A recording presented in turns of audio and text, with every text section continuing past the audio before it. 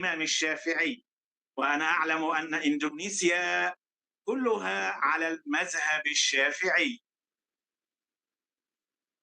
إذا أراد طالب العلم أن يحمل هذا الكتاب طوال الوقت يصعب عليه ذلك، لكنه يستطيع بسهولة حمل نسخة PDF في جواله، بل يحمل آلاف الكتب بهذا التنسيق.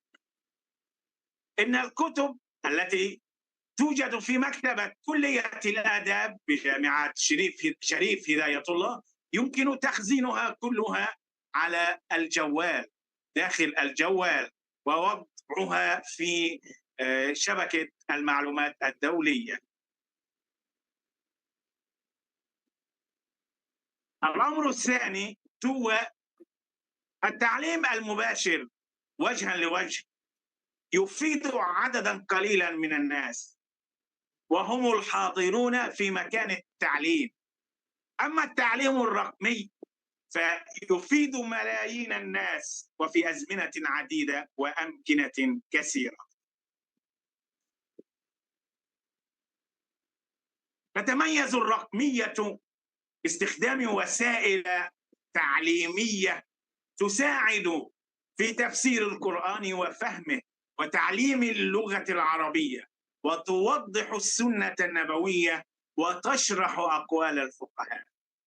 من ذلك يقول الله تعالى: يا أيها الذين آمنوا إذا قمتم إلى الصلاة فاغسلوا وجوهكم وأيديكم إلى المرافق وامسحوا برؤوسكم وأرجلكم إلى الكعبين. هنا المرافق، ما المرفق؟ أنا أرسلت إلى إدارة الندوة صورة توضيحية للمرفق وإلى الكعبين. هذه الصورة حين تستخدم بالصورة الرقمية تساعد في فهم المقصود من الآية الكريمة. وعندنا حديث مشهور عن أنس بن مالك أن رسول الله كسرت رباعيته يوم أحد. أين تقع ما المقصود بالرباعية؟ الرباعية هي سنة من أسنان الإنسان، وأسنان الإنسان 32، 16 في الأعلى ومثلها في الأسفل، 8 في اليمين و8 في اليسار. قد أرسلت أيضا صورة توضيحية تفيد وتوضح هذا المعنى. بفضل الله خلال دراستي في كلية الآداب في إندونيسيا ألفت بعض الكتب بصيغة PDF، هذه علوم رقمية. ألفت كتابا اسمه المعجم المصور في جسم الإنسان، وهذا الكتاب مطبوع ومنشور في مدينة بانجان بسومطرة الغربية. هذا الكتاب يتحدث عن أعضاء الإنسان، أعضاء الجسم: العين، الأذن، الأسنان، القلب، الكبد، كل أعضاء الإنسان، ولكن يتميز بأن كل عضو له صورة أو أكثر من صورة توضيحية، وقد أرسلت نماذج من ذلك إلى إدارة الندوة. أيضا قدمت محاضرة بتنسيق PDF عن اسم الآلة، وهو موضوع من الموضوعات المهمة في علم الصرف، وذكرت أمثلة كثيرة لاسم الآلة، وكل اسم وضعت له صورة. هذا أيضا أرسلته إلى إدارة الندوة. يقول الشافعي في الأم: فإذا ضرب الحر المسلم يد الحر المسلم فقطعها من الكوع. كلمة الكوع، أين الكوع في جسم الإنسان؟ وضعت صورة توضيحية لذلك، ومن هنا يتبين لنا أن كثيرا من الكلمات والألفاظ في اللغة العربية وفي القرآن الكريم وفي السنة النبوية يمكن باستخدام العلوم الرقمية شرحها وتوضيحها بصورة رائعة يفهمها المتعلم بسهولة. إن التحدي الحقيقي للمعلمين والمتعلمين في عصرنا هو اكتساب مهارات وإتقان المهارات والبرامج والتطبيقات التي تساعد في تحقيق الآمال المرجوة من التنمية المستدامة. ينبغي على جميع المعلمين والمتعلمين إتقان المهارات الأساسية في الكمبيوتر، الحاسوب والجوال. الأجيال الحديثة تتعامل مع الجوال بمهارة، ولكن الأجيال القديمة قد تجد صعوبة. بعض الناس لا يزال إلى الآن يستخدم الجوال الذي بأزرار، لم يستخدم الجوالات الحديثة التي تعتمد على اللمس أو التاتش. هناك برامج في الكمبيوتر مثل برنامج وورد معالجة الكلمات، وبرنامج أيضا البي دي إف كيف تحول كتاباتك إلى تنسيق بي دي إف وتضيف وتعدل عليها وتدمج وتقتص. هذه مهارات ينبغي تدريسها للمتعلمين في جميع المراحل حتى نحقق التنمية المستدامة للعلوم الرقمية. وينبغي علينا جميعا إتقان اللغة العربية. لماذا؟ لأن اللغة العربية هي لغة القرآن الكريم، بها نزل وبها يكتب وبها يقرأ ويتلى إلى يوم القيامة. باللغة العربية نطق النبي محمد صلى الله عليه وسلم. اللغة العربية توحد بين المسلمين في كل مكان، المسلمون في بقاع الدنيا، في مشارق الأرض ومغاربها، في كل الأزمنة والعصور، في كل مكان، مهما تباعدت أوطانهم ونأت منازلهم وشط مزارهم، تقرب وتوحد وتربط وتجمع بينهم اللغة العربية. كل الموحدين مهما اختلفت هم وجنسياتهم ولغاتهم وألوانهم وأعمارهم يؤدون الصلاة باللغة العربية. كلهم يسبحون ويحمدون ويكبرون باللغة العربية. الكل يقول بالعربية سبحان الله، الكل يقول بالعربية الحمد لله، الكل يقول بالعربية الله أكبر، الكل ينطق الشهادتين بالعربية لا إله إلا الله محمد رسول الله. الآذان في كل مكان على وجه الأرض وفي كل وقت يملأ سماء الدنيا ويصعد إلى السماء السابعة باللغة العربية. ورسول الله صلى الله عليه وسلم تحدث اللغة العربية. فحديثنا جميعا وكتاباتنا باللغة العربية سنة واقتداء برسول الله صلى الله عليه وسلم. إن اللغة العربية هي الوعاء الحضاري الذي حفظ العلوم كلها من الضياع والاندثار.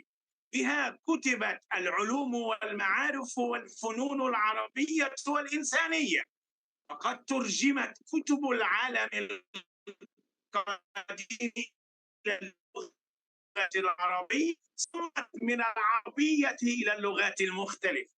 وفي متاحف العالم كله ومكتباته العريقة توجد المخطوطات العربية، وبعض الكتب القديمة ترجمت إلى العربية وضاعت في بلادها الأصلية وبقيت الترجمة العربية. في نهاية هذا اللقاء أقول لأهل إندونيسيا تريما كاسي، والسلام عليكم ورحمة الله وبركاته. Waalaikumsalam warahmatullahi wabarakatuh.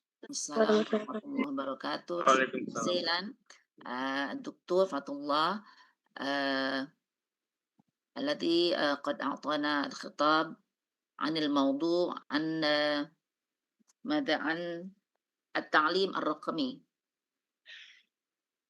Is there any questions from the audience? Pak Usep, is there any updates from the other three speakers? Yes, Bu Yani, directly to another panelist, our Professor Muhammad Sanaullah has been here with us. Yeah. Okay. The next speaker. Thank you. Professor Dr. Sanaullah. Baik.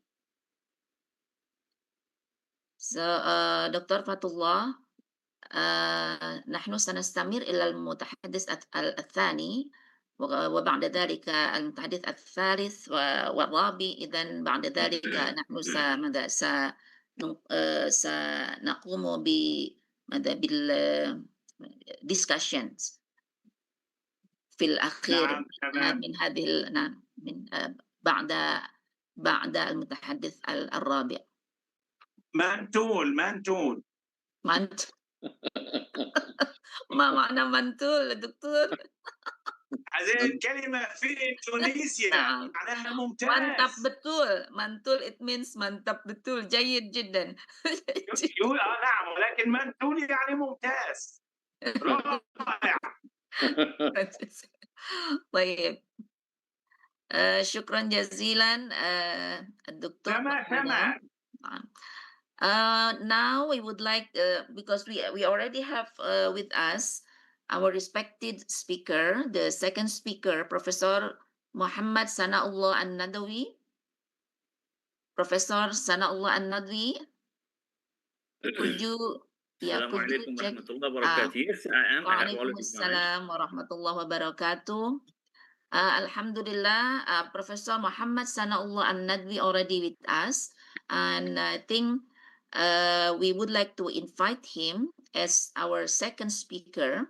But before we ask Professor Al-Nadwi to present his thoughts with us, I would like to give you a very brief introduction about the speaker. Professor Muhammad Sanaullah An-Nadwi is the professor and chairman of the Department of Arabic at Aligarh Muslim University in India. With more than 3 decades of teaching and research, he has authored 14 books and over 190 academic papers in the field of Arabic language in literature. And he has also participated in over 150 academic seminars and conferences worldwide. And this is, I think, reflecting his extensive international engagement.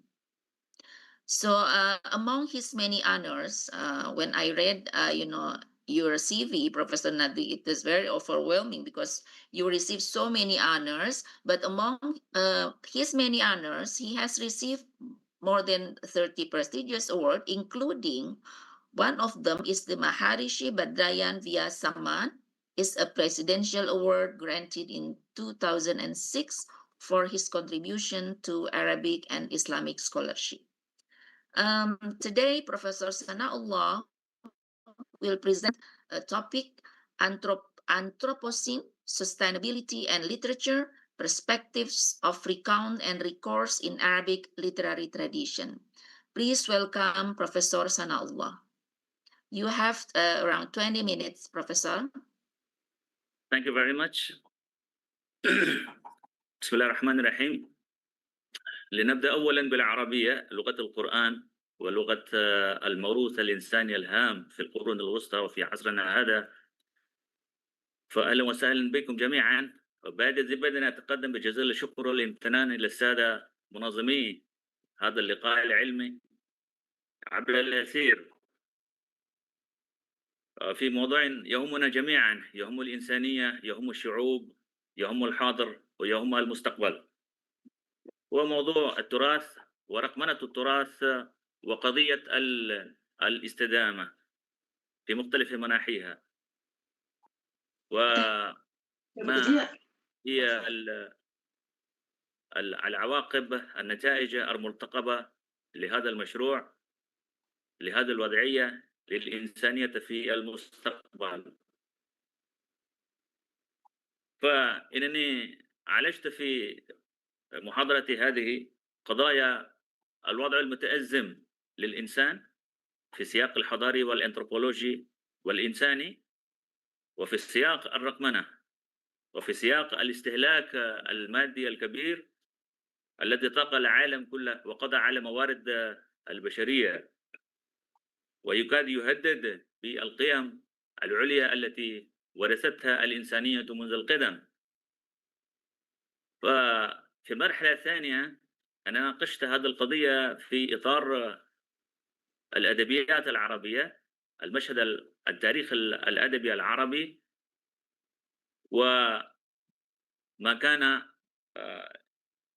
لها من أثر في الأجيال الإنسانية كلها. هذا ليس هو.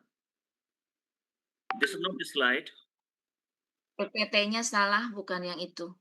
This is not the Pak slide. Rusep. The Yes, slide is I think another there way. is a little technical Yeah. mistake.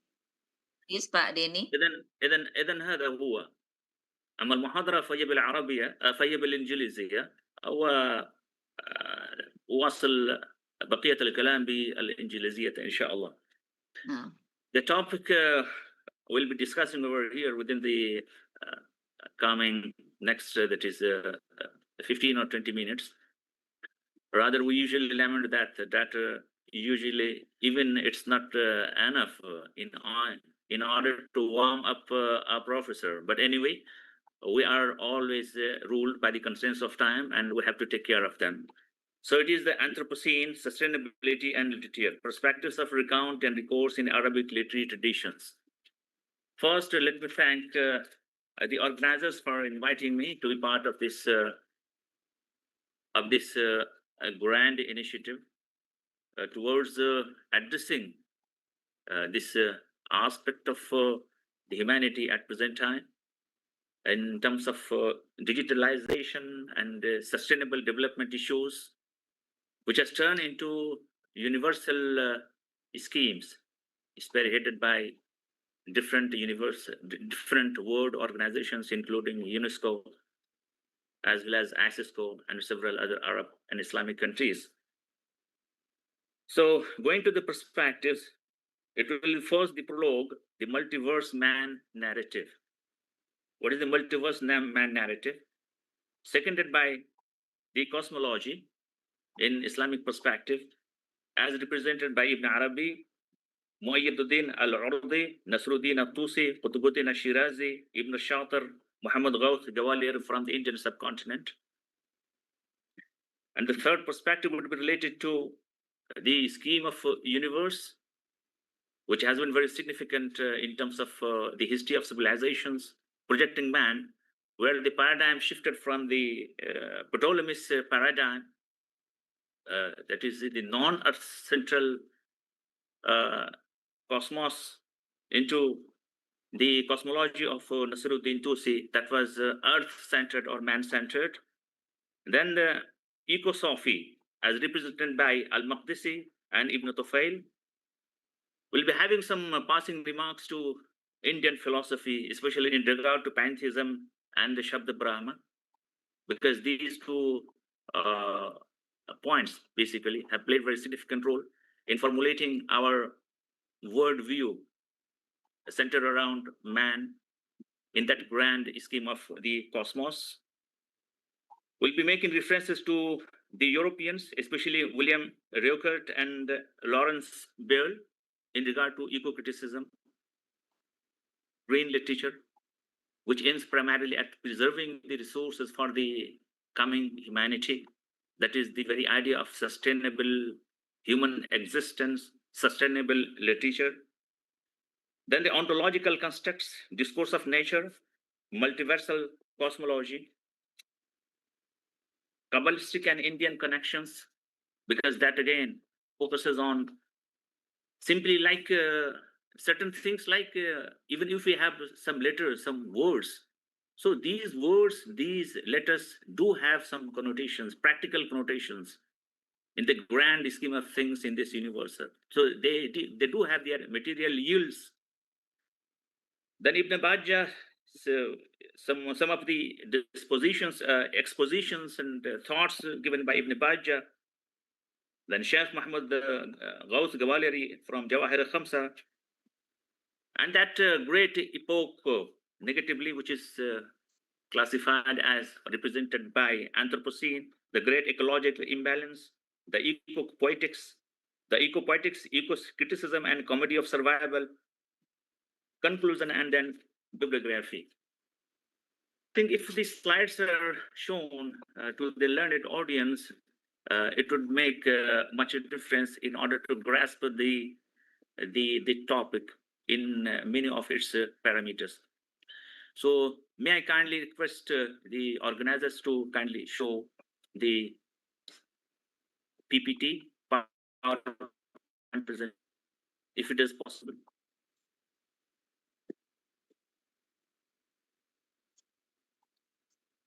Pak Denny, bisa dibantu PPT-nya?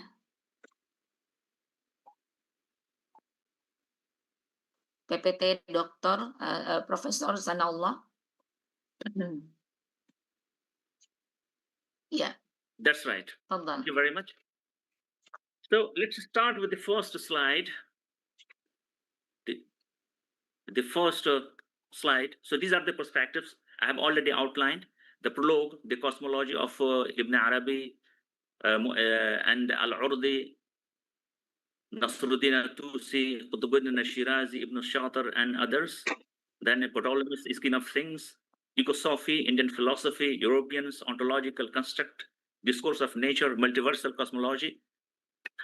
And the second slide, Kabbalistic and Indian connections, Ibn Bajjah, that is Abin Pace, Sheikh Muhammad Ghaus Gawaleri, especially in his Jawahir Khamsa, Anthropocene, the great ecological imbalance, eco-poetics in terms of eco-criticism and comedy of survival, Al-Maqdisi, conclusion and bibliography. In the fourth slide, well, that is the basic thing is that what is the position of man in this universe? Because the modern perspective, modern hedonistic, materialistic perspective, consumeristic perspective has turned the humans into something that is present in this world as a subject of consumption. So he has been commodified. Man has turned into something like a commodity. In the grand,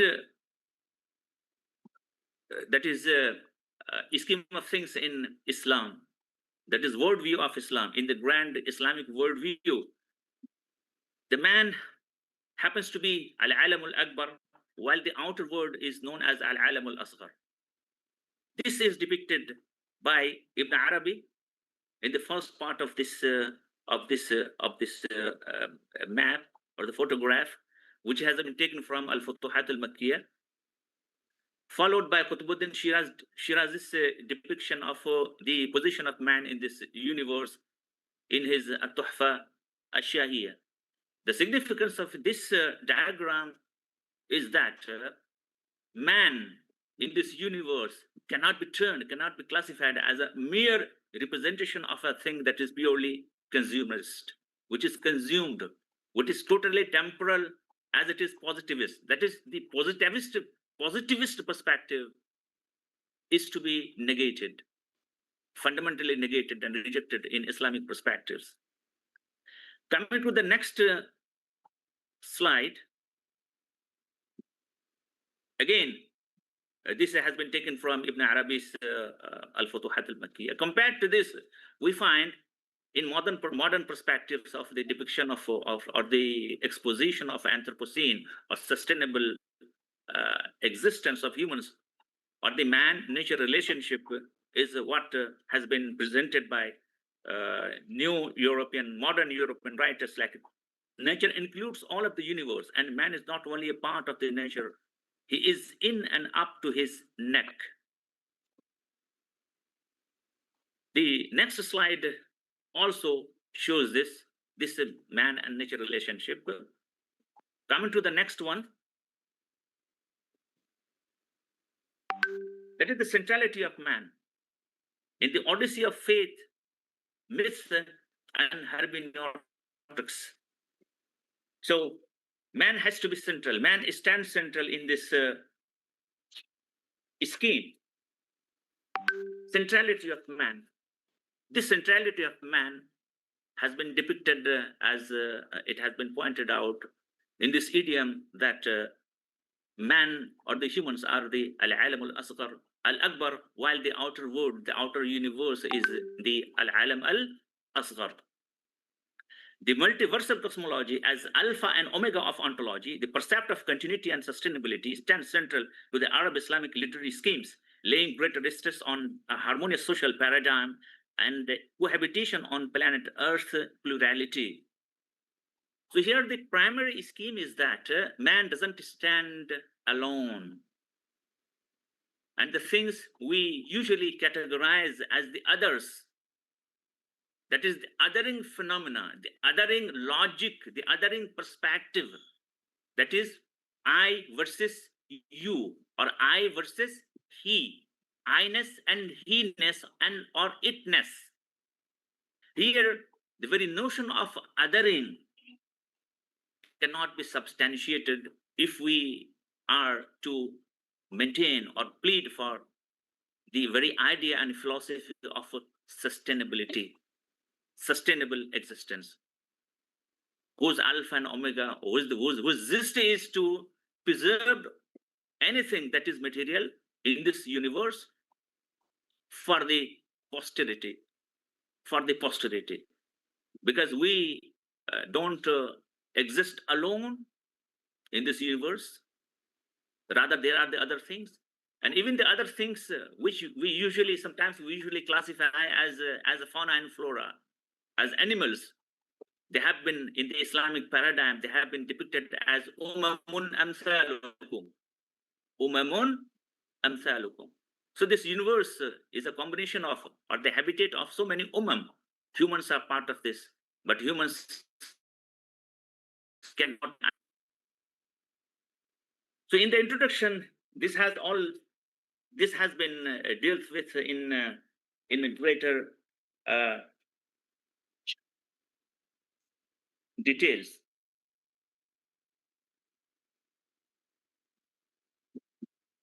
Moving fast to the discourse of nature,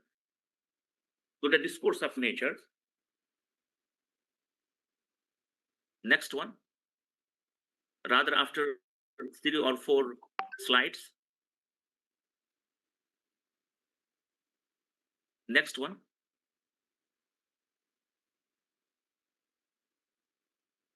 Next. Again, next.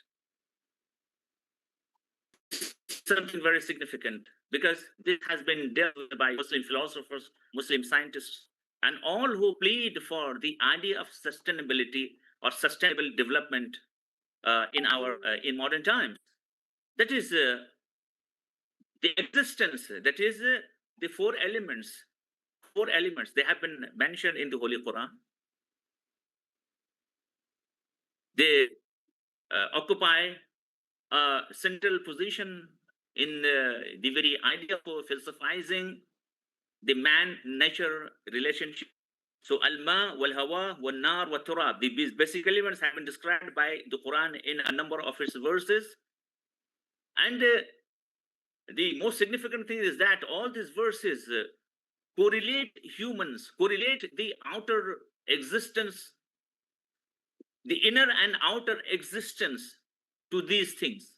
Means there is nothing like the othering philosophy or the othering logic in this paradigm. Moving to the next.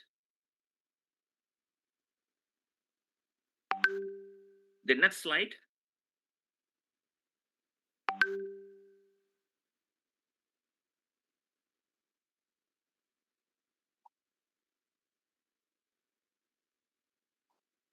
Well, we find that the Muslim philosophers, while giving a coherent and comprehensive philosophy of sustainability, They have dealt with the properties, the attributes of these elements in relation to humans and human mind. Like take the example of earth and water. So the tendency is spreading, dropping, body system, skeleton, excretion, feces, sense is touch, that is taste, bodily function, form, mentality, that is torpid, mental state, that is obstinacy, fearfulness, etc. So these schemes just show to us that the Muslim philosophers, as represented in our legacy of literature, they have combined between the human disposition, human mind, and the outer existence, human mind and outer existence. So here we have the mind-body combination, or the material cognition and the materiality clubbed together while projecting the very idea of sustainability. Moving to the next one. Next one. So here again, it's being extended as the fire is related to hot, dry substance, air is related to hot, wet substance, water is related to cold, wet substance, and earth is related to cold and dry substance. While dealing with that relationship, grand relationship between mind and body, or the spiritual aspect of being with the material aspect of being. The next one.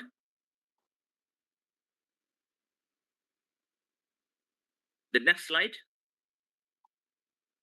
Multiversal cosmology. This multiversal cosmology has been outlined in our literary, in our scientific traditions, theological traditions, or philosophical traditions by Imam Ghazali, Imam Fakhruddin al-Razi, and many others.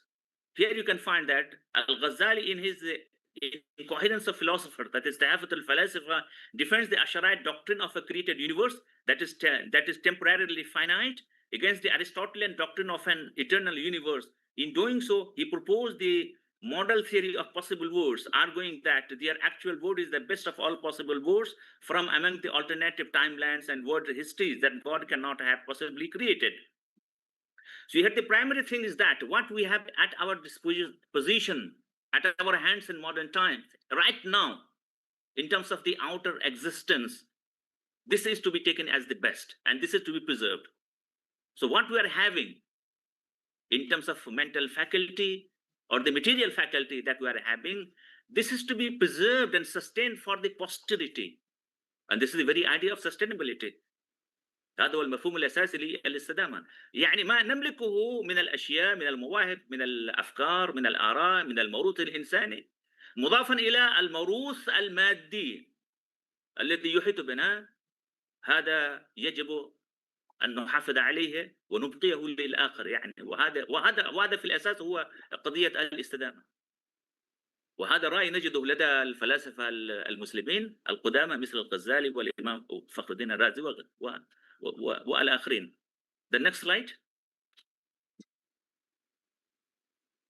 طيب, this is something very typical. This is something very typical in the very scheme that is the idea of sustainability in Islamic perspectives. That is khawas al-huruf. Khawas al-huruf, the properties of the words. Sometimes we would be saying that, or the property of sound. What is the property of sound? Not simply related to the, that is the material aspect. So sound is something measured, sound is something, it's a natural phenomenon, it's a material phenomenon. But we have, in our history, we have a philosophy that looks into the properties of the words. This phenomenon, that is the spiritual one. Like these words, whether it is alif or ba or ta or tha, these alphabets, they do have their effects. Now, just we can interpret it with the effect of dua. When we utter some dua, it has the effect. So according to this, there are the sound bits, the language, this language aspect, this sound aspect, which is represented by al-huruf, the letters, they do have their effects. Sometimes they do have their inherent effects. And this has been propounded by several philosophers, chiefly in India, among the Sufis, like Muhammad Ghaus Gawariari. And also in Arabic, we have the philosophy of Ibn Bajjah in this regard. خواص الحروف يعني كيف أن الحروف يعني هذه الأشياء التي نعتبرها روحية فقط، روحية فقط، كيف أن لها ارتباط بالظاهر، بالفلسفة الوضعية، بالوضع، بالمادة، يعني لو هو المردود الحسي، يعني هناك الروحي، هناك الملفوظ الروحي الذي له مردود حسي، وهذا يتمثل في نظرية خواص الحروف. وهذه النظرية نجدها لدى العديد من الحكماء والمتصوفة في الهند وغيرها. في شبه القارة الهندية نجد هذا لدى الشيخ محمد غوث غواليري في كتبه العديدة، وكذلك في العربية لدى ابن باجة، الفيلسوف الكبير ابن باجة. So that could be part of that could be connected with the Kabbalistic and Indian connections. And also in the deeper Indian perspectives that could be related to the idea of the Shabda Brahma.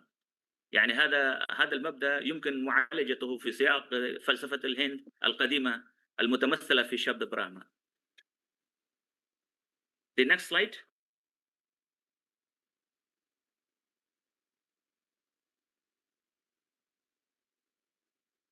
The next one.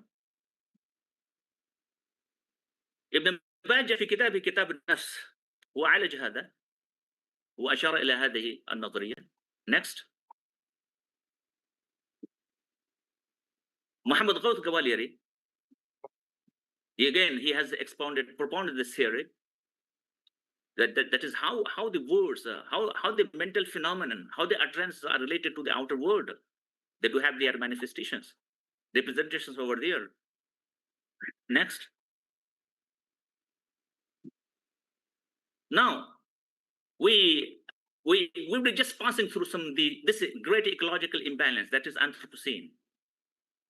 This has been described in the Holy Quran as ظهر الفساد في البر والبحر بما كسبت أيدي الناس ليذيقهم بعد الذي عملوا لعلهم يرجعون. يعني من هو المسؤول عن هذه الوضعية، عن الفساد؟ ما هو الفساد؟ يعني عندما تختل الموازين، هذه الموازين بين الإنسان، بين ظاهر الإنسان وباطنه، بين العقل والمادة، المادة في جسد الإنسان، في جسم الإنسان، والمادة الخارجية، يعني العلم الخارجي، اختل هذا الميزان. من هو المسؤول؟ ظهر الفساد في البر والبحر بما كسبت أيدي الناس. القرآن يقول بأن الإنسان هو المسؤول عن هذا. So it is the humans, we are responsible for this. Why you are responsible for this? لماذا نحن المسؤولون؟ لأننا نستهلك فوق ما نستحقه. We consume, we annihilate, we use, we misuse, we exploit. Man, because of this, we have this disaster. This disaster, the ecological imbalance, which is known as Anthropocene. The next one. طيب, this idea is augmented in the ahadith, in a number of ahadith. يعني هذا المبدأ نجده مؤيدا في العديد من الأحاديث النبوية الشريفة، بالإضافة إلى الآيات القرآنية التي أشرنا إليها، حيث أن المبدأ القرآني هو يعني الإنسان لا يعيش وحده في هذا الكون، والإنسان ليس أمة فقط، بل الإنسان الإنسان أمة بين أمم أمثاله. يعني النباتات، الجمادات، الحيوانات كلها أمم. This is the very gist of the sustainability, the idea of sustainability in Islamic traditions. Next. And also kulu washrubu wala tusrifu. Ecopoetics. Now, ecopoetics, what is ecopoetics? It is as you have to have this idea of sustainability. The first, you have to be aware that this is the issue. The world is at your disposal, but you are responsible to preserve it. The world is at our disposal, but we have the responsibility to preserve it for the posterity. So we should not be consuming each and everything. We should not be annihilating each and everything. We should not be disturbing this balance between man and nature, resources, either at the individual fronts or the societal fronts or the government fronts. So this is very much like, this actually constitutes the idea of the eco-poetics. And the critical awareness of this is known as eco-critics or eco-criticism.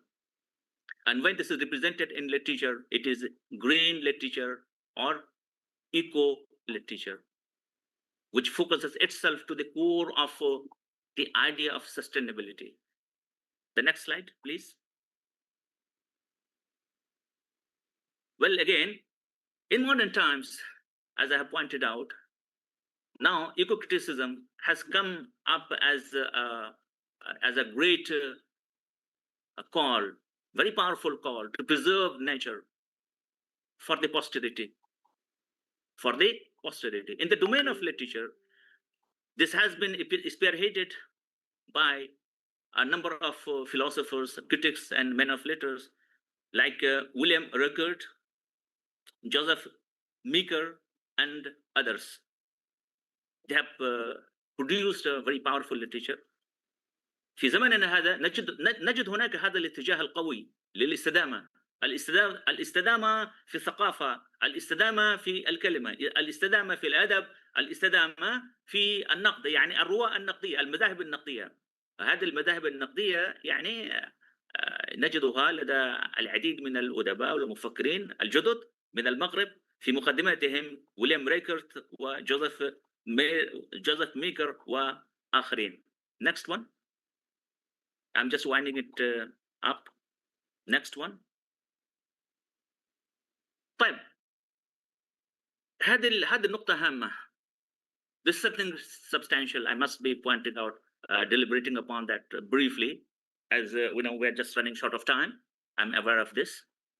Again, in our grand civilization, in heydays of Muslim culture, we know that the Muslim scientists, philosophers, men of letters, poets, critics, they have dealt with a plethora of subjects related to that relation between mind and matter. Mind-matter relationship has been central to our discourses in the Middle Ages.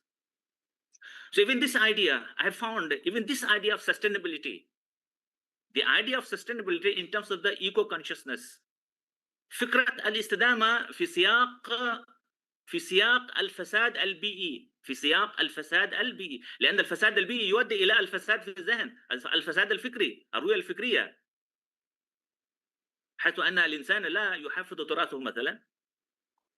وهذا من يعني مما أخذ على مشروع الرقمنة، على فكرة مما أخذ على مشروع الرقمنة، أن هذا المشروع يزيل الإنسان عن مركزه الأساسي، حيث أن الرقمنة تحول الإنسان إلى أرقام. معنى ذلك أن ليس هناك زيد وعمر وبكر بكل خصوصياتهم، وإنما هناك 1 و2 و3 و4 و0. Digitalization. Well, sometimes I do project digitalization I say that, well, in our ultimate analysis, the big trouble with the digitalization is that, or this culture is that, you turn each and everything into digits. So what's wrong? One might be asking, what's wrong with if someone just turns the things into digits? I say that the wrong is that when you say John, when you say Abdullah, when you say Aisha, these are individuals. If you turn these individuals into digits, into 0, into 1, 2, and 3, and 4, you are actually playing havoc with their identity. أين الهوية الشخصية الذاتية الفكرية الوجودية لزيد وعمر وبكر إذا ما حولنا كلهم إلى أرقام. طيب، إذن البقاء، هناك هذا الكتاب الشهير ألفه المقدسي، بعنوان البقاء في إصلاح فساد الهواء والتحرز من ضرر الأوباء. This is among the best books that have been written exploring the idea of sustainability in Islam and our Islamic traditions. Coming to the next, just going to Madat al-Baqa. This is the book which has been written by him. Next one.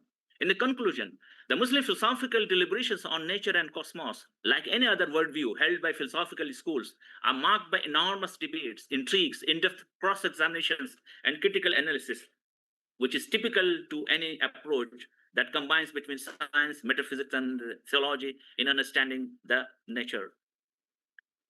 Then there have been the Arab-Islamic interactions with the Hellenistic, Alexandrian, Indian, and Hermes minds, because this very idea, this scheme of things, or the idea of sustainability in Islamic philosophical doctrines, traditions, is a mix of diverse interactions with different philosophical schools. Aside vast literary legacy addressing mind, matter, and man-nature intrigues in Arabic literary domains with cross-disciplinary affiliations, that is theology, sociology, scientism, ethics, governance, iconoclasm, warfare, poetics, fiction, literary criticism, etc., the examples of which have been given above, Arabia's discourse of nature, ecology, and conservationism to be reckoned with at par with any mega cognitive of sustainability in both theoretical and practical parlances. Next. The next slide, then we will be having the bibliography in this. So to sum up, the primary idea is that this trilogy, that is mind, matter, and this universe. When we have this multiversal universe, this actually establishes the sound, very powerful foundation of sustainability. And digitalization in some aspects, when it is taken as a grand scheme dealing with our legacy and the resources in this world, sometimes it happens to be counterproductive, leading to Anthropocene, which has been depicted by Anthropocene, because Anthropocene is the imbalance we are having. Just take the example of, I'm just giving you one example.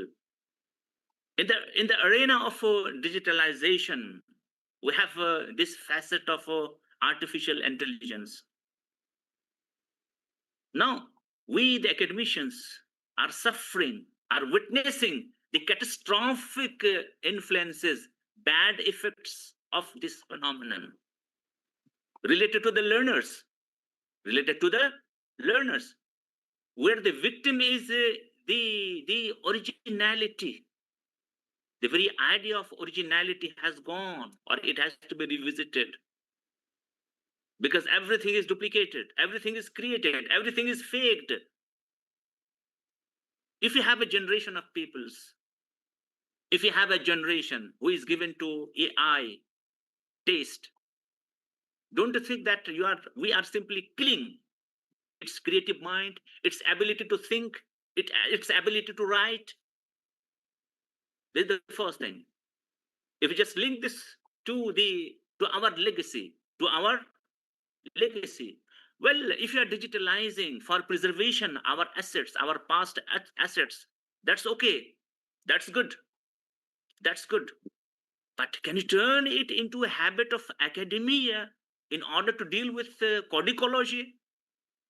If you're dealing with codicology or manuscriptology, different facets of manuscriptology and codicology and paleontology,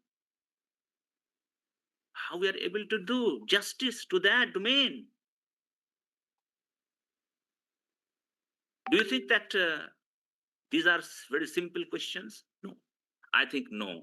They are substantial questions. So with this, I conclude, and once again, I thank the organizers for inviting me to be part of this program. I thank the audience for their patience. Thank you very much. Thank you very much to the second speaker, Professor Dr. Muhammad Sanaullah Nadwi for his speech. And right now, I would like to invite the third speaker, which is, I think, is Professor Oman Fatur Rahman already with us? He is already with Yes, us. Okay. yes, I am. Okay, Professor Oman Fatur Rahman, I think we will welcome Professor Oman Fatur Rahman as the third speaker. Thank you. Before we ask Professor Oman Fatur Rahman to share his thoughts, please allow me to introduce Professor Dr. Oman Fatur Rahman. Uh, I'm sure that most of the audience already knew him, but still, I would like to introduce him. Professor Dr. Oman Fatur Rahman is a professor of philology at the Faculty of Adab and Humanities, UIN Syarif Hidayatullah Jakarta. And also, he is known as a YouTube host, YouTube channel host, Ngariksa. He is a very prolific writer. I think he has written many, papers and books. And I think he is in internationally recognized scholar of Islamic manuscripts and philology. And with visiting appointments in Japan, Germany, and also Oxford Center for Islamic Studies in the UK. He is currently a senior researcher at PPIM, or Center for the Study of Islam and Society. And his expertise in Islamic manuscripts and Malay Indonesian philology has led to numerous books and international projects, including Dream Sea Project, major preservation initiatives. And I think he has received awards in 2023. I think he was awarded the Paripalana Pustaka Culture Award. And without further ado, I would like to invite Professor Dr. Oman Fatur Rahman to present his topic, which is Dream Sea Manuscript, Digitalization, and Ethnophilology of Southeast Asia 2017 until 2024. Please, Professor Oman, time is yours. Thank you, Dr. Yani Ratnayanesi. Thank you for introducing me to the audience. Is my sound clear? Yes, Yeah. very clear. Thank you. Bismillahirrahmanirrahim. Assalamualaikum warahmatullahi wabarakatuh. Innal hamdalillah shalli wa sallimu ala Rasulillah wa ala alihi wa ashabihi wa mawala. First of all, I would like to thank to the Dean of the Faculty of Adab and Humanities, my faculty, of course, my university, and also to the committee to invite me to be part of this international conference. I would like to share with you about the project of the digitization, and mentioning the Professor Sanaullah that what we digitized are the manuscript, to preserve the manuscript and to share with the researchers, with the students, and public audiences actually about the our cultural heritage manuscript in Southeast Asia. Let me share with you my slide here. Yeah. My presentation will be the manuscript digitization and ethnophilology of Southeast Asia. It means that this Dream Sea is not only about to digitize the manuscript, but also to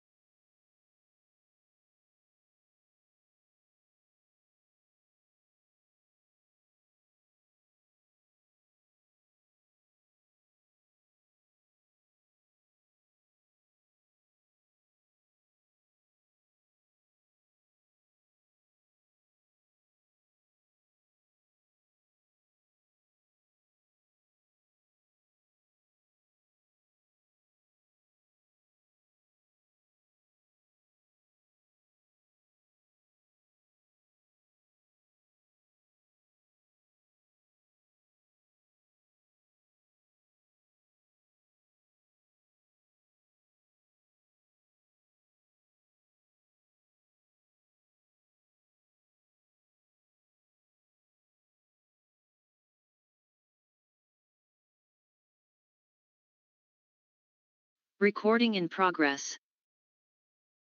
In danger to be preserved through digitization. And DreamSea is a diverse community-based project, as we can call it, because in every region, in Indonesia and in Southeast Asia, we always cooperate in collaboration. Prabang in Laos at the time, and also the latest one was with the community in Vietnam. This is about our DreamSea missions. So our focus is that we work to preserve the cultural diversity through safeguarding and digitizing Southeast Asian manuscripts, which are in danger, as I mentioned, whether due to natural degradation or social political in the area. We would like to preserve, to prepare. We would like to preserve, to prevent the loss of our manuscript. In principle, we support, encourage, and promote open access principles.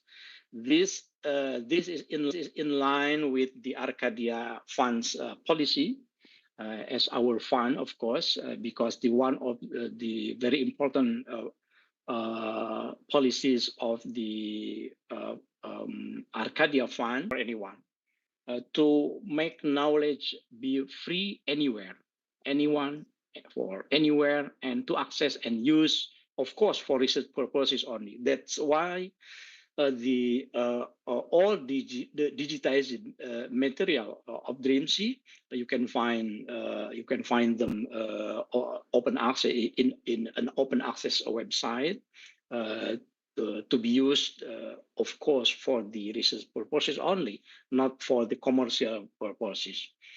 Our distinction is that compared to other project, our program of digitization, in our DreamSea, we proactively approach private owners. So it means that we didn't digitize the manuscript in the state collection, for example, in Museum Negeri, for example, or in the National Library. No, but we prioritize to digitize the manuscript in private collection or family collection, and we do the personal dialogue. And of course, as I mentioned, we always invite the local community in the region to be part of our mission. This program of DreamSea for the first time was initiated and launched in 2018 in the Perpustakaan Nasional. Thank you very much for our colleagues in the Jakarta National Library at that time in 24 January. We held the public forum, a discussion on digitizing manuscript, preserving the diversity of Southeast Asia, and then in next April at that year also we launched this program in Hamburg. Of course, because this program is in cooperation between PPIM in UIN Jakarta and Hamburg University in Germany.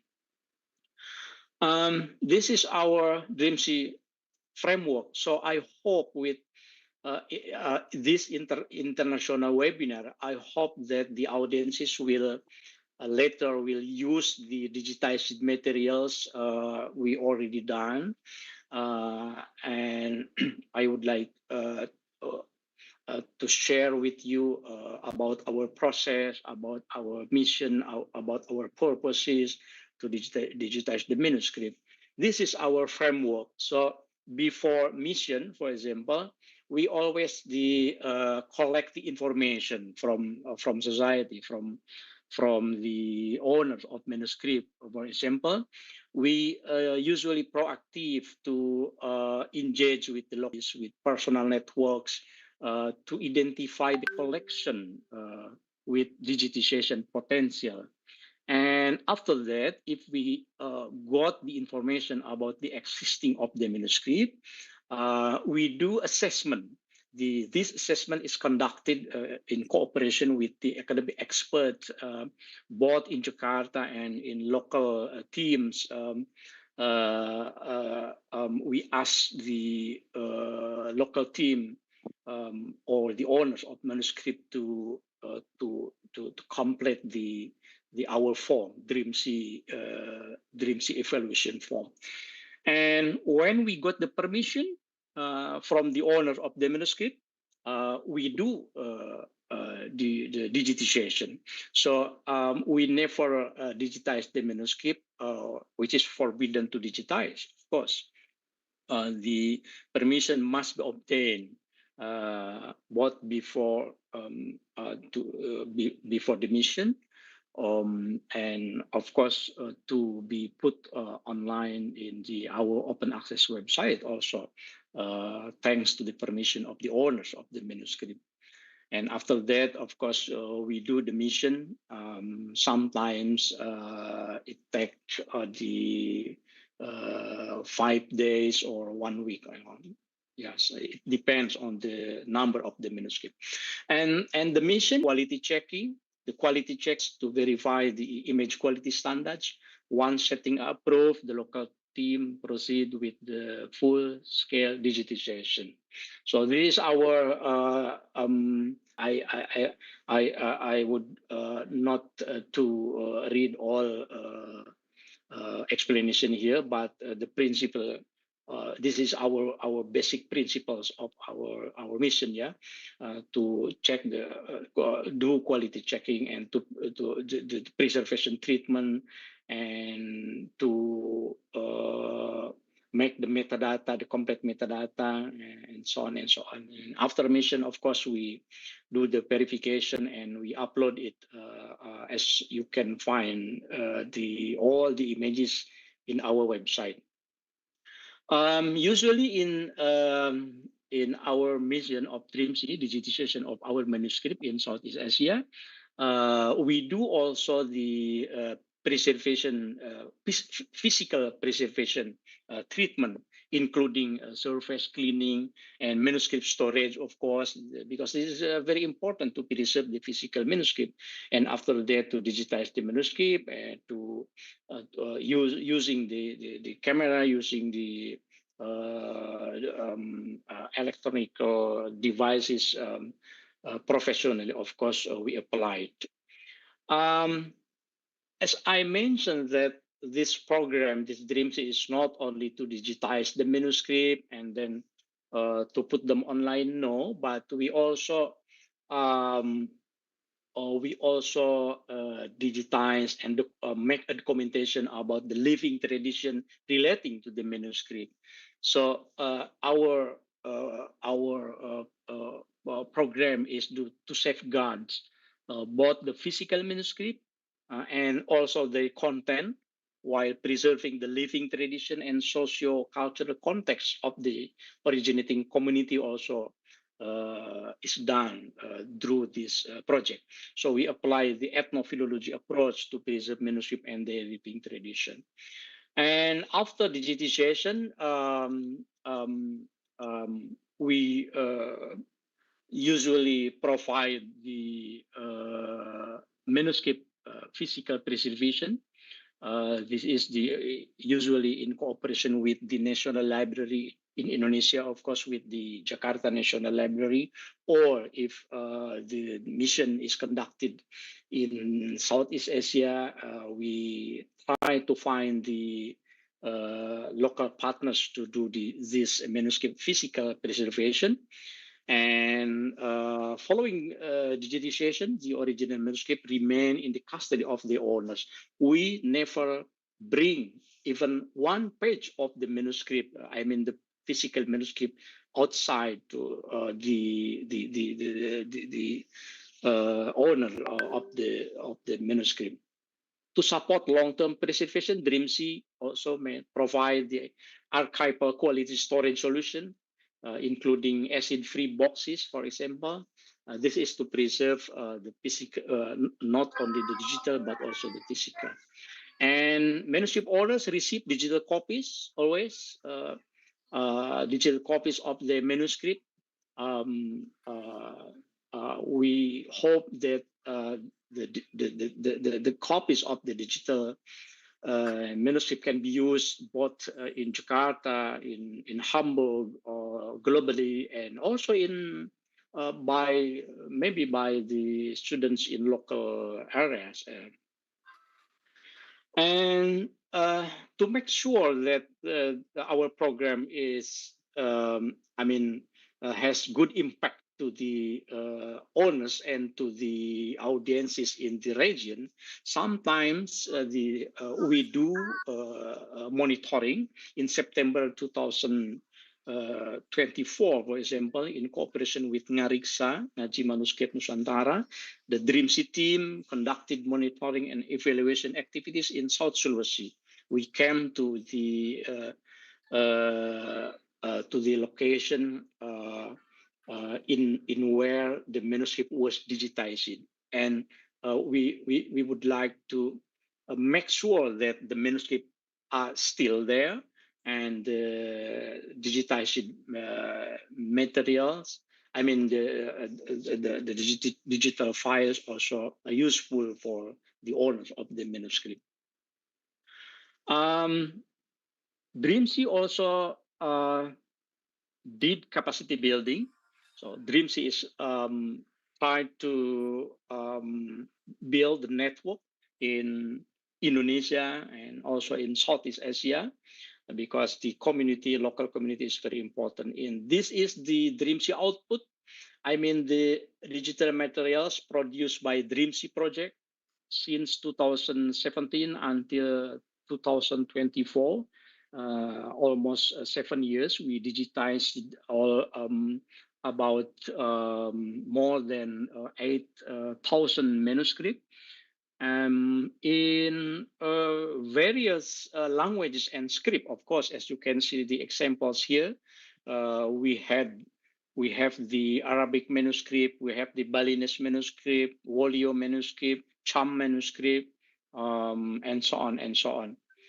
And inshallah, the DreamSea will be continued as DreamSea 2 this year, 2025, until next 5 years, I think.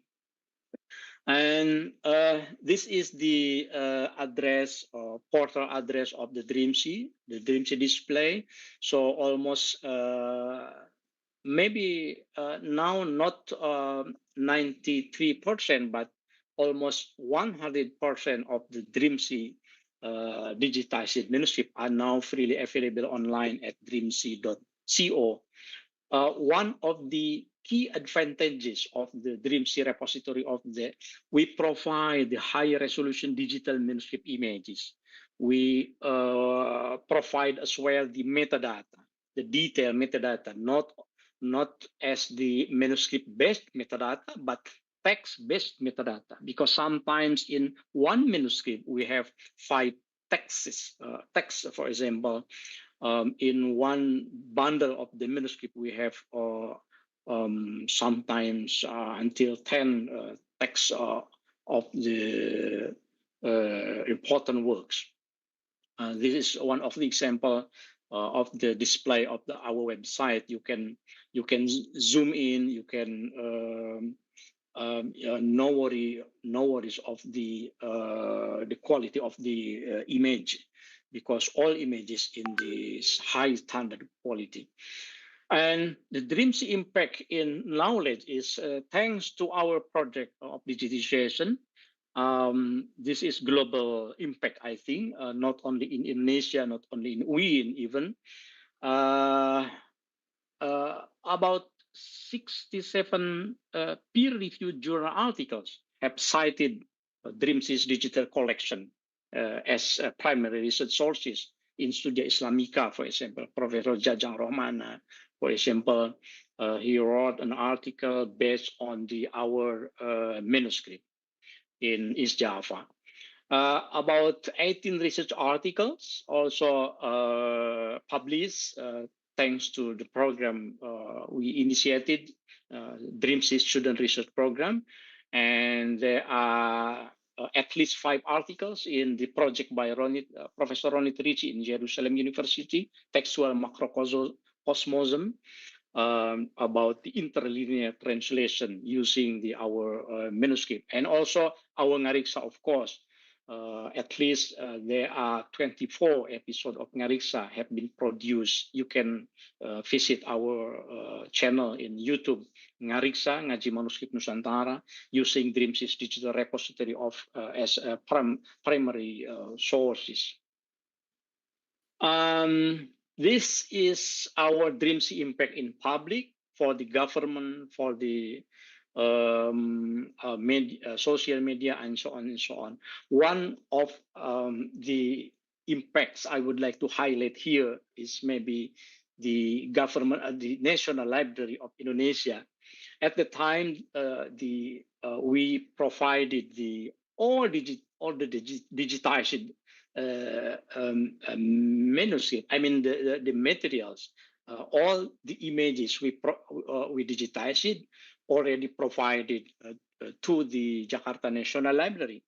And thanks to this cooperation, the National Library of Indonesia has received the UNESCO's prestigious Jigji Memory of the World Award, recognizing its cooperation, collaboration with DreamSys, with Ngariksa, which contributed about 500,000 digitized files of the manuscript we done from Southeast Asia.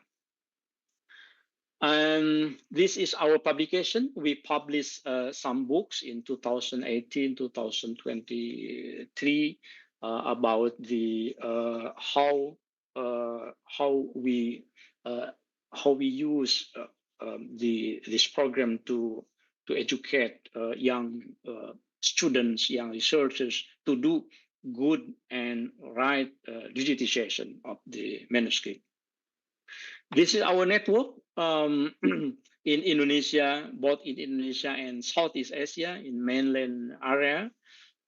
We have the very wide networks and inshallah in next DreamSys 2, we will extend our networks in Malaysia, in Vietnam. This month, I will go to Vietnam to share with our colleagues there about our project and to extend our network. I hope actually that these networks in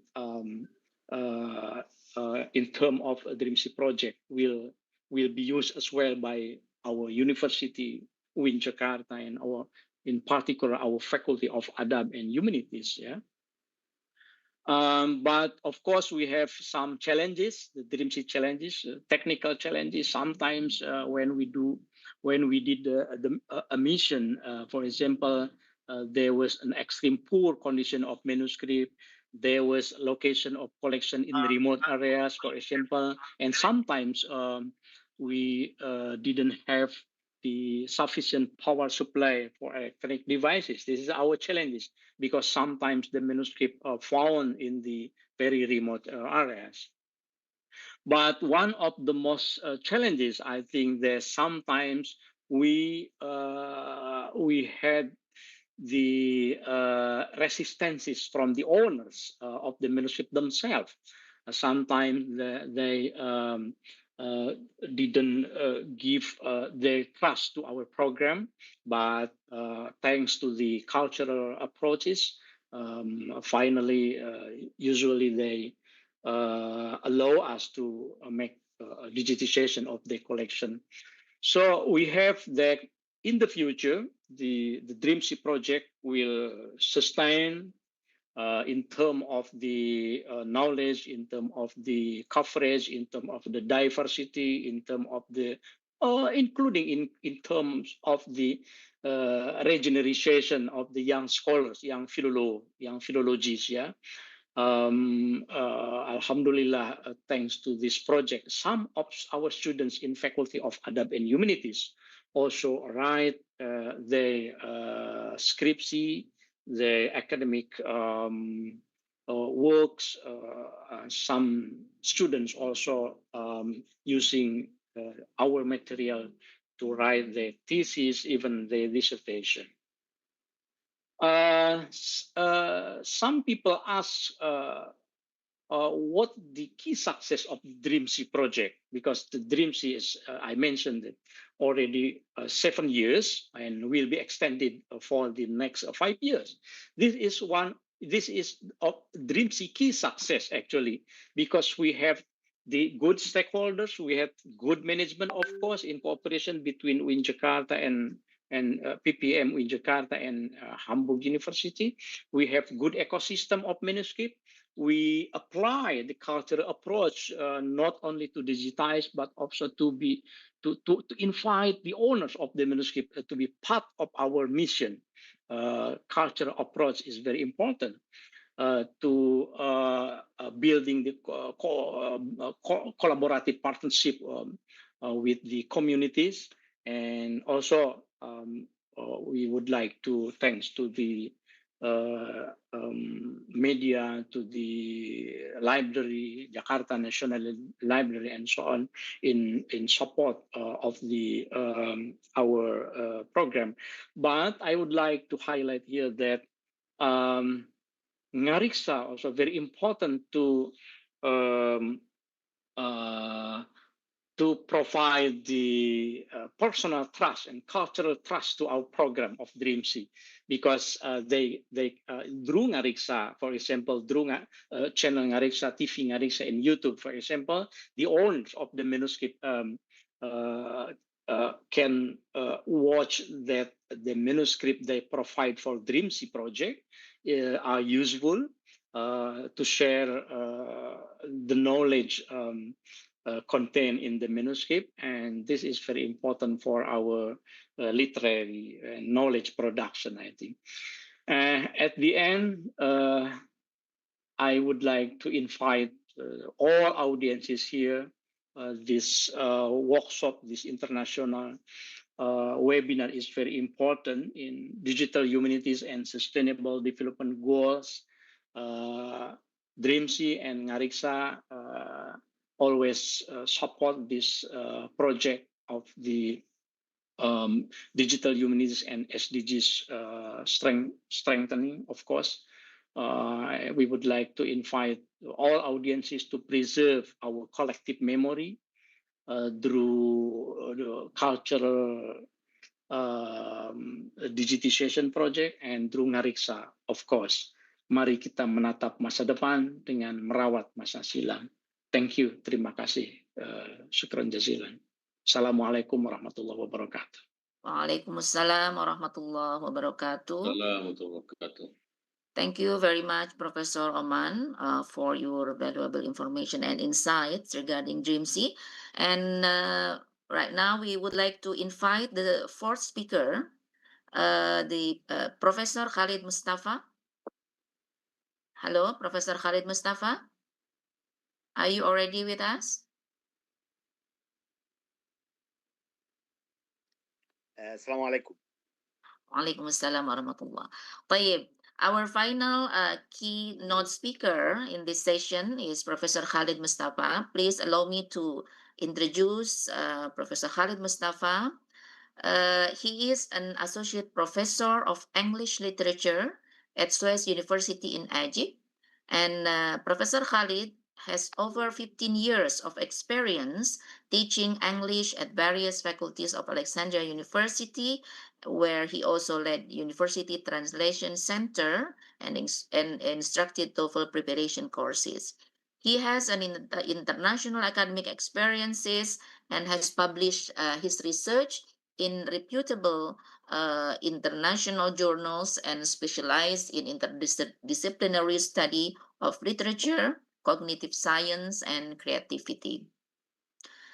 Today, he will talk about a thought-provoking issue entitled, "Can Artificial Intelligence Be Creative?"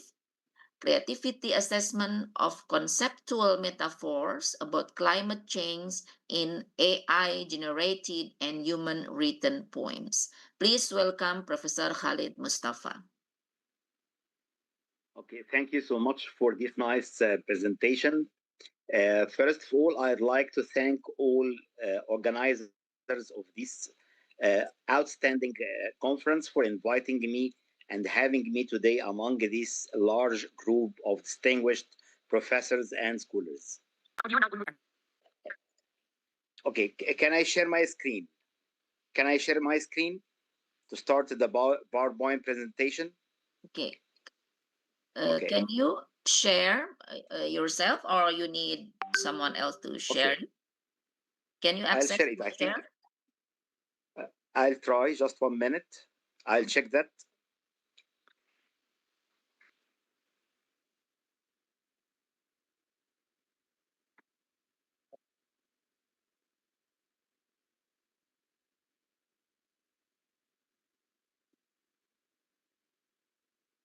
Okay, here it is. Can you see my screen now?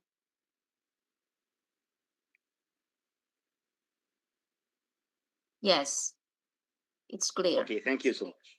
Okay, let's start my presentation. It is entitled, Can Artificial Intelligence Be Creative? Creativity Assessment of Conceptual Metaphors About Climate Change in AI-Generated and Human-Written Poems. Nowadays, artificial intelligence, as I believe, has become indispensable practice in our life. So I believe that instead of marginalizing it as a dangerous element or interference in our life, we can subdue it to serve our projects, to promote our ideas, and we can use it to help us to polish and refine our literary artistic production. So I believe in a complementary role between artificial intelligence and the human factor.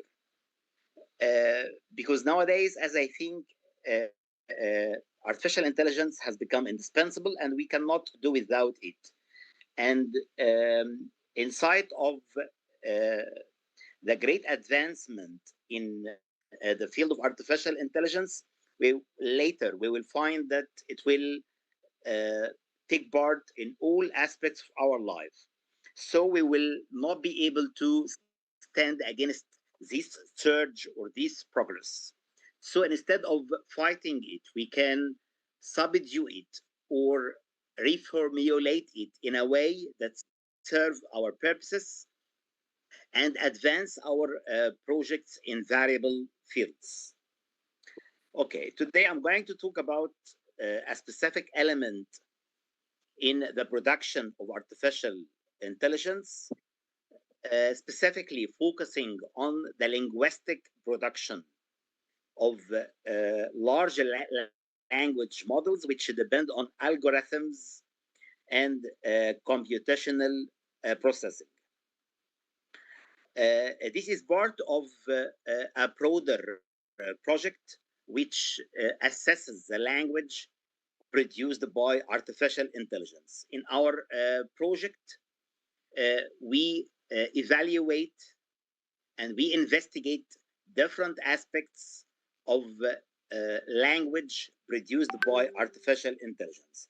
And here, as you see, we are going to tackle one specific point in the linguistic production of artificial intelligence, which is conceptual metaphor. And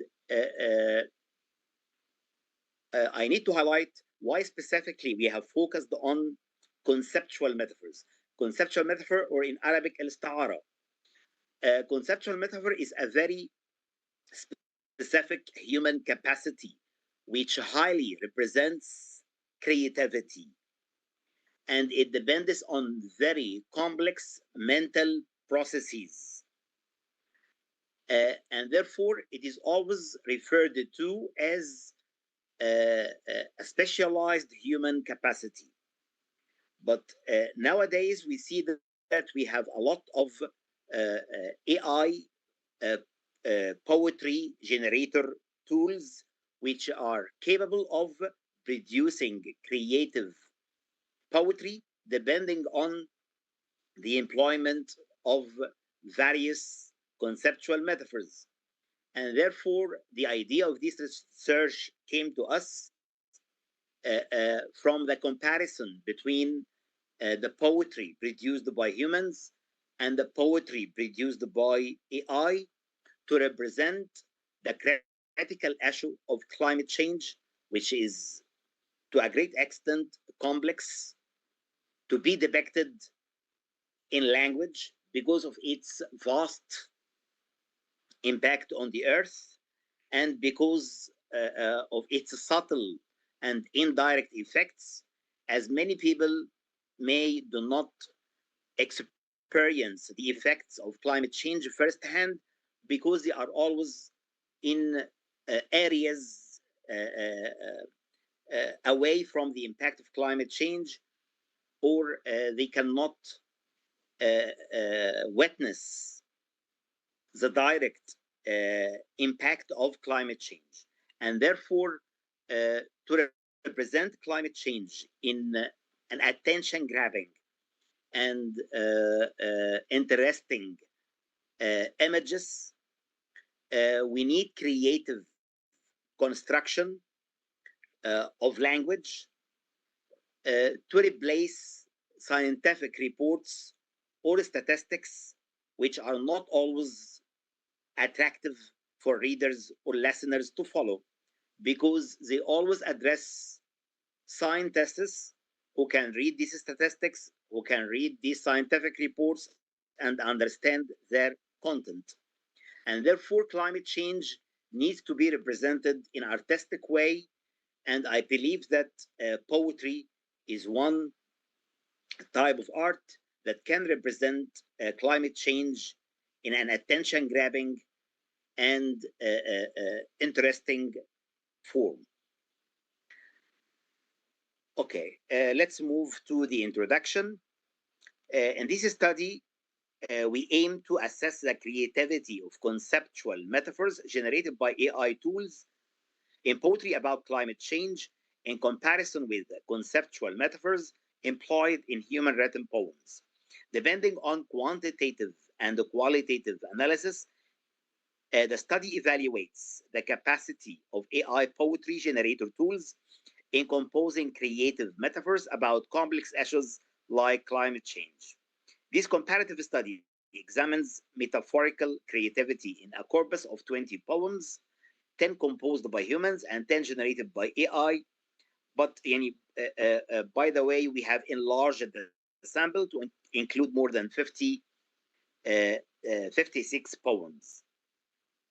And we received the same results of applying to 20 poems. This study depends on the indices of the creativity performance assessment approach developed by Mark Ranko, including originality, fluency, and flexibility, to evaluate one aspect of verbal creativity, specifically conceptual metaphor. In their seminal work, Metaphors We Live By, Lakoff and Johnson indicate that metaphors are not just rhetorical embellishments, but fundamental elements of human thought and language. Thus, the composition and perception of conceptual metaphor is a special and fundamental human creative capacity. Metaphors are a common way to express creative language. Metaphor is crucial in human cognition and creativity, facilitating abstract thinking, analogical reasoning, and idea generation. Recent studies in the field of artificial intelligence have shown significant interest in AI generated creativity, namely the use of large language models, LLMS, in linguistic responses and the composition of fiction.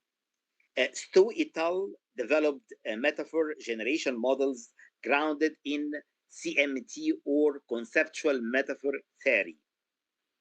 Their study asserts the view that AI generated models can learn and generate metaphorical expressions that evoke the desired correspondence between source and target domains. All poems selected for the corpus of this study share one common theme, which is climate change. Now, we use the climate change as a control variable besides the size of the poem. The average word count of all poems is 179. So the word count and the topic are used as a control variable in our experiment. The researcher chose this topic because of the complexity of the issue of climate change and the difficulty of depicting it in a creative representation. I'll give you a brief idea about the meaning of conceptual metaphor for those who have not read about it before. Conceptual metaphor is different from ordinary or panel metaphor. Conceptual metaphor is highly creative because it depends on drawing connection between disconnected elements or disconnected domains.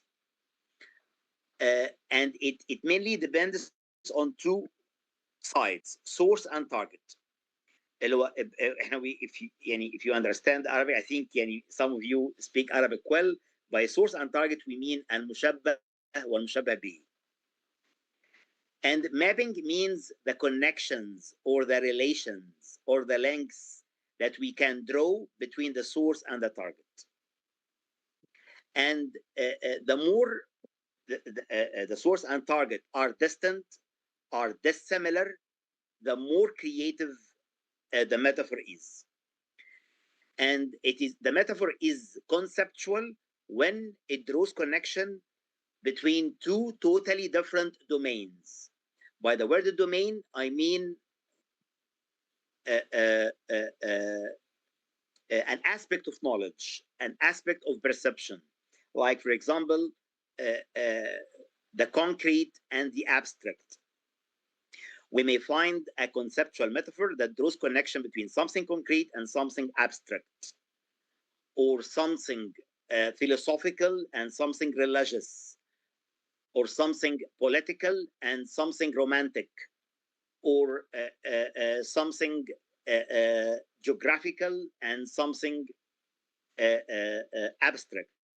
So it is conceptual and creative when it draws connection or relation between two distant domains which apparently have no direct connection. But conceptual metaphor manages to find a kind of connection between these two distant or dissimilar domains. And by the word mapping, we mean the relation between the source and the target.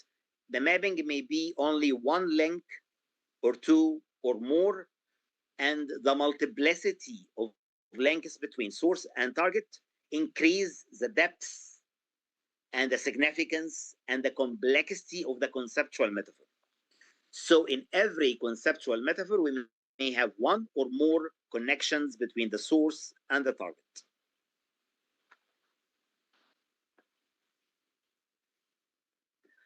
Okay, the following metaphor, I'll give you an example in the following metaphor to clarify the meaning of conceptual metaphor.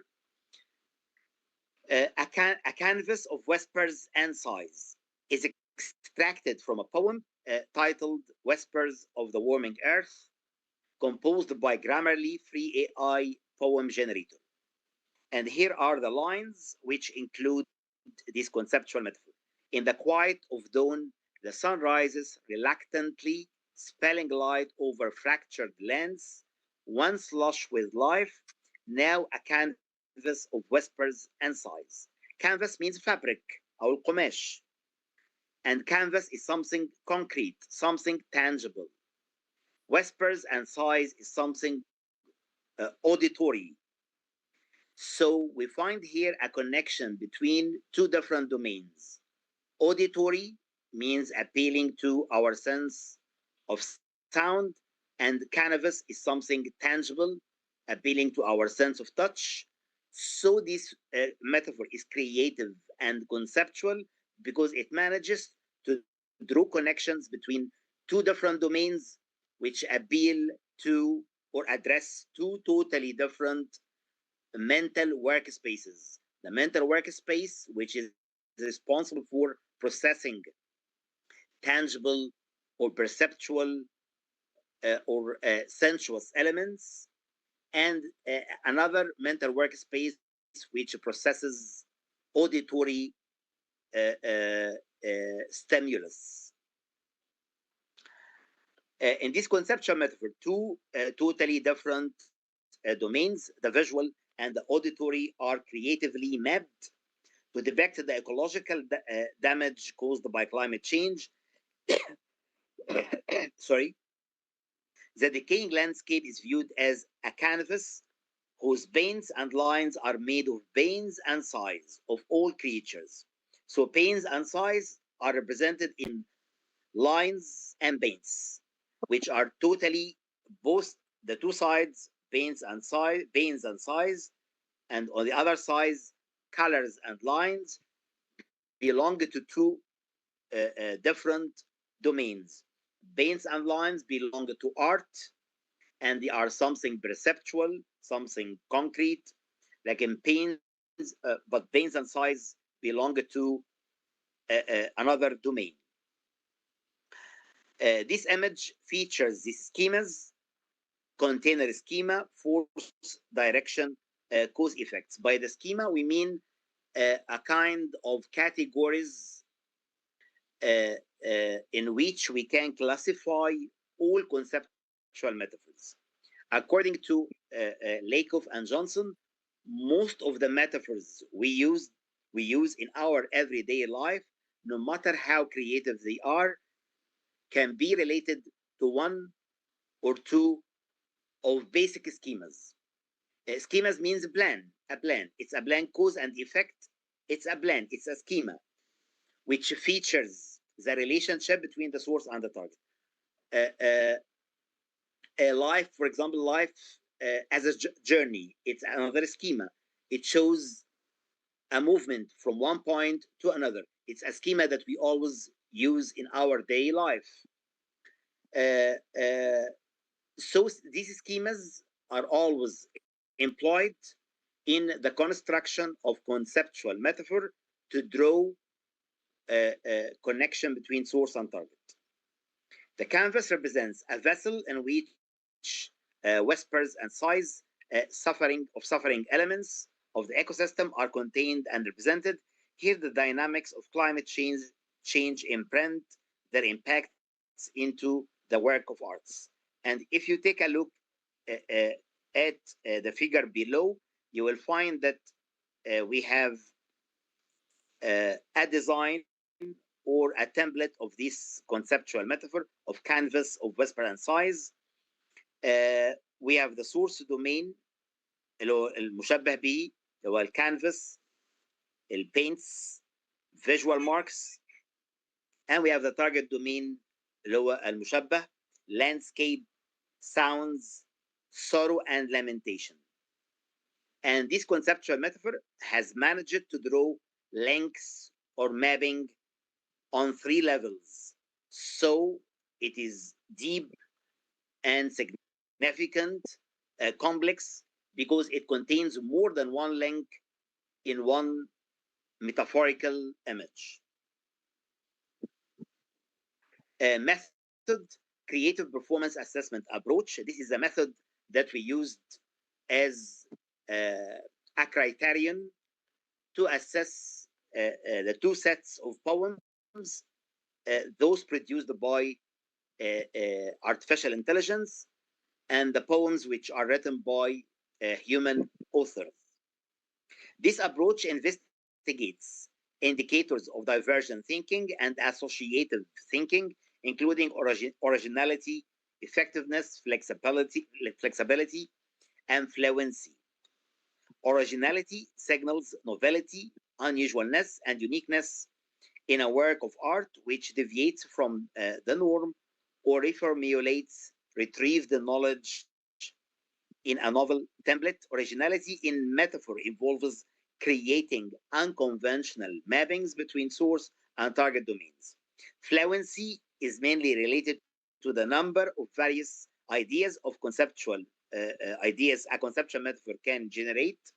So fluency is always related to density or the number of recurrence of a creative element. Accordingly, it is defined in terms of productivity. A fluent individual gives a large number of ideas. Flexibility indicates the cognitive capability of shifting among various categories, perspectives, and approaches in generating ideas, allowing for the integration of disparate and diverse elements of creative work.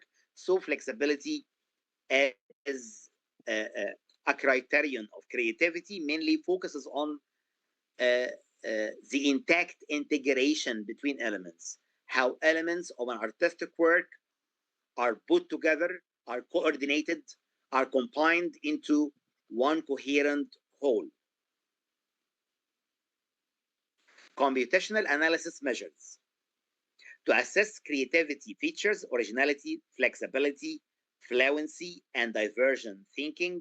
The study employs linguistic and literary indices, including conceptual metaphor density. By density, here we mean the number. We measure the number of metaphors used in each poem, the number of schemas, levels of source target mapping, how many connections, how many links are drawn between the source and targets, latent semantic analysis. By latent semantic analysis, we mean to measure the distance between the source and the target.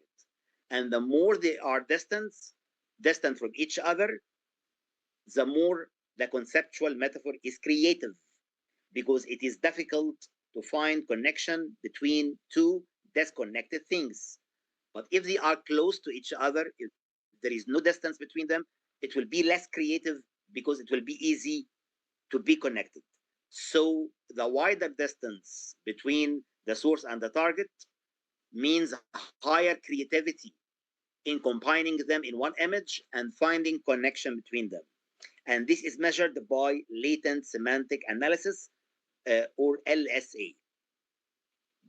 The divergent semantic integration, it measures the strength of the connection between source and target. It also measures whether this connection is persuasive, is convincing, is logical, is intelligible. Is this connection is justified? Is it persuasive? The last indices, or the last metric that we used in evaluating the creativity of conceptual metaphors in AI generated poems and in human written poems is called emotive affective strength, or EAS. It measures the emotional impact of the conceptual metaphor on the recipient. It measures whether it creates a deep or strong impact on the audience emotion or not.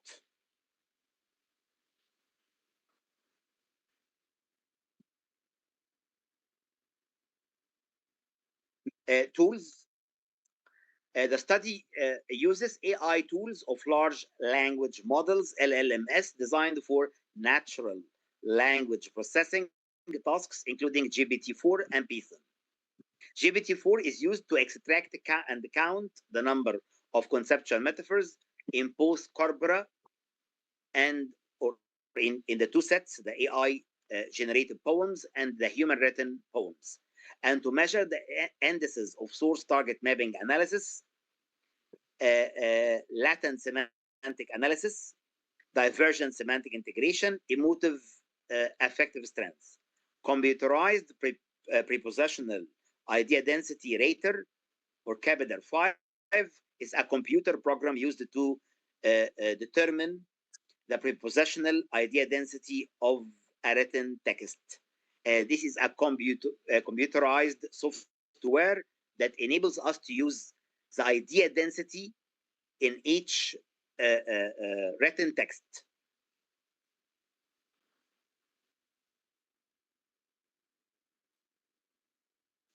procedures. An AI detector is used to make sure that the poems of the two groups are either 100% AI generated or 100% human written. GPT-4 is used to extract conceptual metaphors from each poem and classify them into major schemas according to their conceptualization. Then three human literary critics, uninformed about the involvement of an AI system, are asked to filter and examine all extracted metaphors to avoid repetition, exclude metaphors with unconvincing, uncertain, or obscure association between source and target. Source target mapping analysis is conducted using GPT-4 to count the number of links between source and target in each extracted metaphor. A 5-point Likert chart is designed to measure latent semantic analysis, LSA, divergent semantic integration, DSI, and emotive affective strengths, EAS. 5 means in the Likert chart we have 5 levels, but we ask GPT to give one level or one score for each conceptual metaphor. The score 5 means very high, while score 1 means very low. GPT-4 is fed with these scale charts, and then it is asked to measure LSA, DSI, and EAS. The average of all scores is calculated for every poem. And here we have an example of Likert chart. For example, for latent semantic analysis, 5 means very high, 4 high, 3 moderate, 2 low, 1 very low. So we use Likert chart to feed ChatGPT-4 with it in order to measure latent semantic analysis, divergent semantic integration, and emotive affective strength. Results and discussion. The qualitative and quantitative analyses elucidate that both AI and human are similarly capable of original metaphors with intricate mapping structure and various schemas to depict the complex phenomenon of climate change innovatively and effectively. Statistical findings demonstrated no significant difference between human written and AI generated metaphors in 4 metrics: idea density, latent semantic analysis, divergent semantic integration, and emotive affective strength. So in most metrics, the experiment proved that there is no statistical significant difference. So we conclude that AI can match the human capacity in producing conceptual metaphor, which is a very important element in verbal creativity. AI poem generator tools can similarly compose original metaphors as they incorporate source and target with semantic distance between their domains. Thus, in terms of divergent semantic integration, which is an indicator of flexibility, AI is similarly capable of establishing substantial conceptual blends between distinct domains, a significant indicator of high creativity. AI metaphors can also generate similar emotive affective strengths. So according to Ranko and Jagar, they achieve 2 requirements of creativity, originality, and effectiveness. Moreover, on the other hand, human written metaphors showed slightly higher scores in idea density, source target divergence, creative integration between the various domains associated in the conceptual metaphor. Thus, to clarify, there is no statistical big difference between the creativity in the production of conceptual metaphors in AI and in humans. But humans excel AI with a very slight score, with a very slight difference. The slight difference in favor of human metaphors is probably related to the unique human capacity of merging abstract and logical thinking Abstract thinking extracts general concepts from specific instances, enhancing the creation of connections between different domains and innovation. So we justify this slight superiority on the side of humans because of the complex and advanced capacity of abstract thinking and associative thinking. However, the absence of significant difference in the above mentioned metrics reveals that current advancements in artificial intelligence have enabled algorithms to create art that is nearly indistinguishable from human artwork. Thus, AI creativity almost matches the human capability of forming metaphorical images. The statistical findings reveal a nuanced distinction in creative style between human and AI metaphors, as there is a significant difference in metaphor density and the number of employed conceptual metaphors in favor of AI metaphors. So there is two statistical differences. Number one, in the number of employed conceptual metaphor. AI is greater than human poets in the employment and production of conceptual metaphor within the same limits of the word count. So the AI proves to have a higher capacity and shows a significant difference in abundance or plentifulness or density of the use of conceptual metaphor. And the diversity of schemas, diversity of types of images. It can employ conceptual metaphors from totally different domains and talking about totally different aspects. AI generated poems are more prolific. By prolific, I mean productive. They produce higher intensity in the construction of conceptual metaphors and inclusion of wide-ranging conceptual schemas demonstrating the creative capacity of AI to generate abundant and multi-schematic functional metaphors which can illustrate intricate issues like climate change. In contrast, human written metaphors offer greater structural complexity and exhibit more complex multi-layered mappings, suggesting richer cognitive engagement and abstract thinking.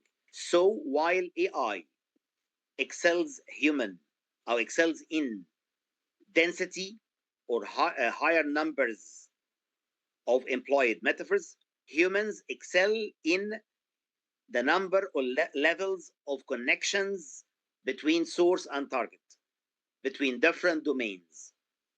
So the humans show higher capacity in connections, in mappings, and this can be related to the capacity, the distinguished human capacity of associative reasoning.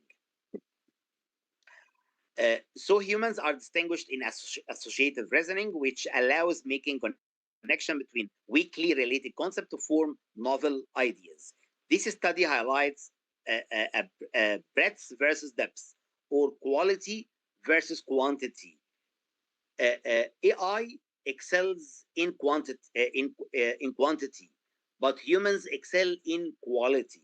This is the final conclusion of our experiment. Though there is no significant difference in most metrics, there is only one difference concerning quality and quantity. AI tools excel in quantity and conceptual schematic range, although they have not yet surpassed human poets in composing metaphors with conceptual complexity, inventiveness, and originality. Okay, conclusion. The findings of the study investigate the belief that metaphorical creativity is uniquely human. However, they indicate that AI can simulate significant features of conceptual metaphor construction. In terms of quantity, AI tools can surpass human ability to compose abandoned conceptual metaphors, while AI poem generator tools demonstrate notable fluency and diversity in metaphorical production. Human written metaphors still show strengths in associative and abstract reasoning, underscoring the unique role of human imagination in shaping figurative images. Thus, the results indicate the complementary and hybrid relationship in which AI acts as a partner to generate abandoned metaphor, and humans refine, contextualize, and deepen metaphors which AI suggests. So, all in all, we recommend collaboration rather than conflict between AI and humans. We should not regard AI as a threat, but we should regard it as a tool, as an aid, as a means of support that should be developed under the supervision and the guidance of the human being, that should have a role in feeding it with valuable input and in refining and polishing its outcome. Okay, thank you so much for your time and for your attention. And it was a great honor to have me today in this distinguished and outstanding conference with the attendance of a wide range of professors and scholars. Thank you so much. Yeah, thank you very much, Professor Khalid Mustafa, for the enlightening presentation. And now we will open the floor for questions and discussions. I think we have about 20 minutes for the discussion. And please feel free for the audience to raise your hand or type your questions in the chat. And I think we already saw there are about 4 questions in the chat. Let me check again. Okay, but before we begin the question and answer session, I kindly ask each of the questioner to introduce yourself briefly, name, and then the affiliation, institutional affiliation, and then mention to whom your question is addressed. So, but remember, please keep your question short and focused. And I think because we have a very limited time. Okay, we'll check question. There are 4 questions in our chat. 1, 2. Okay, the first question, I think this is for Professor Oman Fatur Rahman. Does Indonesia already have an interest in manuscript? Because I see that most of us don't pay attention to manuscript nowadays.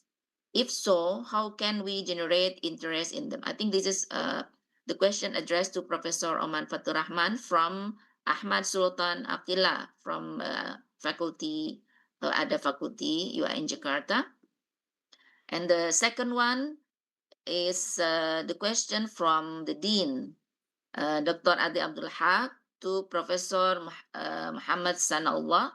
There are 2 questions. The first question is, in the field of ecopoetics, could digital tech analysis methods such as text mining, distant reading, or data visualization help to reveal hidden patterns in Arabic and Islamic literature about nature and sustainability and make this insight more accessible to the public? The second question, what are the main challenges you see in linking Islamic intellectual traditions with the global SDG agenda through digital humanities? And conversely, what are the biggest opportunities? And that's we come to the third questions from Hilda Akila, student of, I think this is from SPI, Islamic Civilization program, to Dr. Fatullah from Hilda Akila.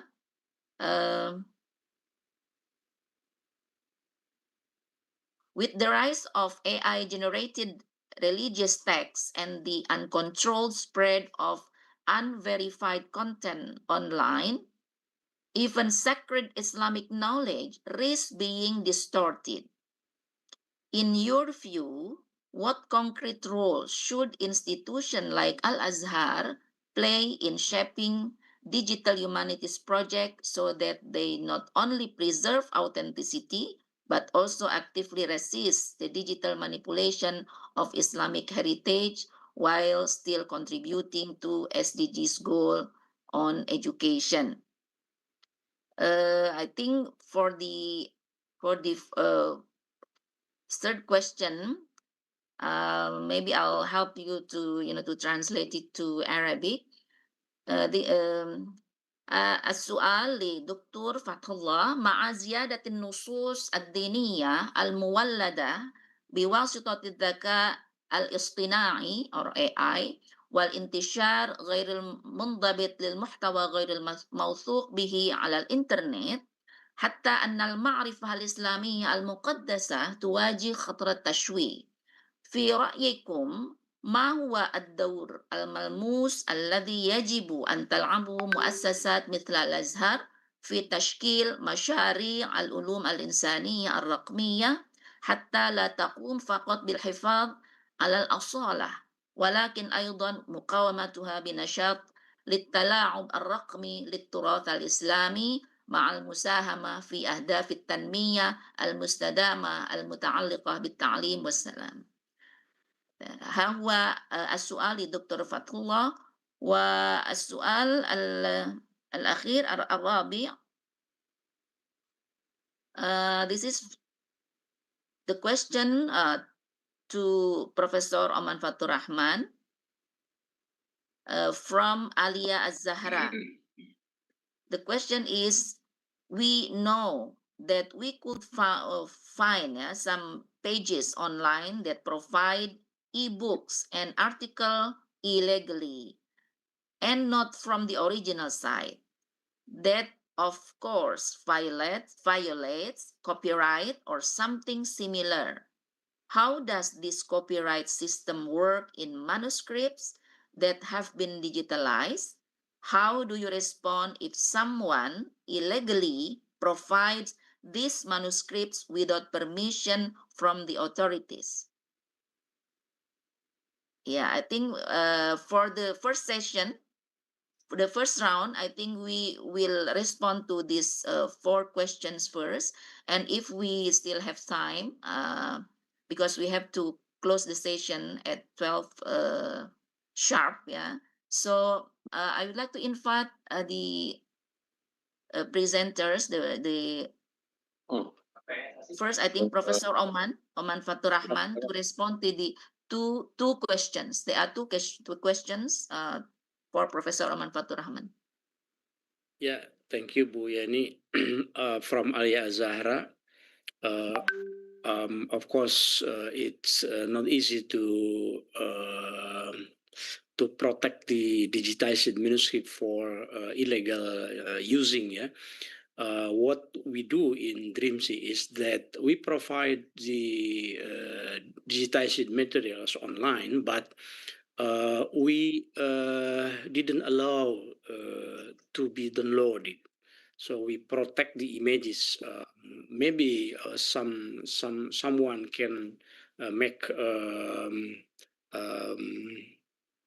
apa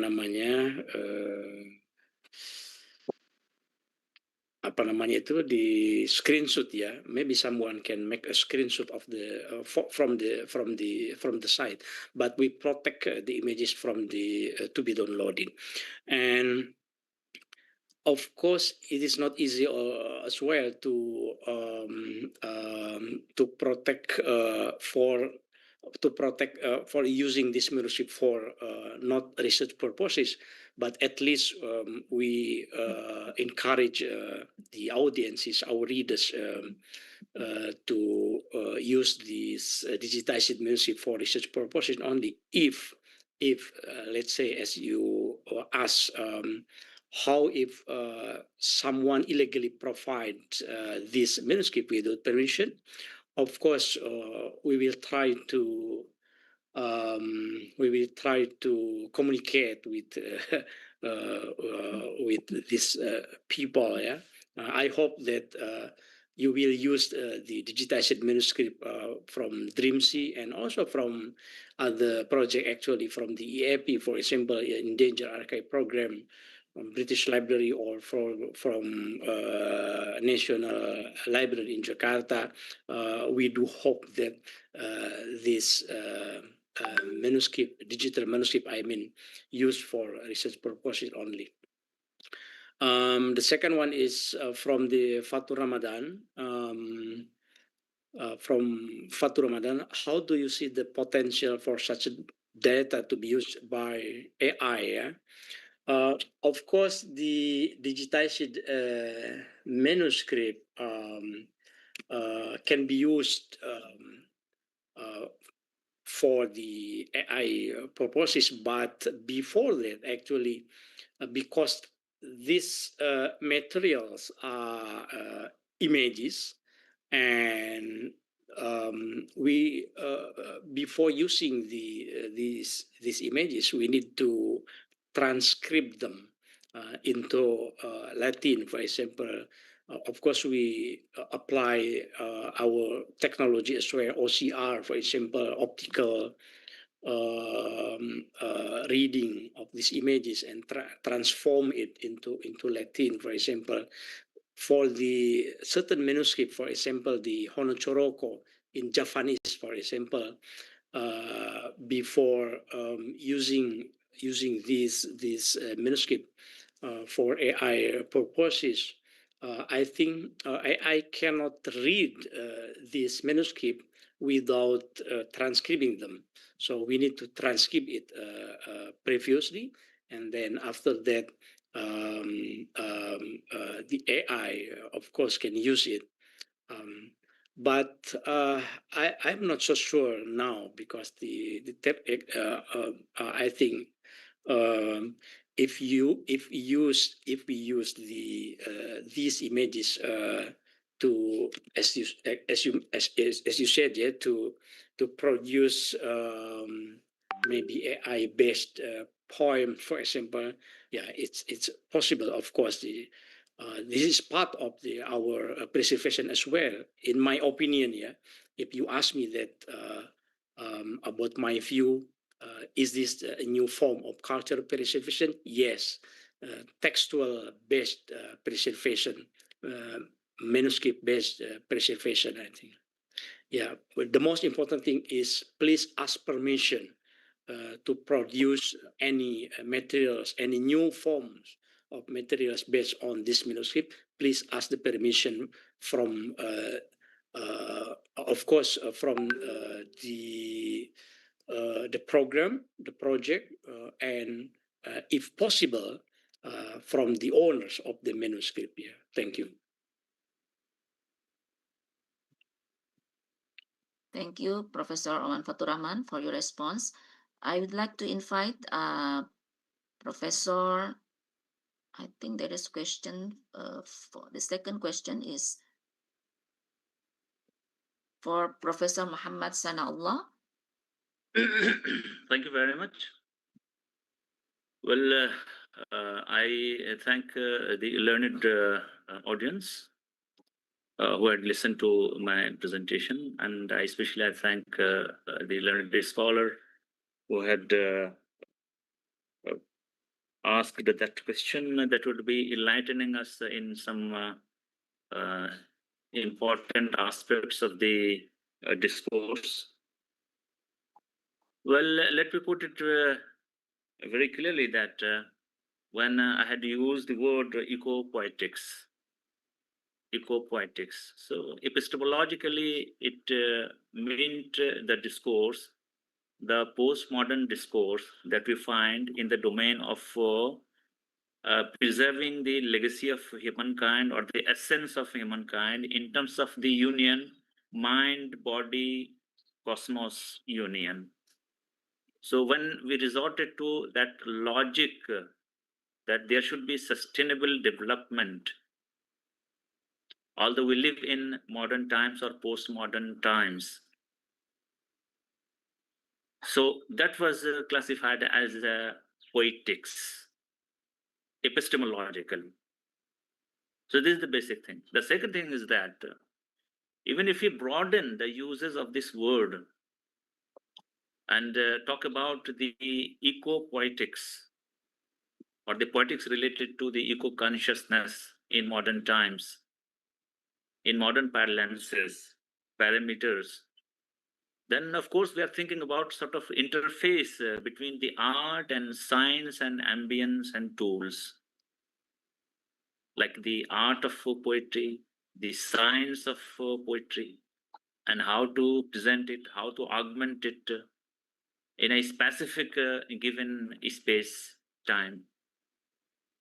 Like if the sound is there and the sound is that of sorrow, so depiction of sorrow, for example, in some visuals, or depiction of their sorrow in some tones, voices, if we combine that the aspect of voice in that presentation, which is a modern presentation, that is machine presentation, that is an art of poetry or a qasida that has been composed by a robot, by a machine, So here we can club between the words, the sounds, and sometimes the visuals. Maybe in future, well, I'm not sure about that, because although I have done some work, rather guided some work in the fragmentation of sound system, that is acoustic use of sound in poetry, in grammar. So maybe it is possible that we ask the AI, the poet in AI, to produce a qasida in sounds, in visuals, and that sound should be the sound of, for example, myself, or any sound bit, any sound sample that is recorded. Well, we don't have the recordings of Imrul Qais or Mutanabbi, but we'll be having, we do have the examples of Iqbal, for example, from the Indian subcontinent. So maybe that the AI would be giving us a shikwa and jawab shikwa in the voice of Iqbal himself. But again, there will be the questions of whether that would be producing or reproducing Iqbal in all the semantic, all the human aspects. Because shairi or the poetry is something that has been put in Persian, shairi juzvist as paygambari. It's part of the prophethood. And another poet says that Sher mi goyam bi as kandu nabat man nadanam fa'ilatun fa'il. I don't know what is fa'ilatun fa'ilat, but I compose poetry the best, in a best way. So maybe Professor Khalid Karam Saab would be speaking his mind about that. But again, my reservation is that I primarily project that phenomenon, that is that phenomenon in terms of Anthropocene. The Anthropocene that replaces Mutanabbi or a human poet by AI. This AI, who, if I order to compose a qasida on Muna, and Muna, suppose Muna happens to be the beloved of someone, qasida fi hubb Muna. I'm not sure whether or not this AI would be translating Muna into the mother of hope. So if it is like that, and we do find so many examples where the machine translation plays havoc. So even if this interface happens, I project is as a facet of Anthropocene, where the humans would be de-seated from the primary scenario of poetics. The second query about the challenges in connection of the Muslim intellectuals and the contemporary intellectual circles in their relation to addressing the aspects of legacy. Again, this is a very complex question. I'm afraid that this question cannot be replied or addressed in a few seconds. But again, in retrospection, what I could safely say that despite all the services, that scenario, rich scenario we're having of intellectual enterprise in Muslim culture, and I'm not confining it to Arab culture or the Indian culture or the Persian or Turkish culture, rather the Muslim culture all around, names and figures and their contributions.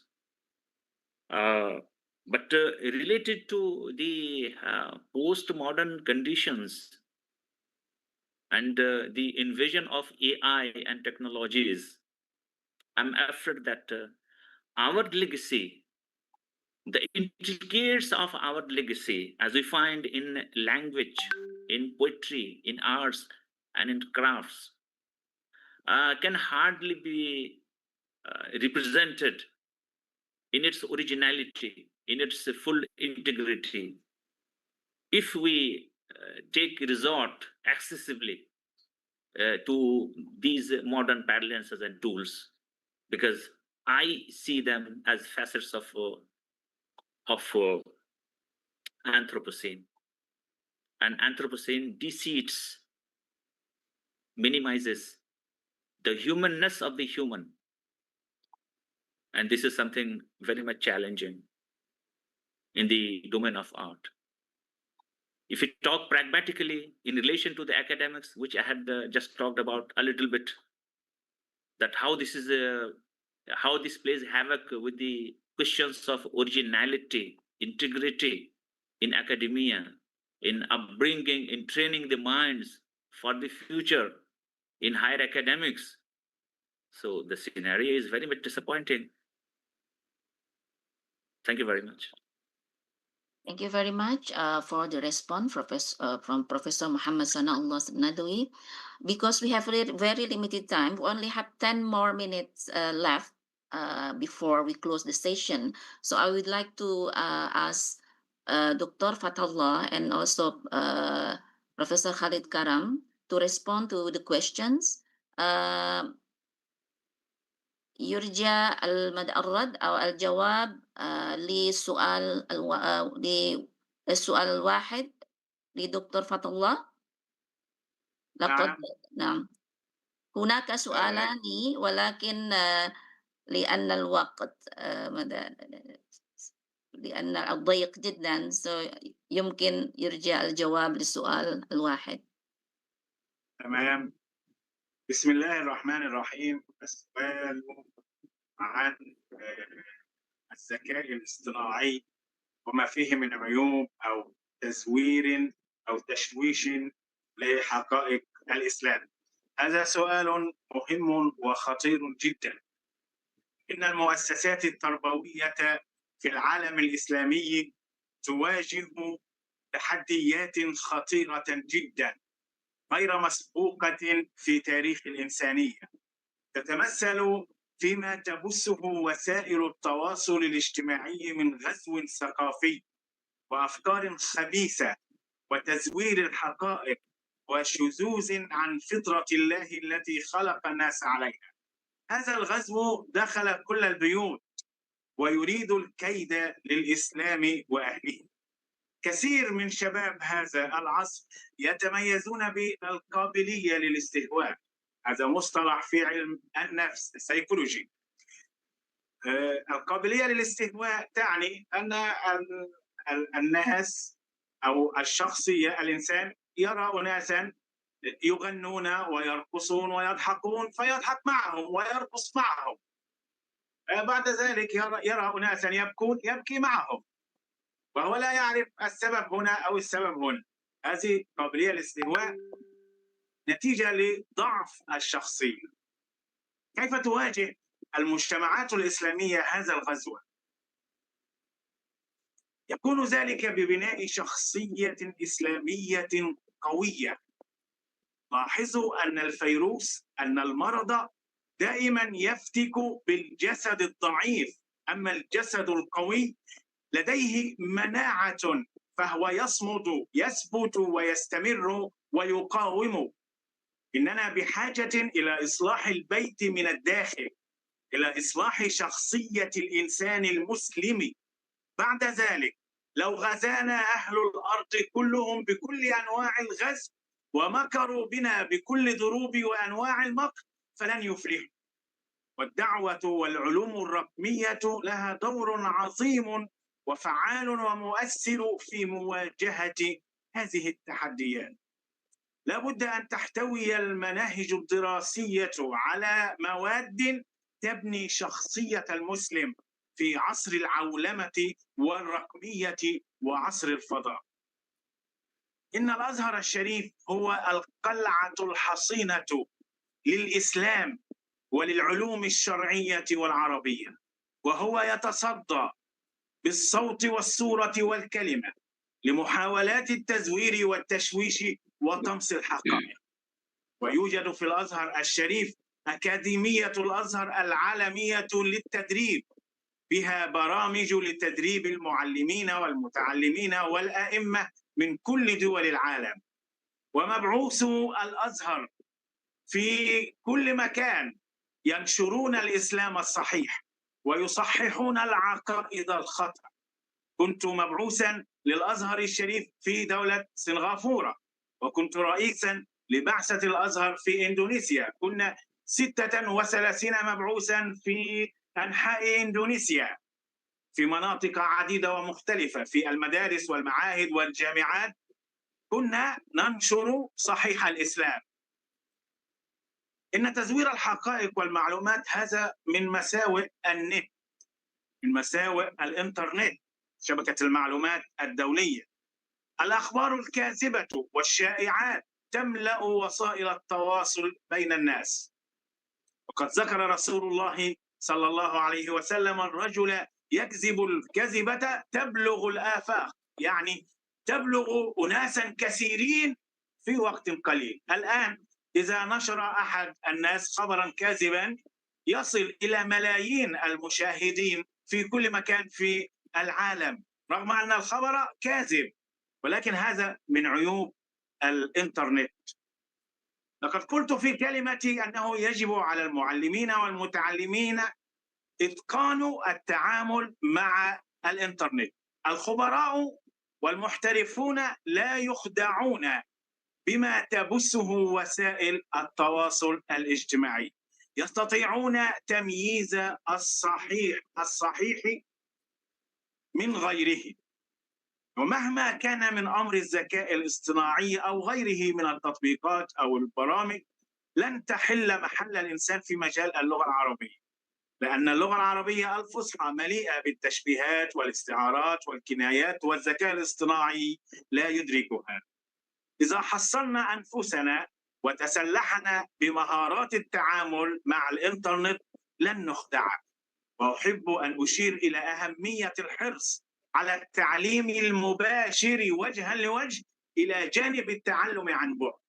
الكثير الآن يتباهى بالتعلم عن بعد، ولكن التواصل المباشر يعطي قيما وأخلاقا عظيمة لن تحصل عليها من التعامل عن بعد.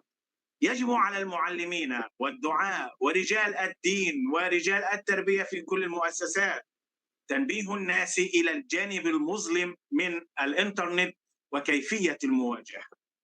إن الإسلام يحارب دائما منذ بدايته. لقد حاولوا قتل النبي صلى الله عليه وسلم. الصراع بين الحق والباطل مستمر إلى قيام الساعة. وهنا تظهر أهمية التنمية المستدامة. إنسان يطور نفسه باستمرار. ويوجد مثل جميل يقول: لا تعطني سمكة ولكن علمني كيف أصطادها. هذه هي التنمية المستدامة. اجعل شعارك دايما: لا تصدق كل ما تراه في الإنترنت، حكم عقلك واستفتي قلبك والسلام عليكم ورحمة الله وبركاته.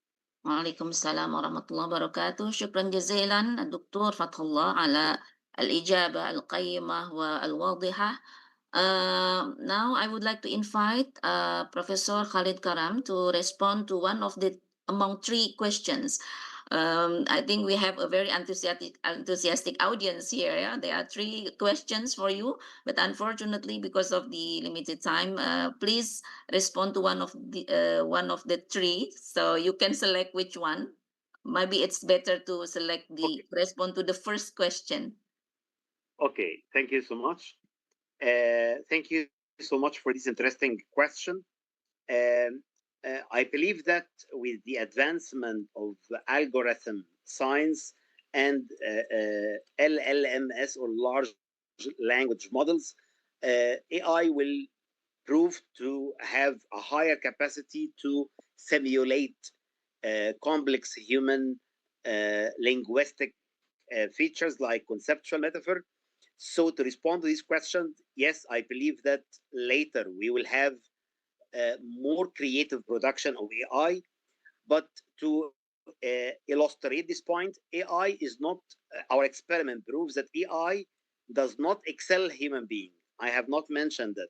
And I mentioned that in most metrics, both AI and human poetry in regard with metaphors prove to be similar or equal in most metrics.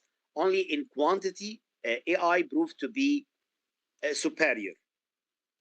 And in quality or complexity, depth, profoundness, integration between elements, the human poetic production or figurative expression excels. So I have not mentioned that AI is better or superior to humans. It is only higher in quantity, and we can benefit from that. We can benefit from its high production through taking insights from it, taking ideas from it, and then we subject it to refinement, polishing, editing, and revision from the human side. So we should not regard AI as a threat or a challenge to the human factor or agent, but we should take it as a support, a help, a source of ideas, a source of insights. But it should be subjected to our supervision in order to improve and refine its production. But here we have another challenge, the idea of copyright or the idea of honesty in acknowledging the author of the poetic or artistic production.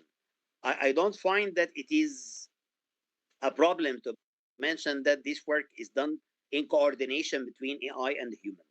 Okay?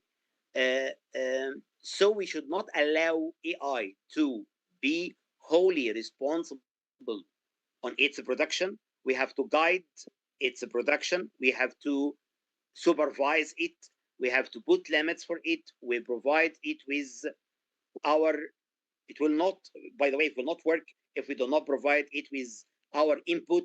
So we should control it through the input that we feed the AI tool with it.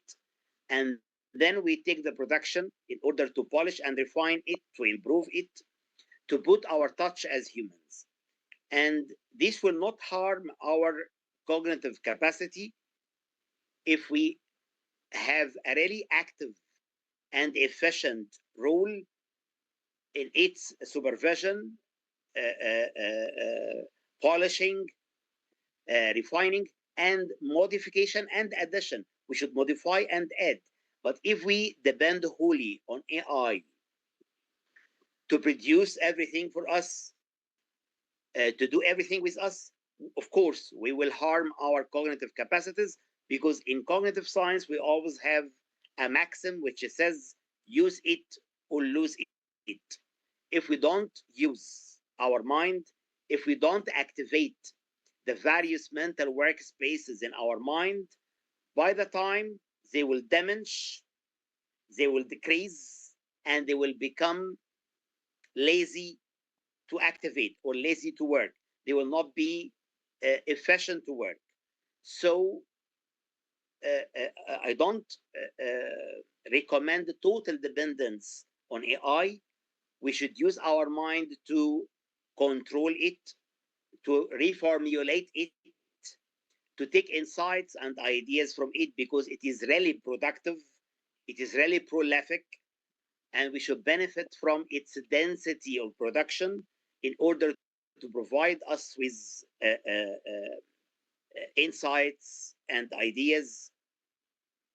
And we use our mind in a later stage in reformulation, in modifications, and in this way we will not leave our cognitive capacities to be stagnant or to be without work, to lose them because of inactivity. We have to activate our cognitive capacities through complementary work, through collaborative work between AI and the human mind. Thank you so much. Okay, thank you very much for the response. Once again, thank you very much for the active participation and excellent questions. Unfortunately, due to time limitation, we are unable to address all of them today. However, your engagement shows the richness of this topic and the importance of continuing the discussion beyond this session. So we truly appreciate your enthusiasm for the discussion today. And finally, without intending to summarize such a rich discussion today, allow me to highlight the following points. In today's session, our four distinguished speakers have shown us how literature, heritage, digital innovation, and creativity together illuminate new paths for the future. From reflection on ecological balance in Arabic literary traditions to the preservation of Southeast Asian manuscripts, to the integration of digital tools in Arabic pedagogy, and finally to the dialogue between human and artificial creativity.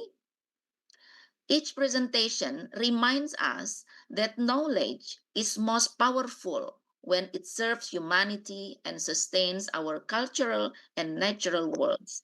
So this convergence of ideas is a testament to the richness of interdisciplinary scholarship and its vital role in building a more sustainable and inclusive future. So by that, we conclude the keynote presentation for session one.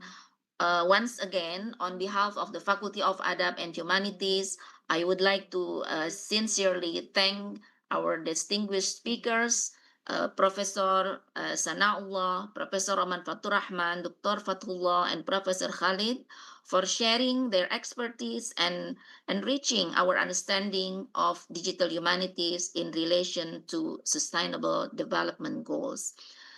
So before we close this session, we would like to hold a brief certificate presentation ceremony as a token of appreciation. So the Dean of the Faculty of Adab and Humanities will now present the digital certificates of appreciation to all the keynote speakers. Of course, this is digitally. We do it digitally. Please, silakan. Yeah, thank you very much, Ibu Yani Ratna Yuningsi, PhD. Can you hear my voice? Yeah.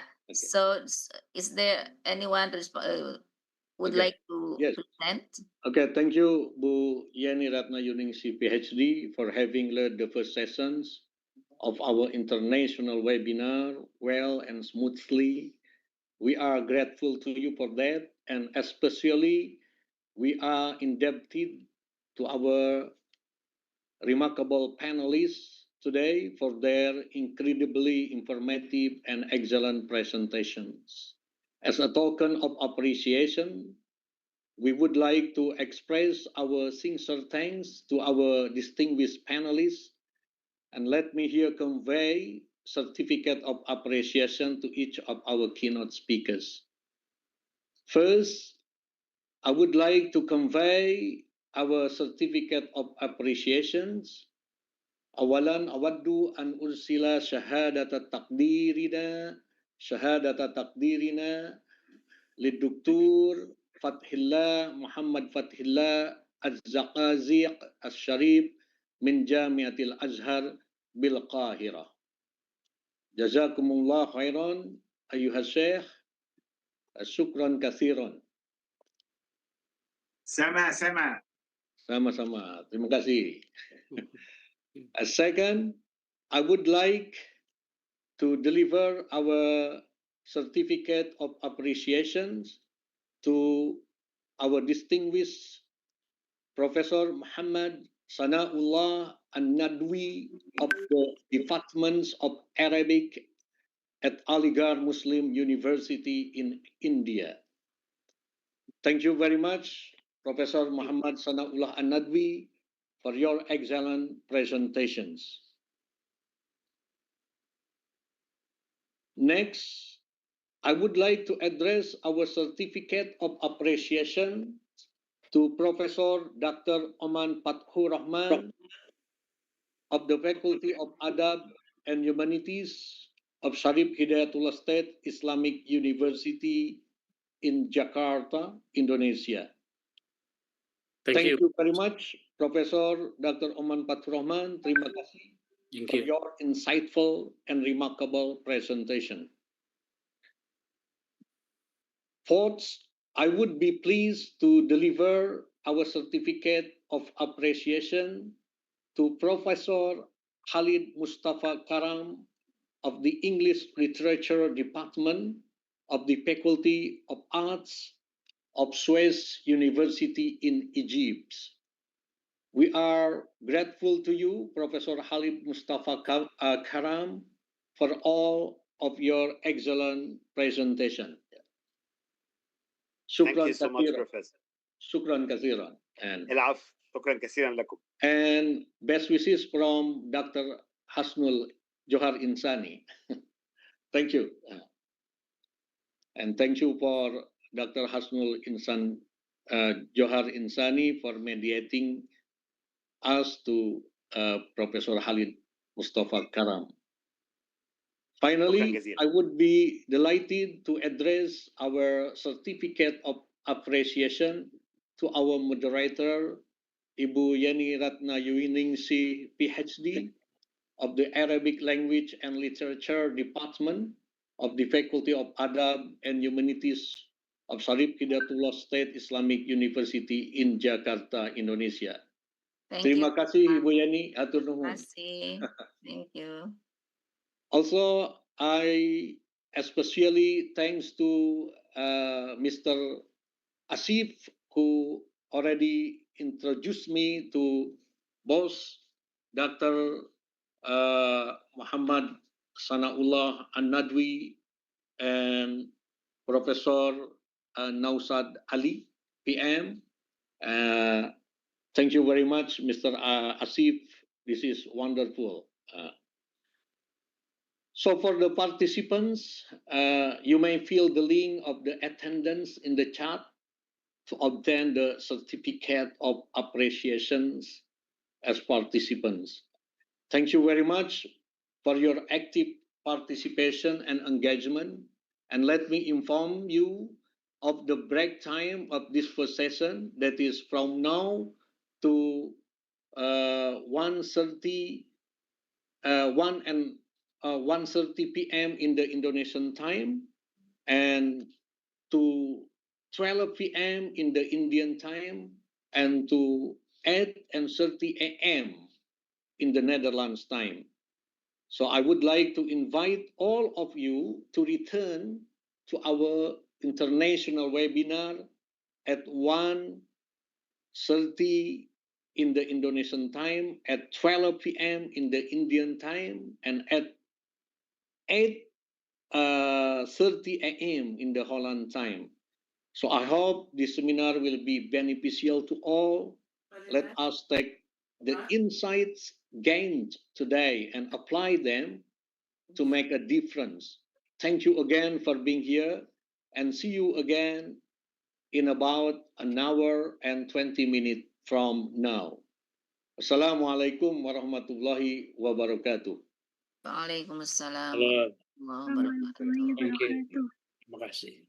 Thank Terima you very kasih. much. Mohon kembali lagi ya saudara-saudara semuanya. Syukran jazilan. Mutahaddis. Terima kasih. Terima kasih. Boleh di-off-kan dulu tanpa harus keluar ya. Terima kasih.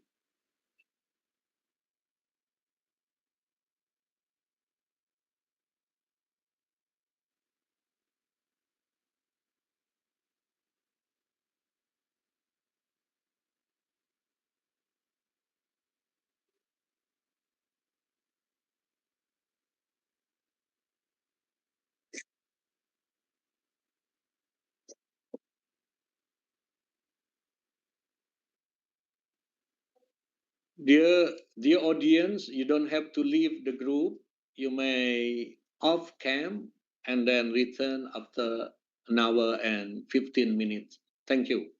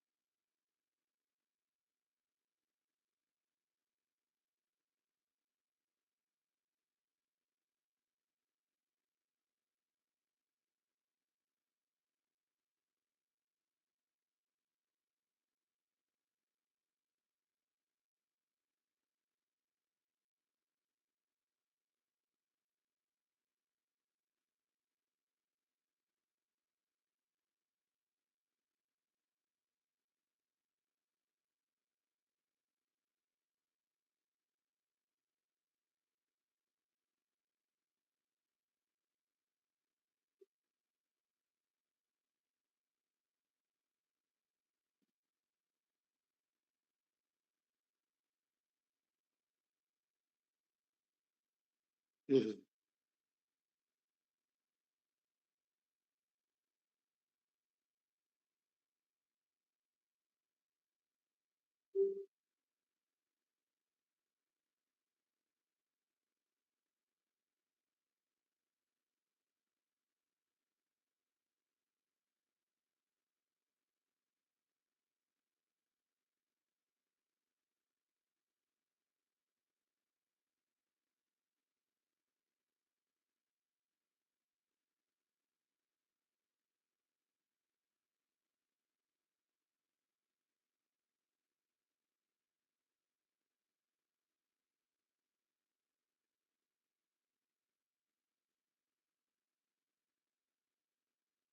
Bismillah. Bismillahirrahmanirrahim. Wassalatu wassalamu ala rasulillah.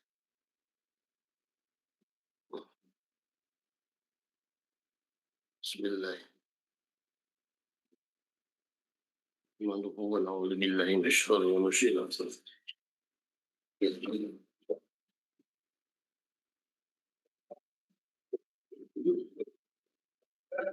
Siap? Hah? Dengerannya? Oh iya, siap.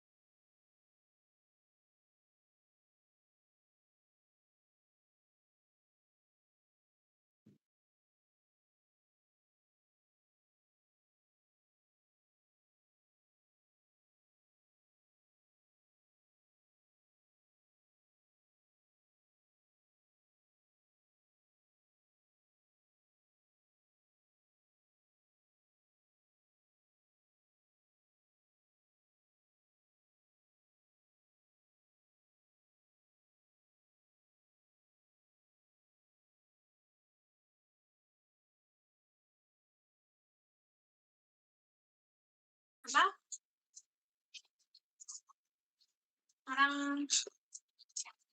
Orang Pakistan. Buset. Orang hutan.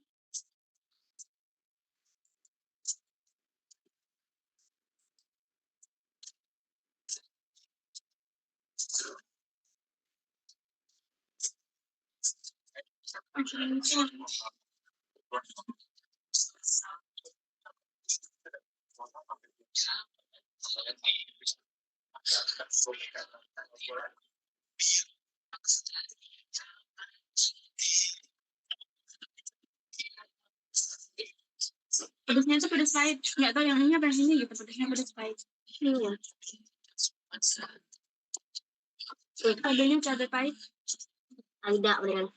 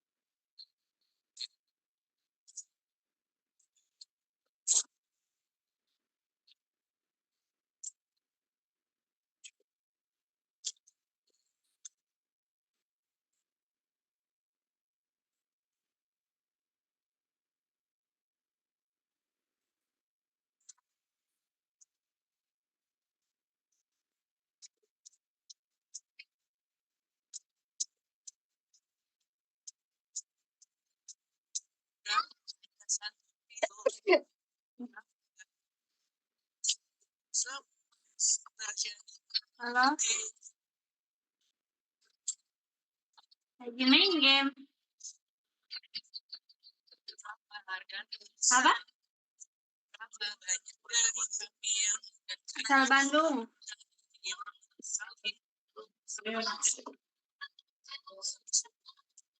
Cariin. Abangnya orang mana? Oh, di Tangerang. Bentar. Belum mulai ini. Apa? Belum mulai ini. Sama teman-teman. Iya, lagi di kosan teman. Iya. Enggak.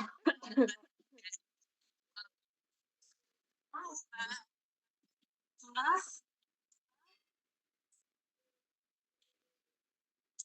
Soalnya udah kerja apa masih kuliah?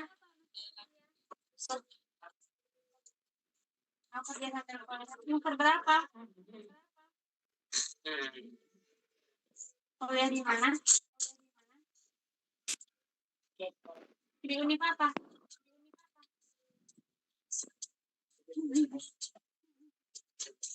Ikut demo nggak bang? Apa?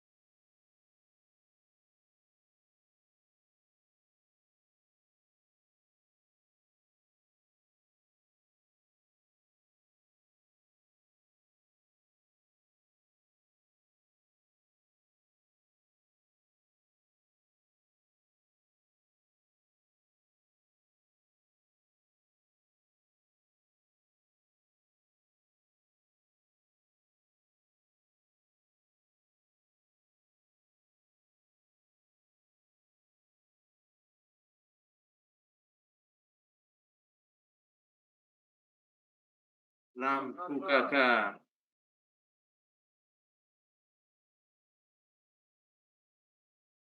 Waalaikumsalam warahmatullahi wabarakatuh.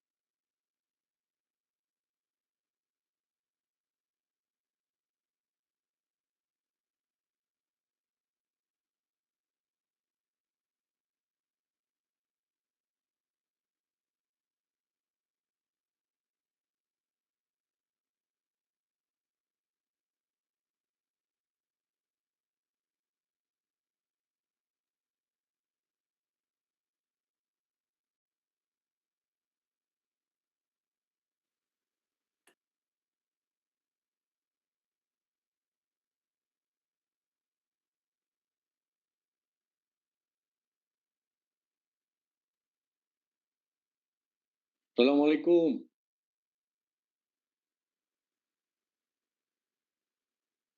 Waalaikumsalam warahmatullahi wabarakatuh. Pak Husni, thank you for Iya. Waalaikumsalam. Bu Imas. Assalamualaikum Profesor Nausad Ali. Professor Nausad Ali.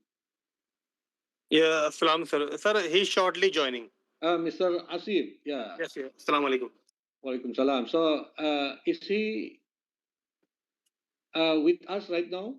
Yes, sir. He's shortly joining. So within a minute, Okay. inshallah. So, let me start, yeah. Mr. Asif, thank you. Okay, thank you, sir. Assalamualaikum Ibu Alfida. Waalaikumsalam warahmatullahi wabarakatuh. Thank you Ibu Alfida, and goedemorgen Miss Mirte de Vrie. Miss Mirta de Vries, goedemorgen. From Holland. Okay, I will call her later, I think. Okay. Shall we start? Okay. Bismillahirrahmanirrahim. Assalamualaikum warahmatullahi wabarakatuh. Waalaikumsalam warahmatullahi wabarakatuh. Good morning to you who are in the Netherlands and Egypt, and good afternoon to you all who are right now in India and Indonesia. So, Alhamdulillahirabbil alamin wassalatu wassalam ala sayyidina Muhammad wa alihi wa ashabihi wa tabi'ihi wa tabi'ihi ila yaumiddin amma ba'd. Ladies and gentlemen, it is my great pleasure to welcome you all to this international webinar here today on the Digital Humanities and Sustainable Development Goals, SDGs. We are delighted to see so many of you here for this special event. More than 300 people are here right now, and this seminar focuses on the important topic of innovation, challenge, and future. Our goal, of course, today is to foster connection and share knowledge on how we can enhance academic collaboration and strengthen digital literacy. We have, Alhamdulillah, a powerful lineup of speakers and interactive sessions planned, and I encourage you all to participate actively. To kick us off, we have the distinguished honor of introducing our keynote speakers, Professor Dr. Naushad Ali PM of Aligarh Muslim University in India. Inshallah, will join with us as soon. And Miss Mirte de Vries from the University of Amsterdam in Holland, and Mrs. Dr. Alfida of the Sharif Hidayatullah State Islamic University in Indonesia. They are all leading experts in their fields of studies, and their insights will undoubtedly be invaluable. And ladies and gentlemen,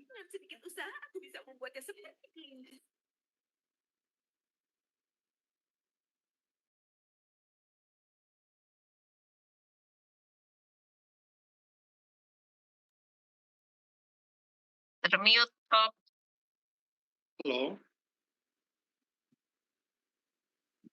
okay, Am I audible? thank you, Yani. Thank you, Professor Nausad Ali. Welcome to. Yes, sir. He joined, sir. Professor Nasad. Yes, thank you very much. Thank you very much. And let me continue. So, ladies and gentlemen, before we step to our discussion program, let us in advance sing and listen to our national anthem, Indonesia Raya.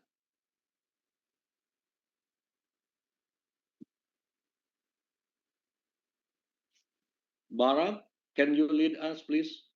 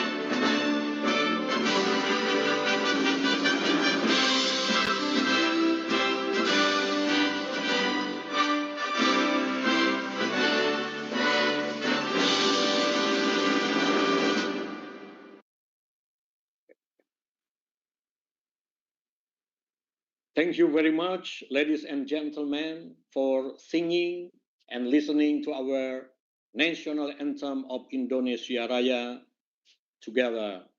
So, ladies and gentlemen, we are now at the second session of our international webinar focusing on the Islamic history and the library study in regard to the digital humanities. I would kindly like to invite Bapa M. Husni Tamrin MA to lead this second session. He is a lecturer of our Faculty of Adab and Humanities of Syarif Hidayatullah State Islamic University in Jakarta, Indonesia. Mr. Muhammad Husni Tamrin MA, the time is yours. Thank you. Well, Bismillahirrahmanirrahim. Thank you, Prof. Usep Abdul Matin, for introducing me to the audience. Alhamdulillah Rabbil Alameen, wa bihi nasta'in ala umuri dunya wa din, wa salatu wa salamu ala Sayyidina Maulana Muhammadin, wa ala alihi wa sahbihi ajma'in, amma ba'd. A very good afternoon, everyone. Thank you for joining in this international webinar held by the Faculty of Adab and Humanities, State Islamic University Syarif Hidayatullah. Prof. Usef has introduced my name, that Muhammad Husni Tamrin, and I have the honor of serving as your moderator today, or in this afternoon. So we are going to talk about a very interesting topic that Mr. Prof. Usep have taught about digital humanities and sustainable development goals. The topic will be presented by our competent speakers today in this international webinar. So first of all, I'd like to introduce our keynote speakers in this afternoon. We have three speakers, and the first one is Prof. Naushad Ali from India. He is a professor, Department of Library and Information Science in Aligarh Muslim University, AMU, India. Over 25 years of postgraduate teaching experience and more than 20 years of research. Expert in information management, knowledge management, and e-publishing. Editor-in-chief of the Journal of Knowledge and Communication Management. And he is the recipient of multiple awards, including Outstanding Academic Excellence Award 2022 and Global Teacher Award 2021. He published over 90 research papers and authored 6 books or editor volumes, and also he has supervised 13 PhD theses and led major research grants. Okay, Mr. Nasir Ali, and I'll introduce the two speakers after Prof. Naushad Ali presents his paper or PPT. So, Mr. Naushad Ali, you have 15 till 20 minutes for presenting your paper, and time is yours. Okay, thank you. I hope I'm audible. Audible. Yes, thank you. Thank you. Thank you, Dr. Muhammad Hussain, for introducing me. And I also thank Professor Abdul Mateen for inviting me for this international webinar and giving the opportunity to interact with the young minds. So without making any delay, I would like to go into my topic. This is I'm going to share my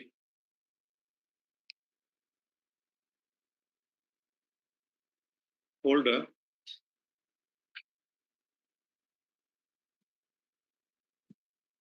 I hope my screen is visible. Yeah. Barak, can you make it wider? Okay. Thank you. Thank you, Barak. Now it's okay? Yeah, it's okay. It's good. Okay. So,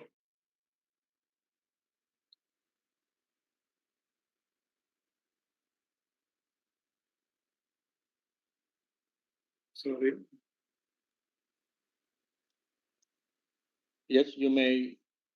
This is a title of my today's topic, Building a Sustainable Tomorrow, India's SDG Initiatives.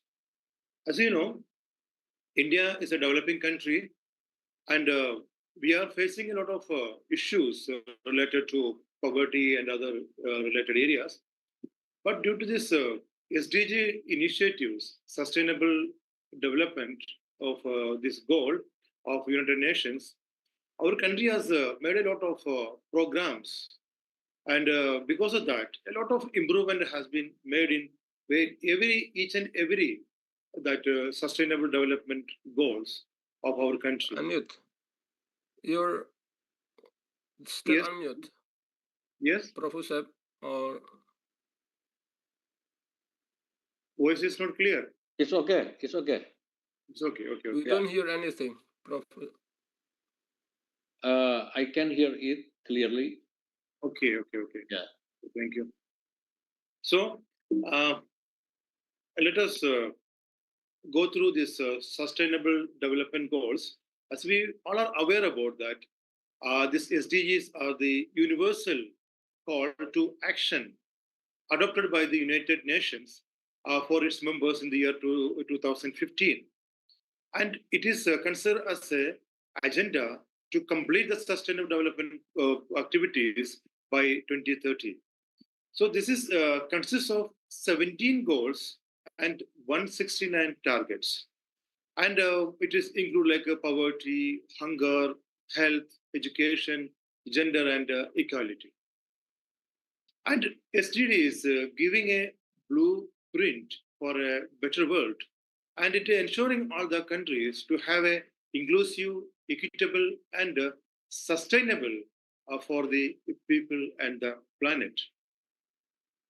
Actually, this SDG is it is a continuation of the earlier program of the United Nations MDGs.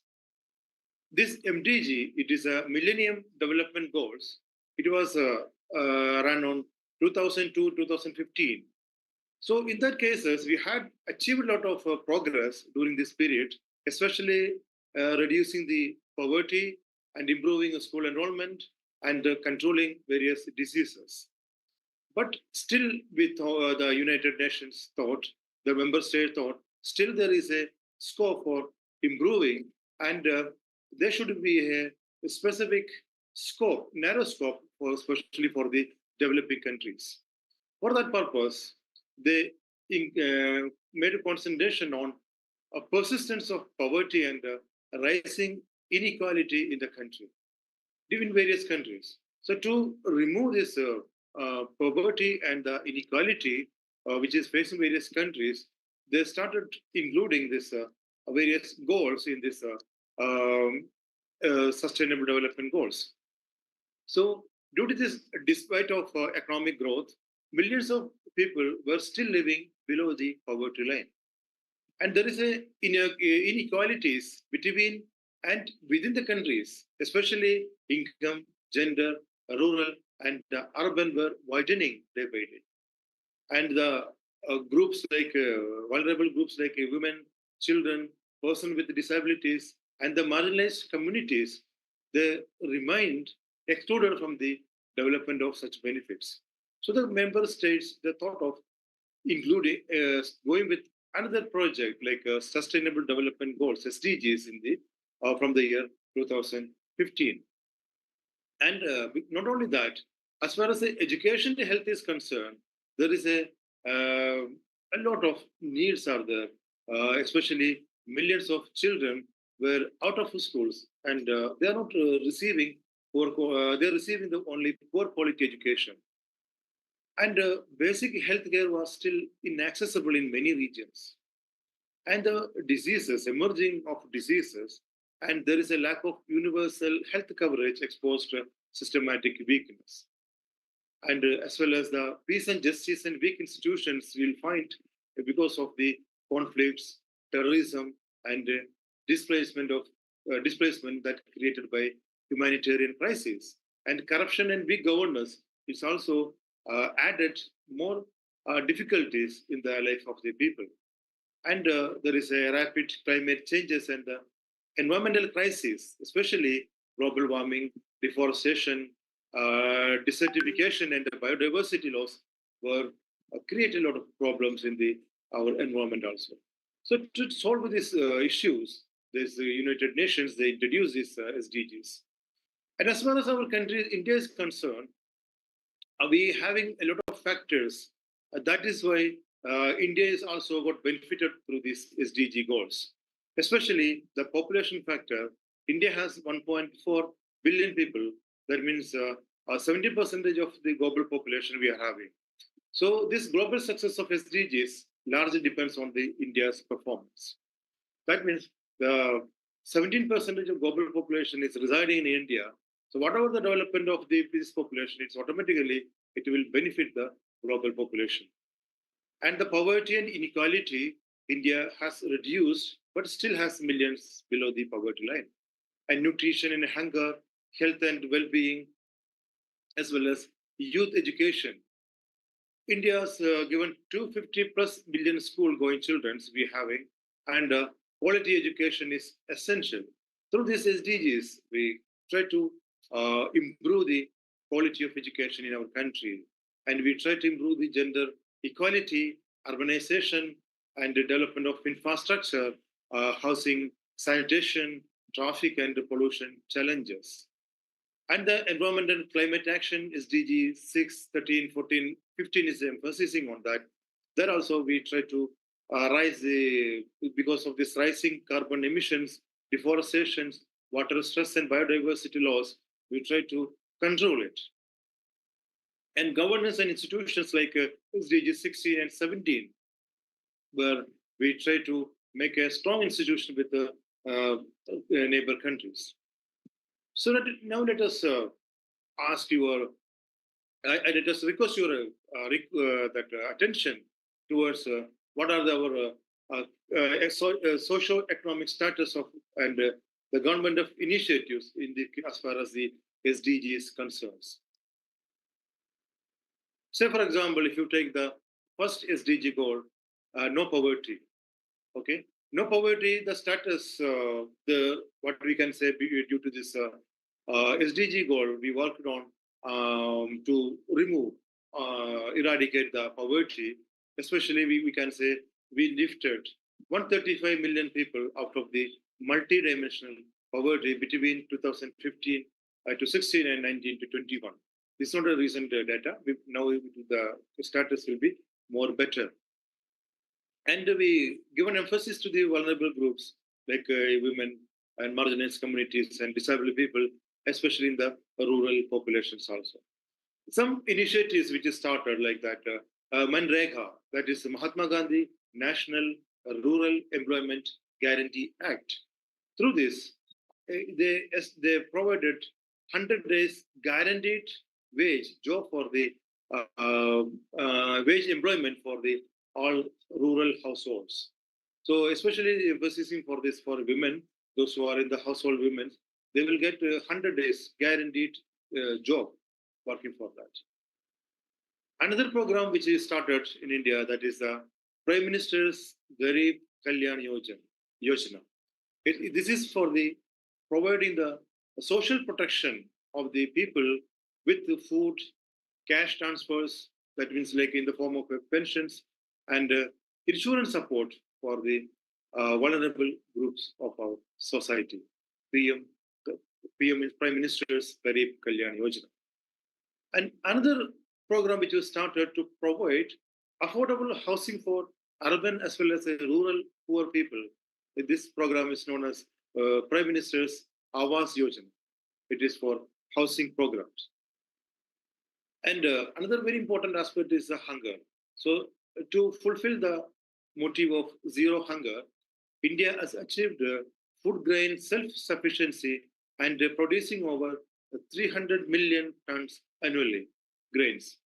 And malnutrition is declining through child undernutrition remains a challenge. And the food security ensured through world's largest public distribution systems. Through our ration shops, we are distributing foods and grains to the people of our country, especially those who are in the marginalized communities. For that purpose, there are many programs we started. One program is Pradhan Mantri Prime Minister's Kalyan Anna Yojana. This Anna Yojana program, where the 800 plus million people, they provided free food during the COVID-19 and beyond still. Oh, sorry, Prof. Yes. Nausad, you have 3 minutes more. 3 minutes, okay. I'm just go through it. Okay. So these three initiatives, we are providing those people, those record, giving their free foods. And another full program was especially for the school children nutrition program that is known as midday meal scheme. That is a PM Poshan. And we're having a National Food Security Act. There we are providing the subsidized grains for the rural people as well as the 50% of urban populations. And as far as the health is concerned, we made a world's largest health insurance program covering 500 million people. Ayushman Bharat Pradhan Mantri Jan Arogya Yojana health program, health insurance for the people, those who are not affordable for the medicine and all things. Similarly, we have the National Health Mission, E-Sanjeevani programs, expanding the digital access doctors and specialists, Mission Indradhanush, we are providing it. And especially for the quality of education, we're having many programs. One program is Samagra Siksha Abhiyan, integrating the school education from pre-preliminary to senior secondary. And we introduced a new national education policy 2020 to improve the quality education. And digital infrastructure knowledge sharing,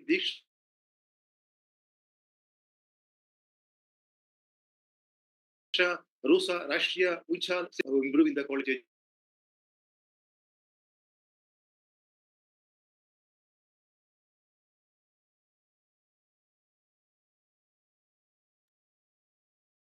education. And another important after Beti Bachao, Beti Padhao. That means to child and Suganya Samriddhi Yojana, Sakshi one-stop center, and legal and political empowerment for the people, especially for the women. And for the clean water and sanitation program, Swachh Bharat, Clean India, that program has been started, and Jal Jeevan Mission has been provided. Each and every room, every home, they will get pure water. And National Mission for Clean Ganga program, and Atal Mission for Regenerating Urban Transformation program. And for the clean energy, we're having National Solar Mission, where we are scaling up solar energy production and usage. International Solar Alliance we introduced, Ujjwala Yojana providing LPG connections, green hydrogen missions, and performing and achieving trade pact scheme for the people. And the decent work economic growth, we're having Skill India missions, transforming the future with training millions of youths for the employable skills to meet industry demand. Okay, Atmanirbhar Bharat, that means self-sufficient India, Pradhan Mantri Mudra Yojana, Startup India, to providing innovation, self-employment, and inclusive entrepreneurship. So similarly, each and every programs, we have made many programs. I'm going to share this PPT. I think this will be useful for the policy makers of Indonesia. Maybe some program will be much more useful. So National Infrastructure Pipeline, Project Sagarmala, and the Startup Mission India, and inequalities. We had a reservation for education, jobs for the scheduled caste, scheduled tribe, and other backward classes. pension yojana, it is another important program. And for the sustainable cities and communities, we had a smart cities mission, developed 100 cities with modern infrastructure.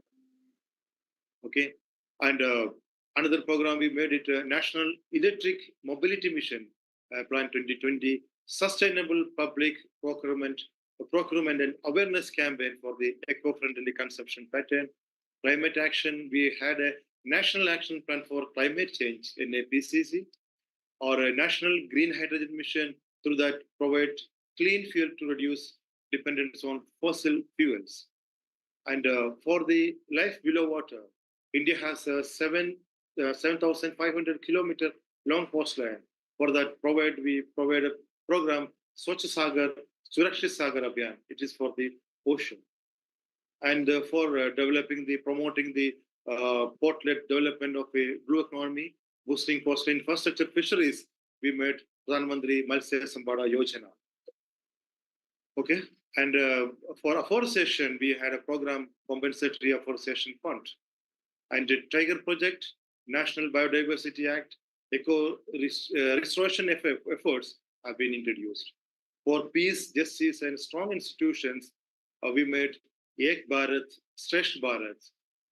For this program, we made the cultural exchange and programs and built unity among the diversity. That is a main feature of our country.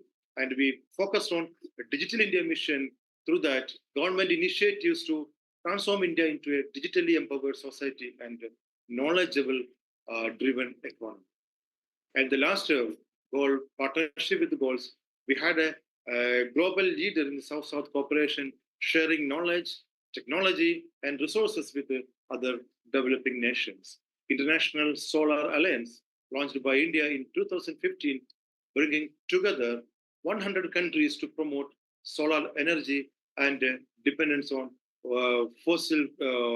reduce dependence on fossil fuels and enable affordable renewable power globally.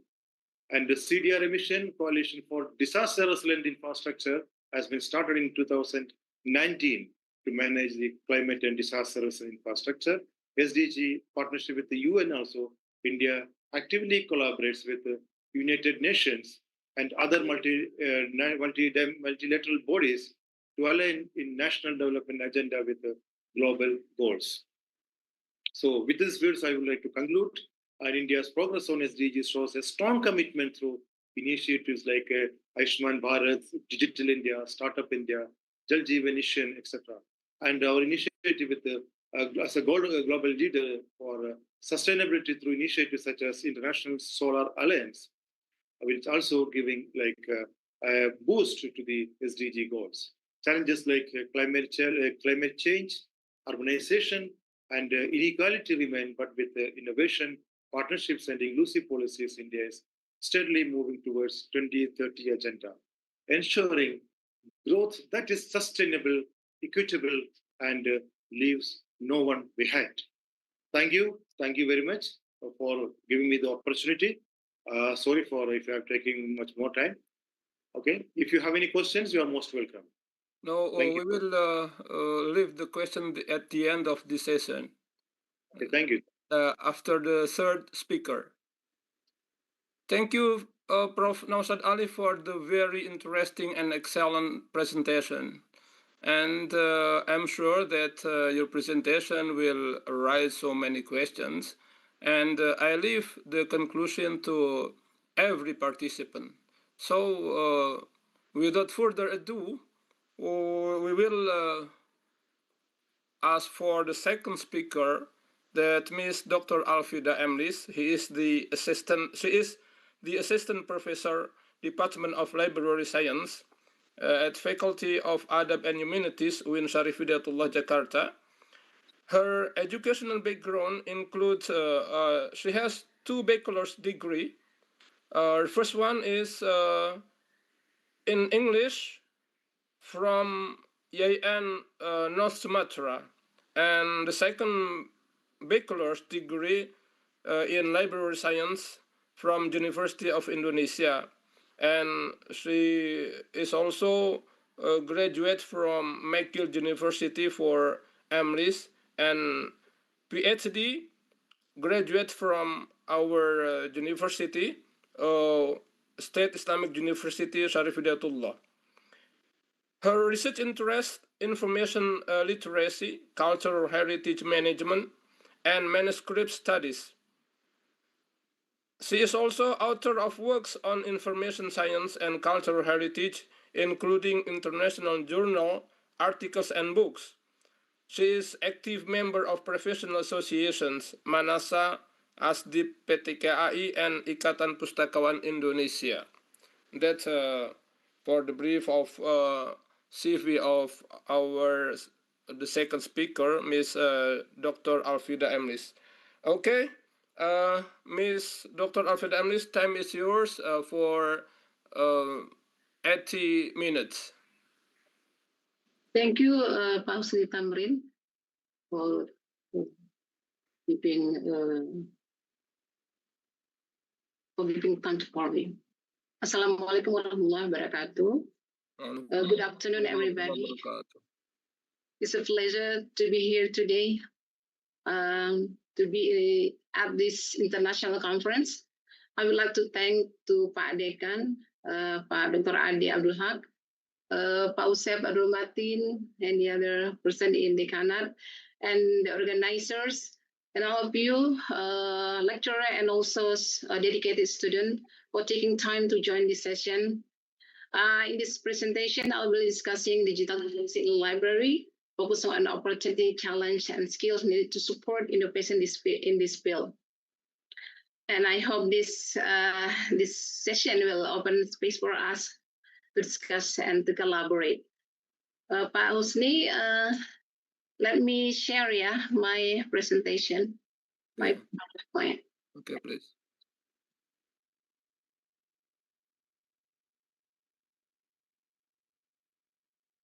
Okay, Pak Husni, can listen, yeah? Well, the title is Library Science, Digital Libraries, Archives as Catalyst for give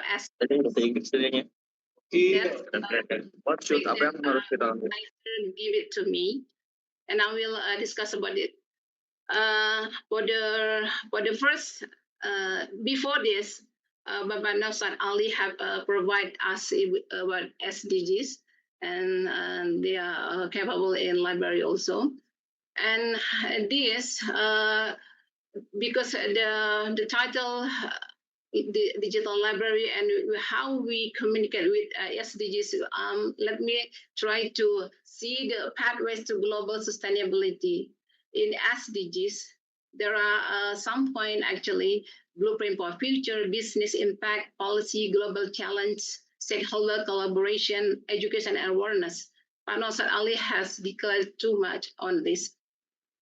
And then we see why digital humanities and library matter for SDGs. There are 17 numbers for SDGs, Sustainability Development Goals, and I concern about quality education, which is enhancing education through digital resources, innovation and infrastructure, supporting innovation with digital repositories, sustainable city and communities, how to preserve cultural heritage with digital storytelling, and the other ones maybe, and transparency also, of course. And why digital library archives as catalyst for SDGs? That's the title. From the literature, I found that there are many, there are some points that I can show you. First, access to information and education, where we can ensure inclusive access to diverse learning resources. There are so many resources time by time, and as a student, I think you enjoy this time. Yeah, it's very different from us, maybe like me, Pak Usep, or Pak Husni before.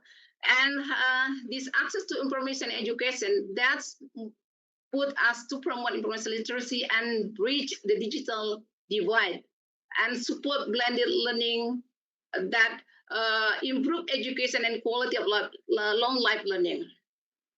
And this, for SDGs, we have to make like a community engagement and social inclusion. That's very important word, inclusion and SDGs. Function as community hubs, offering literacy program, digital skill training, and cultural initiative. And also environmental sustainability that Pak Nausat Ali has mentioned like before. And also technological integration, how we adapt emerging technologies, AI, blockchain to enhance library service and use technology to manage resources more efficiently and deliver innovative solution. And also the other one is economic sustainability. Where everything is running good, maybe economic will be sustained. Yeah, secure diverse funding to ensure long-term viability and integrate digital library into parent organization for stability. So I'm sure you know it, but let me just scan it. What is a digital library here? Digital library means organization that provide digital collection, and it's managed by professionals ensuring selection. So there's a kind of selection, access, distribution, interpretation, and long-term preservation. And also an organized collection of digital information. There are kinds of format like text, video, audio with method for access or retrieval, selection, and organization. And this organized with clear selection principles, so everybody have to know it, the selection principle, and serve a specific user communication for public or for scholars, and different from the open and unstructured web. And in digital library, of course, there's a long-term preservation of digital project. That's one of the challenges that many digital library have. And also standardization, interoperability of format, integrating of digital humanities innovation into librarianship. And when we start to the digital humanity, why digital library and digital humanity? We can see the emergence is different time. Yeah, digital library start early 1990s, and digital humanities in mid 20th century. And the core activities, even although is kind of there's a similarity, but digital library focus on digitizing cultural and historical documents. More on right now, yeah, we can see it like this. And digital humanities for digitization and visualization of archival works, maybe similar, yeah. And development factor, kind of the same, and some is different, yeah. Digital libraries more funding, technology, interdisciplinary collaboration, and also interdisciplinary collaboration and research is also happen in digital humanities. And global impact, of course, by interdisciplinary research, we have rapid growth in academic program worldwide. And there is one thing that library has done, yeah, knowledge organization. For digital library, they are essential for managing diverse data. And for digital humanities, there is collaborative and transdisciplinary research. Look, there is library information science contribution to digital humanities integration. I found some article on this. There are 5 I can show you. So like knowledge organization, infrastructure and standard, collaborative research, technology integration, and practical application. What a librarian have done, looking at responding digital humanity, like National Library. We know that they try to digitize their product. It's not only a manuscript, but also like a newspaper, rare collection, special collection, and they put in one portal like Kastara.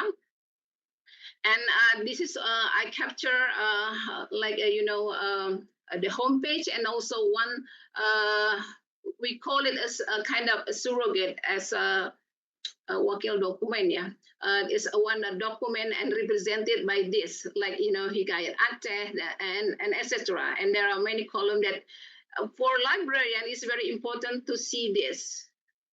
Because in terms of digital humanity, it's very important to see how access can be done for one product, yeah, of the library. And the other one that Prof. Oman has mentioned in the morning, yeah, I attend the meeting also, and DreamSea is also is very important for us in digital humanity concept, yeah. They collect manuscript, and also they try to make like a organization and description for the object, and also some access point for this. This is post Southeast Asian repository, endangered archives programs. And also we can see from Nusantara Manuscript Ministry Religious Affairs that Indonesian here, it is such a long time, this is not updated until 2017 actually they move to another, but it's very important resources that we can use, we can take advantage. I also ask my students to see the various of manuscript here, yeah, from other part of area in Indonesia, yeah, and we collaborate in this project also to describe manuscript and put some description on this. So that's kind of the other one of project that librarian has take advantage and contribute to this.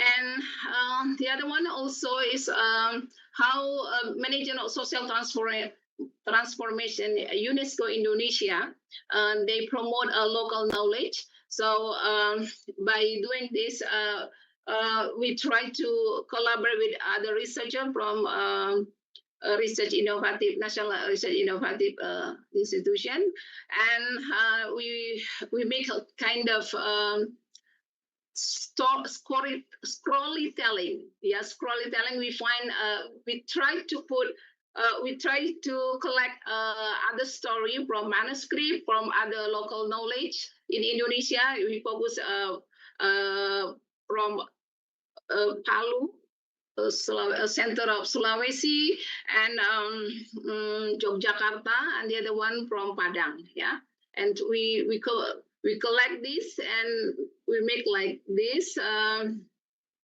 Yeah, we focus on a map, like scrolling map, but it's not necessarily like a map, but yeah, it's kind of integrate, yeah, a map and also a story and visual, the other ones.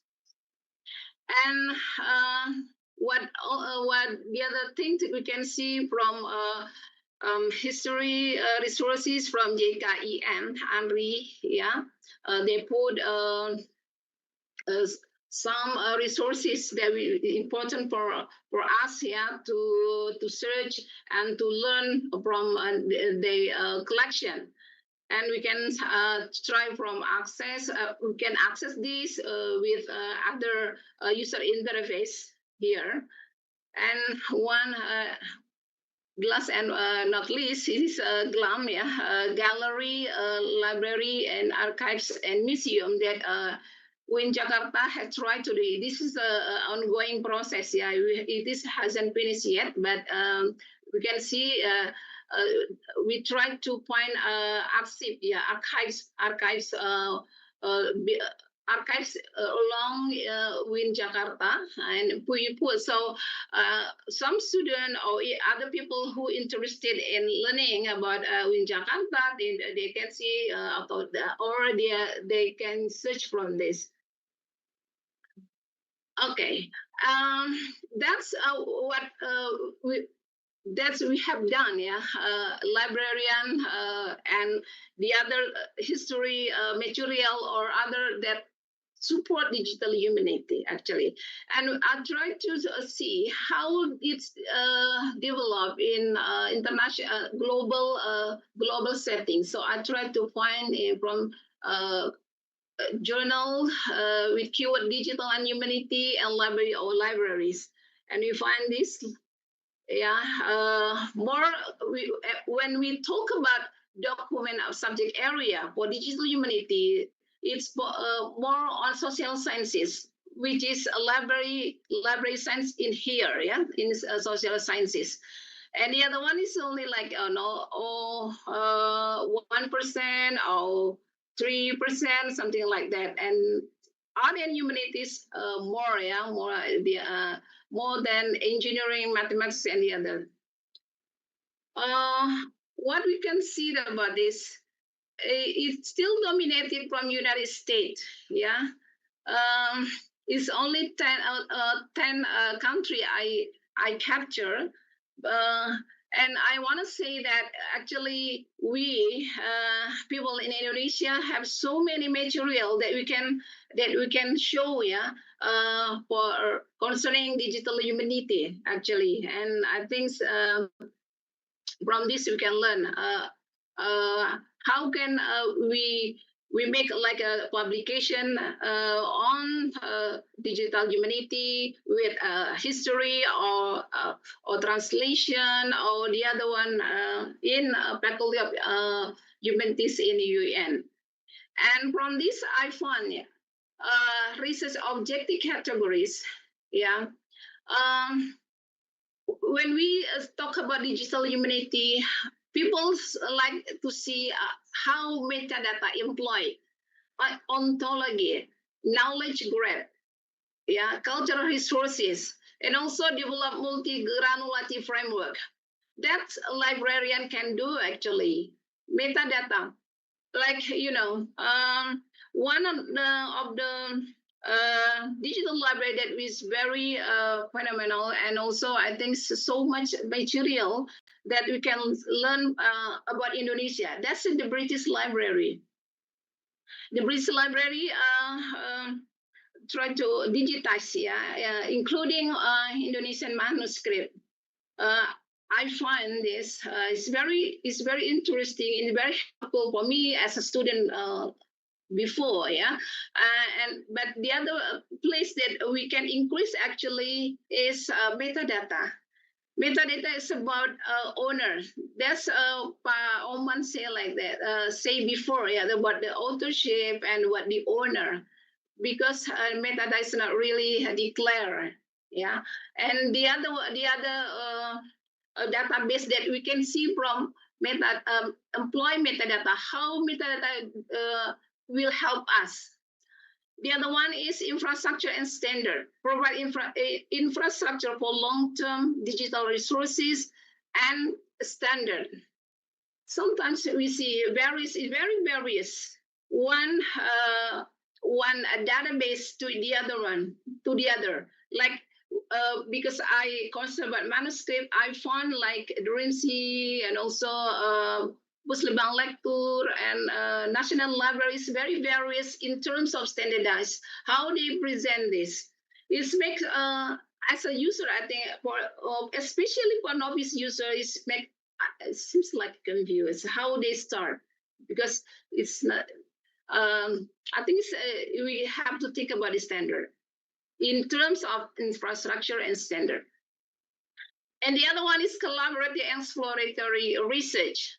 This digital humanity facilitate interdisciplinary collaboration by acting as curator, education, and mediators. Also, like this is when we talk about digital humanity, it's very interdisciplinary. We as a librarian, we can provide resources, we can provide how to access a guideline, something like that, and how they process this is also we need the other profession like information system person and also historian, so they can collaborate. One of the storytelling I show you, its result as a collaborative project with librarians, historian, and also information system person, because we get put in like database, how they put in a scrolling map, something that we have to upskill, but there is a professionals which have a deep knowledge on that, so we can collaborate. So collaborate and explore the research is very important. And also technological integration, integrate AI and data science to automate tasks. There are so many resources that some students have to learn. They need, there are many also AI and also tools that can help. So we have to think about how historical resources can learn by using their tools, that help students to make them interested in the other things.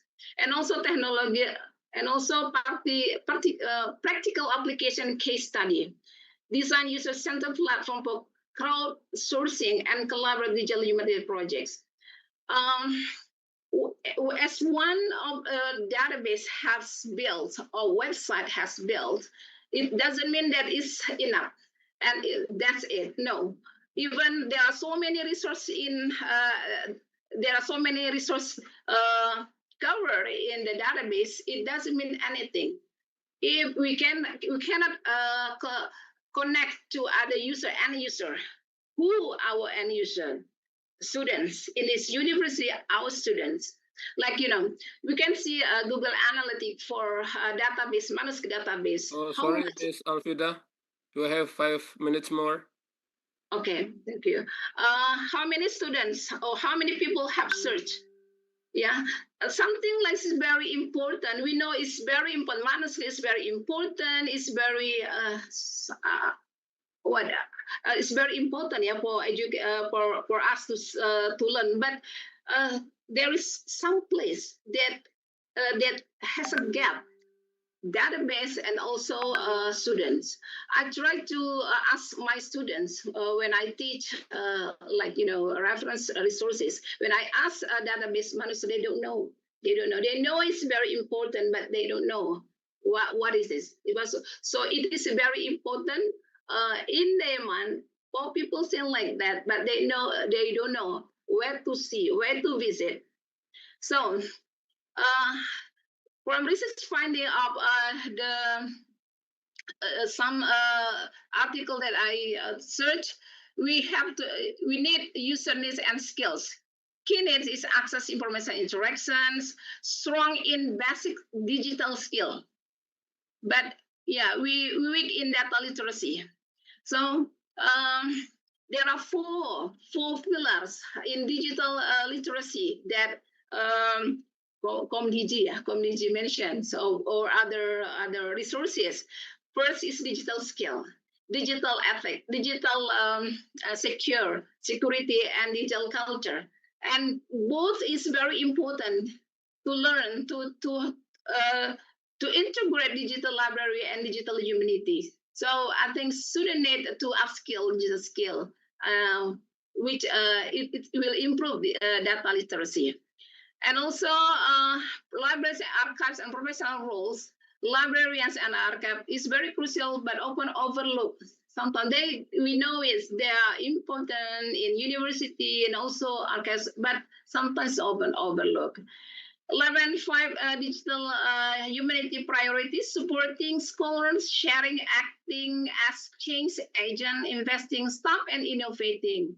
I know it's not that easy, but we have to know it. We have to try to catch up. And also infrastructure, technology, and methodology, emerging teams, research area, ethic and law, collection as data, publishing, and challenge and barriers. For that is which we can put its core barriers in lack of IT skill, limited funding, and intellectual property right. So we have to collaborate and form interdisciplinary. So the implications, of course, we like this user in center design, how digital library system must be tailored to user specific needs. So we have to learn to make like user study, yeah, for one database or website. So don't just build the database without.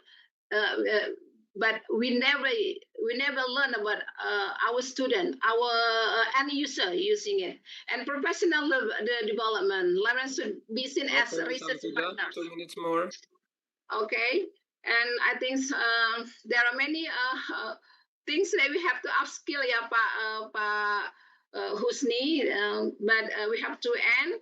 So I think soft skill need, yeah, collaborative teamwork, communication, adaptability, problem solving, critical thinking, user orientation. And we have to see that digital humanities and digital libraries are transforming the way we access, preserve, and share knowledge. But it's not only about the technology, but also about building bridge between people, culture, and information.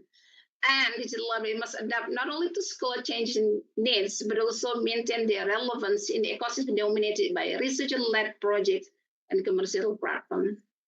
Thank you, Pak Husni. Thank you very much, Bu Alfida, for the great presentation. And your presentation has raised many questions in chat box, actually, but we leave it until we leave the answer after the last speaker. And the last speaker we have this afternoon, and maybe in Amsterdam is in the morning. Is it Pak Usep? Yes. Okay. Is Mr. De Free with us? Yes, she is. Yes. She is here. Okay. Welcome, Miss De Free. So sorry if I pronounce your name because it is a little bit unfamiliar to me. Okay. Miss De Free is a research master student in international development at the University of Amsterdam, the Netherlands. Her academic focus lies in development studies, with research interest in digital humanities and sustainable development issues. Okay, ladies and gentlemen, without further ado, we want to listen to Miss De Free to present her presentation in this afternoon. So, Mr. De Free, time is yours, and you have 20 minutes for presenting your presentation. Sure, thank you.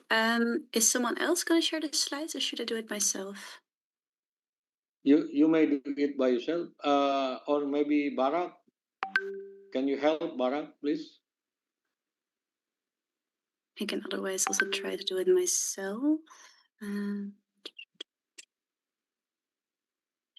Barak? I think, do you see Yeah. it now? Wait, I have to make it big probably, right? Do you see the screen? Barak, can you make it a little bit wider? Yeah, that's good. Yeah? Thank you. Okay. Well, hello everyone. My name is Meerte de Vree, and yeah, how I was introduced, I'm a recent graduate of the Research Master Program in International Development Studies in the Netherlands at the University of Amsterdam.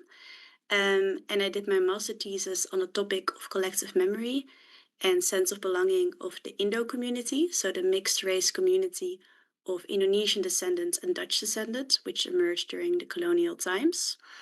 And I was looking at how the third generation, so the grandchildren of the original mixtures, are still connected to this community identity. And I was also very interested to see the Indonesian perspective on this. So back in November and December 2024, I traveled to Indonesia and held different guest lectures at 3 different universities. University of UN Jakarta was the first one I went to.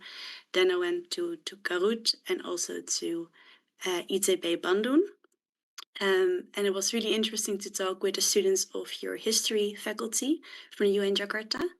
And I'm very thankful that I can present my results of the research here today and continue this collaboration. It's not exactly on the topic of Islamic history, but it's maybe still interesting because the intergeneration or the transnational dialogue that I facilitated was me traveling to Indonesia and having the talks with the students. But then, of course, through digital ways as well, the results also came back to the Netherlands and now again to Indonesia. So it's also kind of how we collaborate over distance and even over this platform at different universities together. So I will present my research in the following way. I will first talk shortly about the background of the research. So what is the problem statement and the relevance? Then the research objective and questions, methods and sample. Then my findings based on my three biggest concepts: collective memory, sense of belonging, and action or activist research. And then my recommendations based on my research for future research and practical and policy. And then I will end with a conclusion.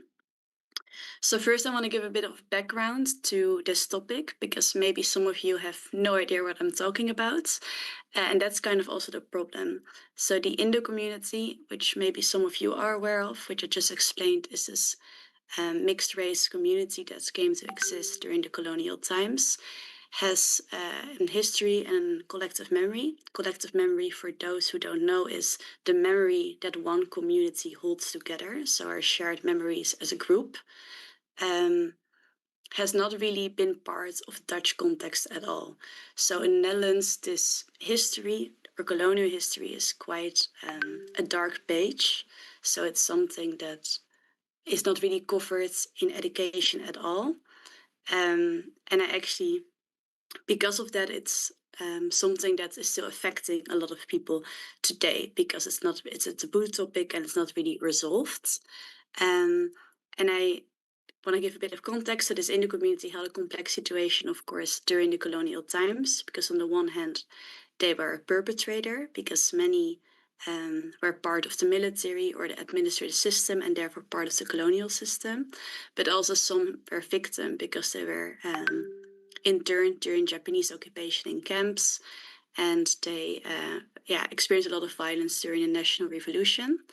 And many of them, after the independence of Indonesia, moved to the Netherlands because they didn't feel like they belonged anymore in Indonesia, but they also didn't feel like they really belonged in the Netherlands because they have this mixed race. And in the Netherlands, their experience was not really accepted, or their history was not really talked about.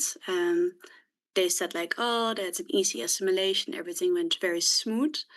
And many pains and experience that they had kind of were unresolved and have been passed on to the next generations.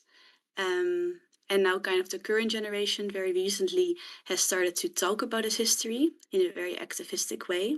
So they started to wanting to have space for this history and talk about it.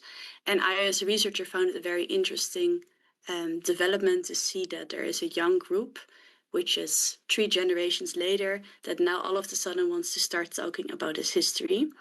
And I was interested to see how so this is also this is kind of like some images that I have to show that there's like a lot of documentaries right now in the Netherlands that are, but also different movies and exhibitions that are about this topic. So it's very something that's talked a lot about. So there's, for instance, voices of the after-war generation and like a documentary about the community that came to the Netherlands and all the stories that were kind of left behind between the ship and the shore when they arrived.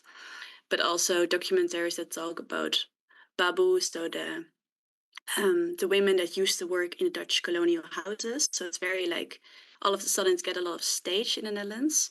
And I was very interested, what does it mean for the way that this younger generation is connected to the topic and the way that they are changing the way that we look at history.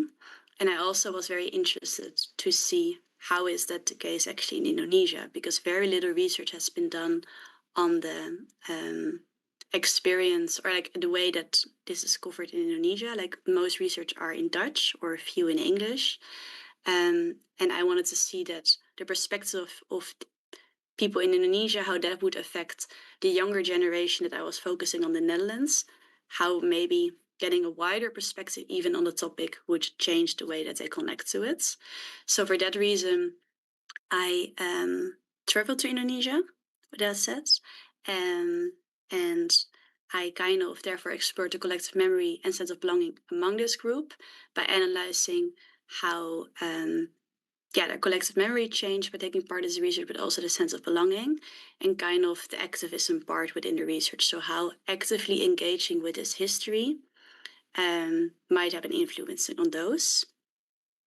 So then my research question, how does active engagement with legacy of the past through participation in intergenerational and transnational dialogue transform collective memory of the Indo community and sense of belonging among Dutch Indo youths? And the intergenerational dialogue was that they would interview their own grandparents or parents to see how the way we look at history changed over times. And the transnational dialogue was the talks that I had in Indonesia to see that the way that in a wider perspective we look at this history, how that changed again, how they think about it within their own perspective. My sub-questions was, how does participation in intergenerational and transnational dialogue influence collective memory? And how does it influence sense of belonging? And which mechanism explain this transformation? And the method I used was a participatory action research approach, because I really wanted a participatory approach where like the participants are kind of equal to the researchers, so a very decolonial methods, and where the normal power balance that you have between researcher and participant, where the researcher is kind of standing above the participants and is observing the participants and drawing conclusions from that. I wanted that I would draw my conclusions together with my participants. And therefore, I even called them co-researchers to really kind of equalize myself towards them. And this is quite of a new and progressive approach, which also means that it's very loose. It's like a qualitative approach. I mostly used one-on-one interviews to talk with my participants about what I wanted to get out of research. And then I did different focus group discussions where we together looked at the history, and also together with them, for instance, I created the questions that I was then asking the Indonesian students in Indonesia. So in that way, we kind of became a research group together, which is maybe also an approach that you are not aware of and you might have some questions about, or could also inspire you in future research. So feel free to ask me more about that later. I also use really creative approaches. So I was using a drawing.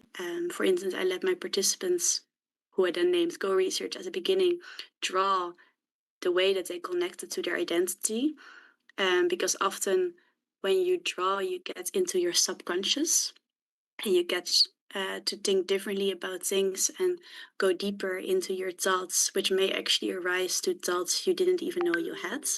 And then I let to come back to this drawing after every exercise to see if anything had changed. So that's kind of different approaches I used.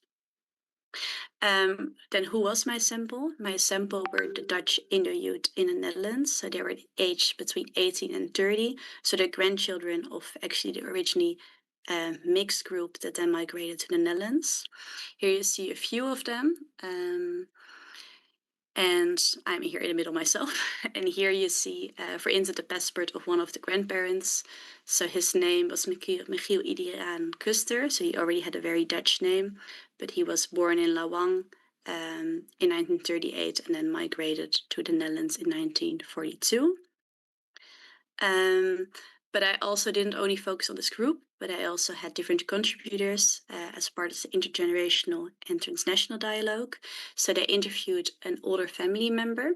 So an Indo family member that was often a parent or grandparent or an aunt or uncle. And for the transnational dialogue, as I said, I wanted the perspective of Indonesian youth to see the way that maybe history is very different thought and seen in Indonesia to get a wider perspective. And therefore, what I said, I did go to the different universities. And I also talked with the Indo community in Surabaya. So a group that actually has also mixed race heritage and is still meeting around that mixed race. And to also get their perspective of how it has been to stay in Indonesia and not migrate to the Netherlands as this community. And then a little overview of my research is that I first did one-on-one interviews with actually 3 stages. At one stage in the Netherlands, one in Indonesia, and then one in the Netherlands again. So I first did one-on-one interviews with my co-research in the Netherlands to see what they wanted to get out of the research, to really make it receptory, that they could also get something out of it, but also to build trust and prepare for the workshops. I really wanted that we had a good base to start from. Then the first workshop, so I really did workshop approach, where we kind of had discussions as group and were more equal to each other. The first workshop, I really focused on what is everybody's individual stance, but what is also collective, so how do they overlap? Then I let them do a home exercise, so they actually interviewed an own family member. And then we talked about that family level in the second workshop. Then we moved on to the national level, so the way that we look at this in the Netherlands. And from that, I let them ask questions that I had for the Indonesian perspective. And with those questions, I went into Indonesia and held the focus group discussions where I was explaining the Dutch perspective to get the feedback from the Indonesian group on the Dutch perspective, and also ask those questions that my group had and talk to the Indo community. Then I came back to the Netherlands to explain what I had learned in Indonesia and again see how this wider perspective of the Indonesian Indos and youth affected my group, and then reflected on the whole process to see how taking part in this research and learning more about the history from a wider perspective changed their sense of belonging and collective memory.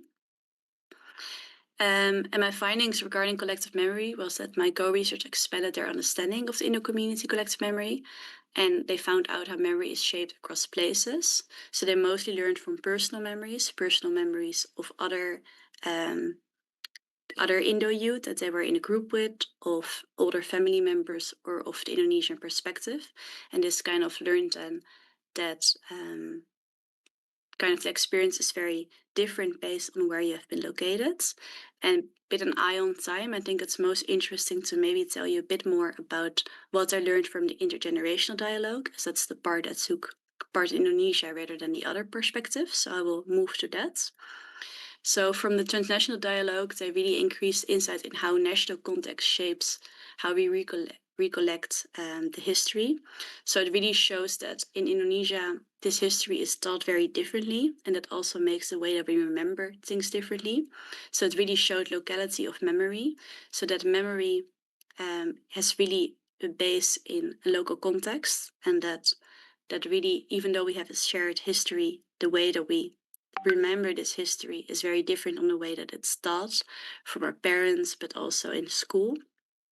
But that there are also a lot of similarities in the way that we handle painful memories. That also in Indonesia there is a lot of silence of painful experiences and also coping mechanisms that are very similar as to in the Netherlands. But it also helped my participants to broaden their perspective by learning of more than just what they knew themselves.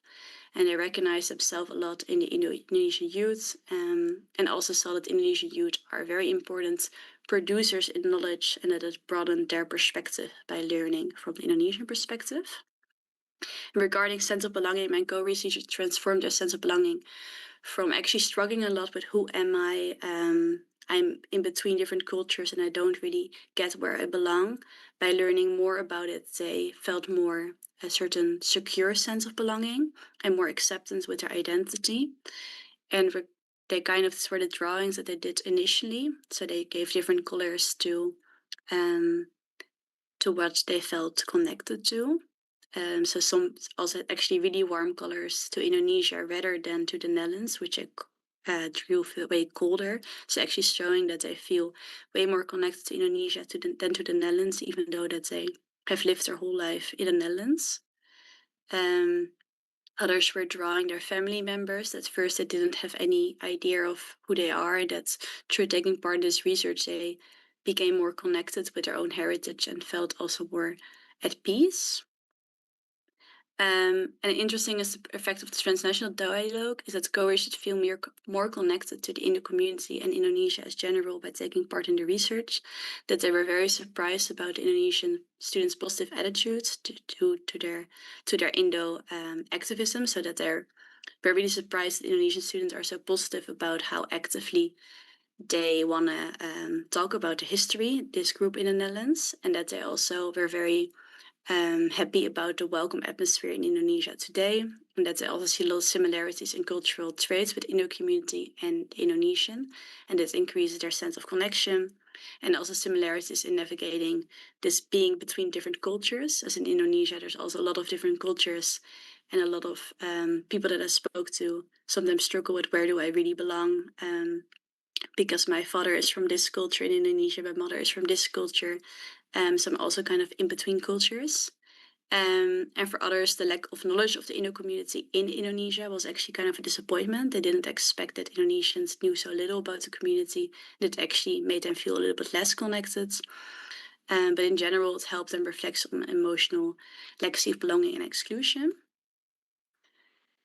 And participating in this research also inspired to do more with the topic.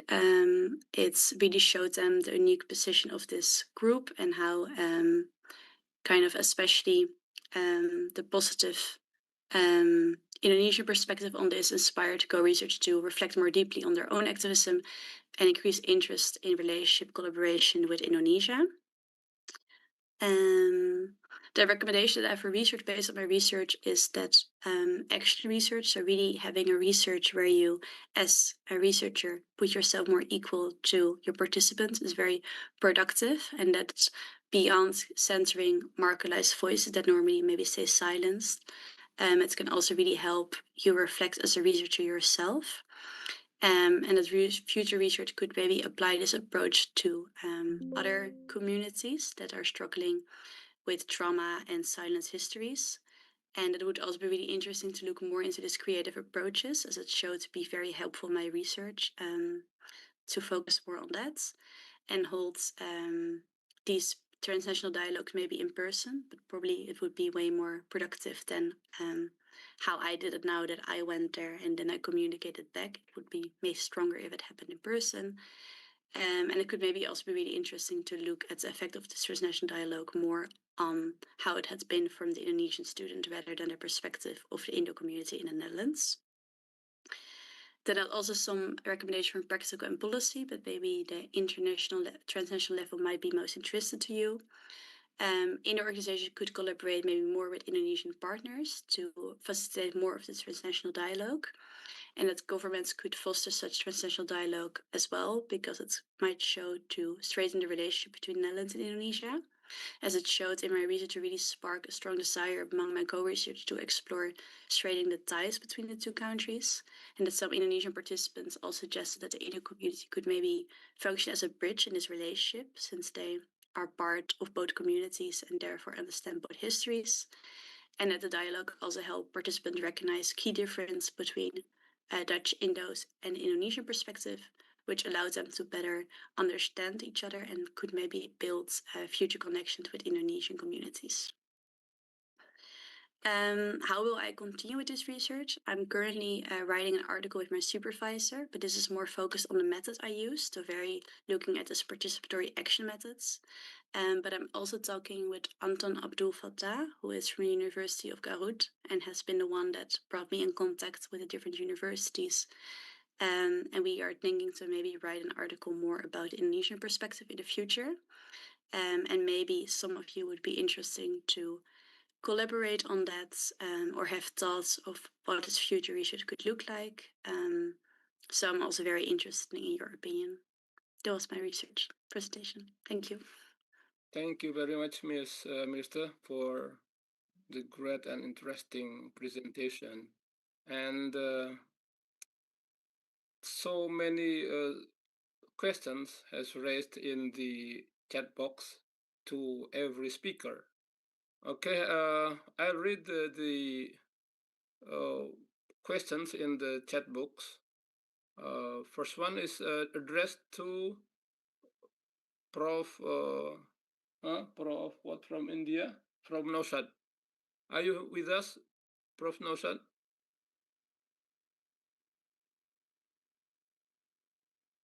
Prof,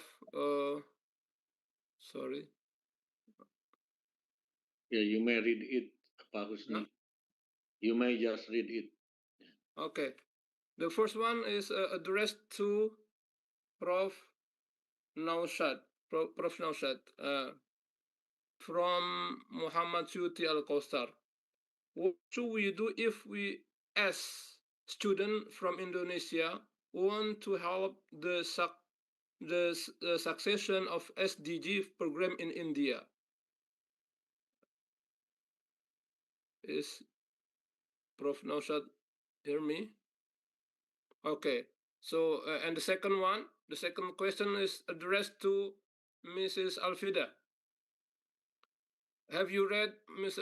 Alfida, the question in the chat box? Yes, I did, moderator. Okay. To Bu Alfida, I would thank you for Mr. Alfida for the insightful presentation. I would like to ask, how can digital libraries support the SDGs, especially in education? What are the challenges in using new technologies like AI and blockchain in libraries? And how can international collaborations between libraries strengthen sustainability and knowledge sharing? Time is yours, Ms. Nida. I think every speaker has 10 minutes for answering the question. Well, this my turn, Pak Husni? Yes. Yeah. Yes. Okay. Okay. Thank you, Pak Husni, and also Muhammad Admiral for your insightful questions. How can digital libraries support the SDGs? Digital library can play a crucial role in supporting the SDGs, especially in education. We see number 4, by providing open and equitable access to quality learning resources. So by opening resources, which is everybody can access, it means that we have make a equitable access. We increase quality of learning.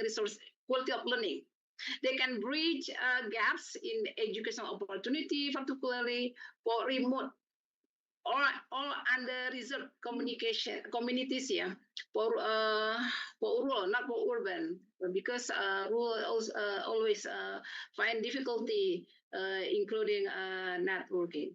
And also ensuring that learners have access to up-to-date information research and digital content that support lifelong learning. So open and equitable access is very important. That's SDGs remind us.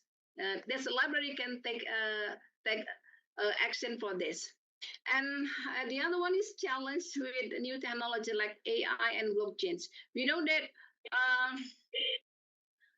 for technical complexity, implementing AI for cataloging and recommendation system and blockchain, sometimes secure record keeping requires special skills.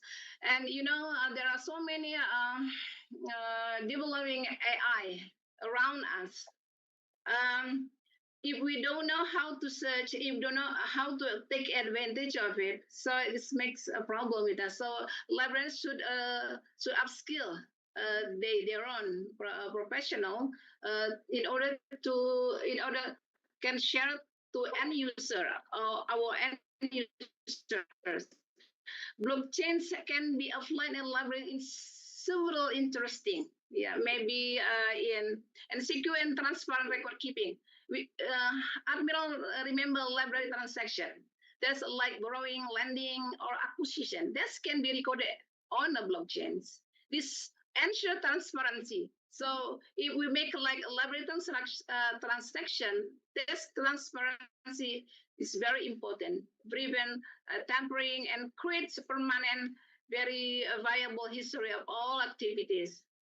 Then digital right management, intellectual property. Blockchain can track ownership, and also authors, publisher, and library can ensure proper attribution. That's very important in line with blockchains. Provenance of rare and cultural materials, for archives or rare manuscript, blockchain can record provenance. Sometimes we forget about whose manuscript is it.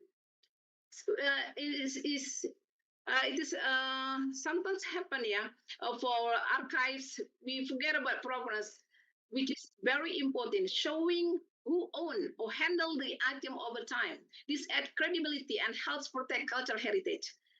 And the other one is decentralized access to resources. Smart contracts for library service also kind of blockchains. For example, digital book could automatically restrict access. And the last question is about how can international collaboration facilitate and share digital repository. We have many products actually, like WIN, they share digital repository, reducing duplication of effort and cost. It means that there's one way to make a collaboration between librarians because they can see digital repository, and also encouraging cross-border research partnership. Like our speaker just know. So makes like kind of border research partnership. It's not only one institution, but we can collaborate with the other institution in Indonesia or maybe abroad. And promoting best practice in digital preservation. What have you learned from metadata standard, and you make it, and you try to make it and work in a library, and this can produce best practice. This is very important to collaborate. When they saw our skill or master of something regarding preservation or digital curation, they can ask us, or maybe we have to brand ourselves also. So that's a kind of international collaboration happen with the library. Maybe this is the question, this is the answer, Husni, from Admiral,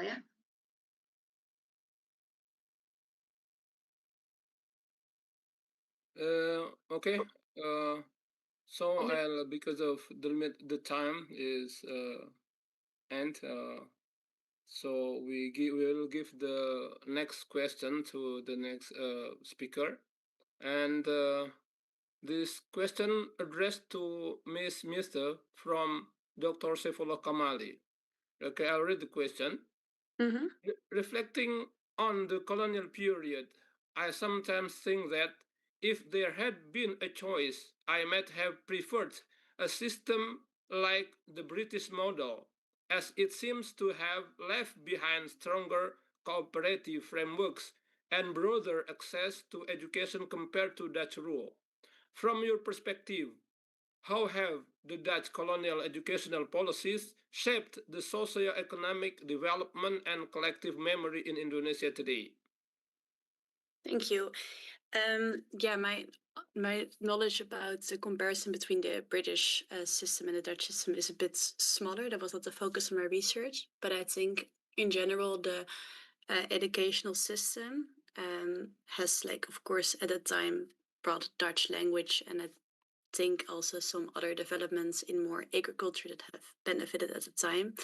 But I think as soon as the colonization ended, also Dutch support ended in any way, and I think there was not any help in building up Indonesian nation compared to, for instance, the British time, where way more continued. And I think in that way the Netherlands could have supported way more. I think also the educational system, the way that we had done to countries we have colonized, and I think not educating young people in your country about your historical faults, then you can also not learn from your mistake. So I think in current years there's a lot of movement, the colonial movement happening in the Netherlands, bottom up, so not from the government but actually from citizens, a lot from historians, so educated historians, and I think that's a very good development, because we need to learn from our mistake to as a future society work better together. Yeah, so that would be my answer. Okay, thank you. But I'm also very interested in what the view of this professor himself is. So maybe he would also like to share what he thinks about it. I don't know if there's space for that.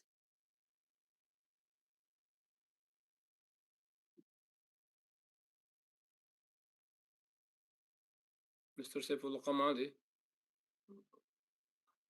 The question from Mr. Saifullah Kamali, and so sorry, maybe. It's also okay if there's not door, but that would be interesting what Saifullah himself would think about this. Okay, to have the conversation the other way around. Okay. Mr. Saifullah Kamali, that's the answer from our speaker. He has problem with his voice. Okay, no worries. Yeah. Okay, next question addressed to Mr. Nursaid. Nursaid, are you with us? Prof. Nursaid? Prof. Naushad Ali, Pak Husni. Huh? Not Nursaid. Professor Naushad Ali. Oh, no, Nursaid Ali. Yeah, Professor Nursaid Ali, are you with us? If you are not with us, so we will read the other question for Bu Alfida and Ms. Smith. What do you think, Pausep? Yeah, you may continue. Okay.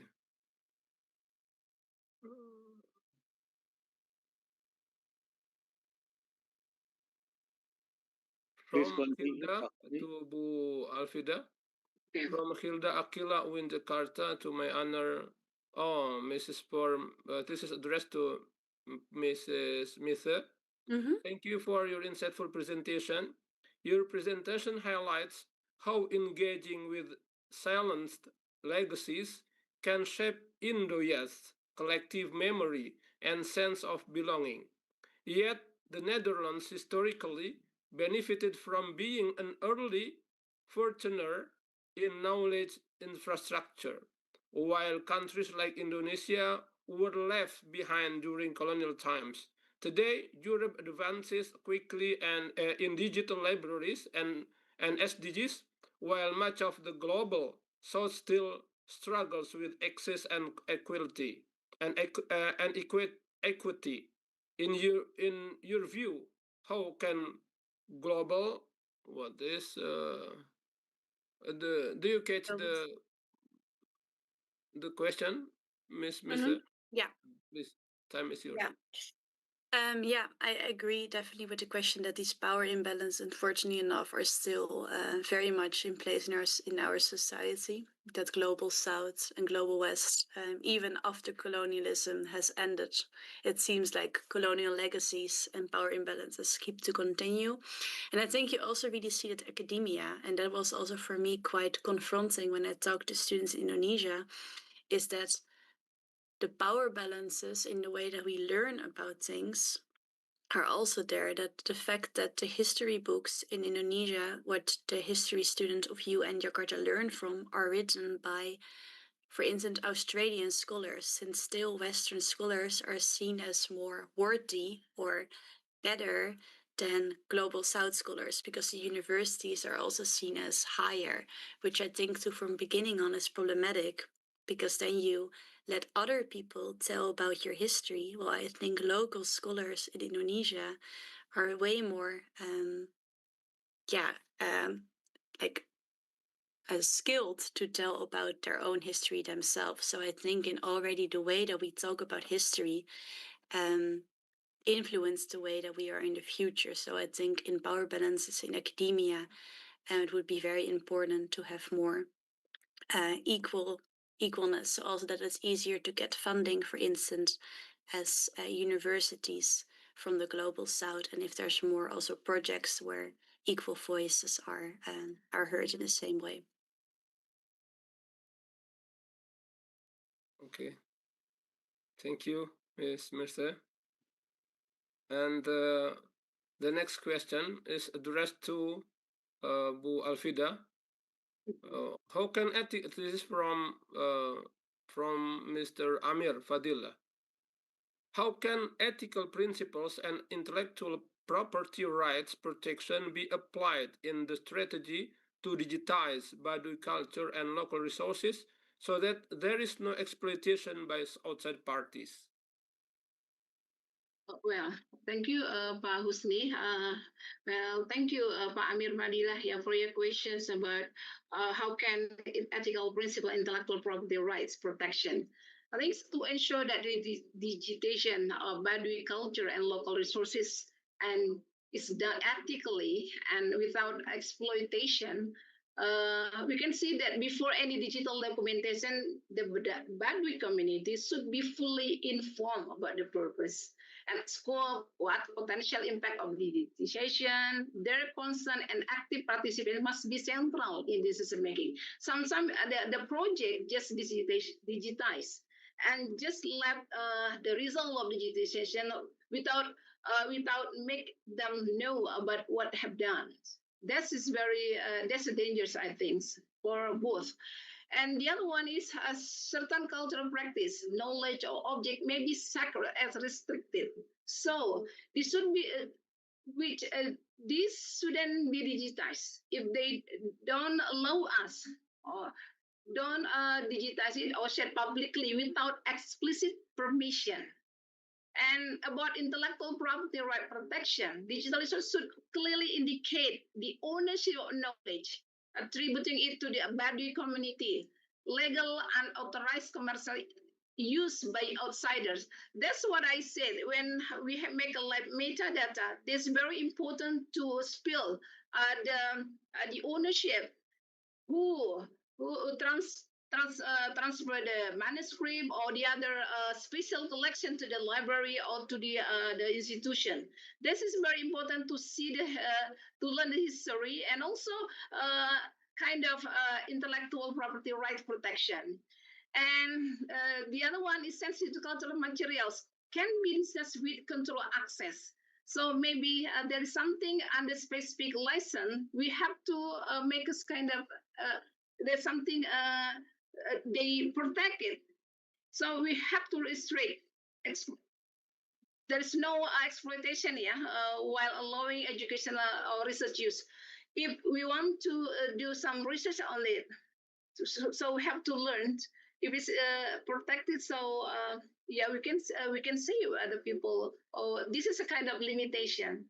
So access control and licensing is very important also. And capacity building.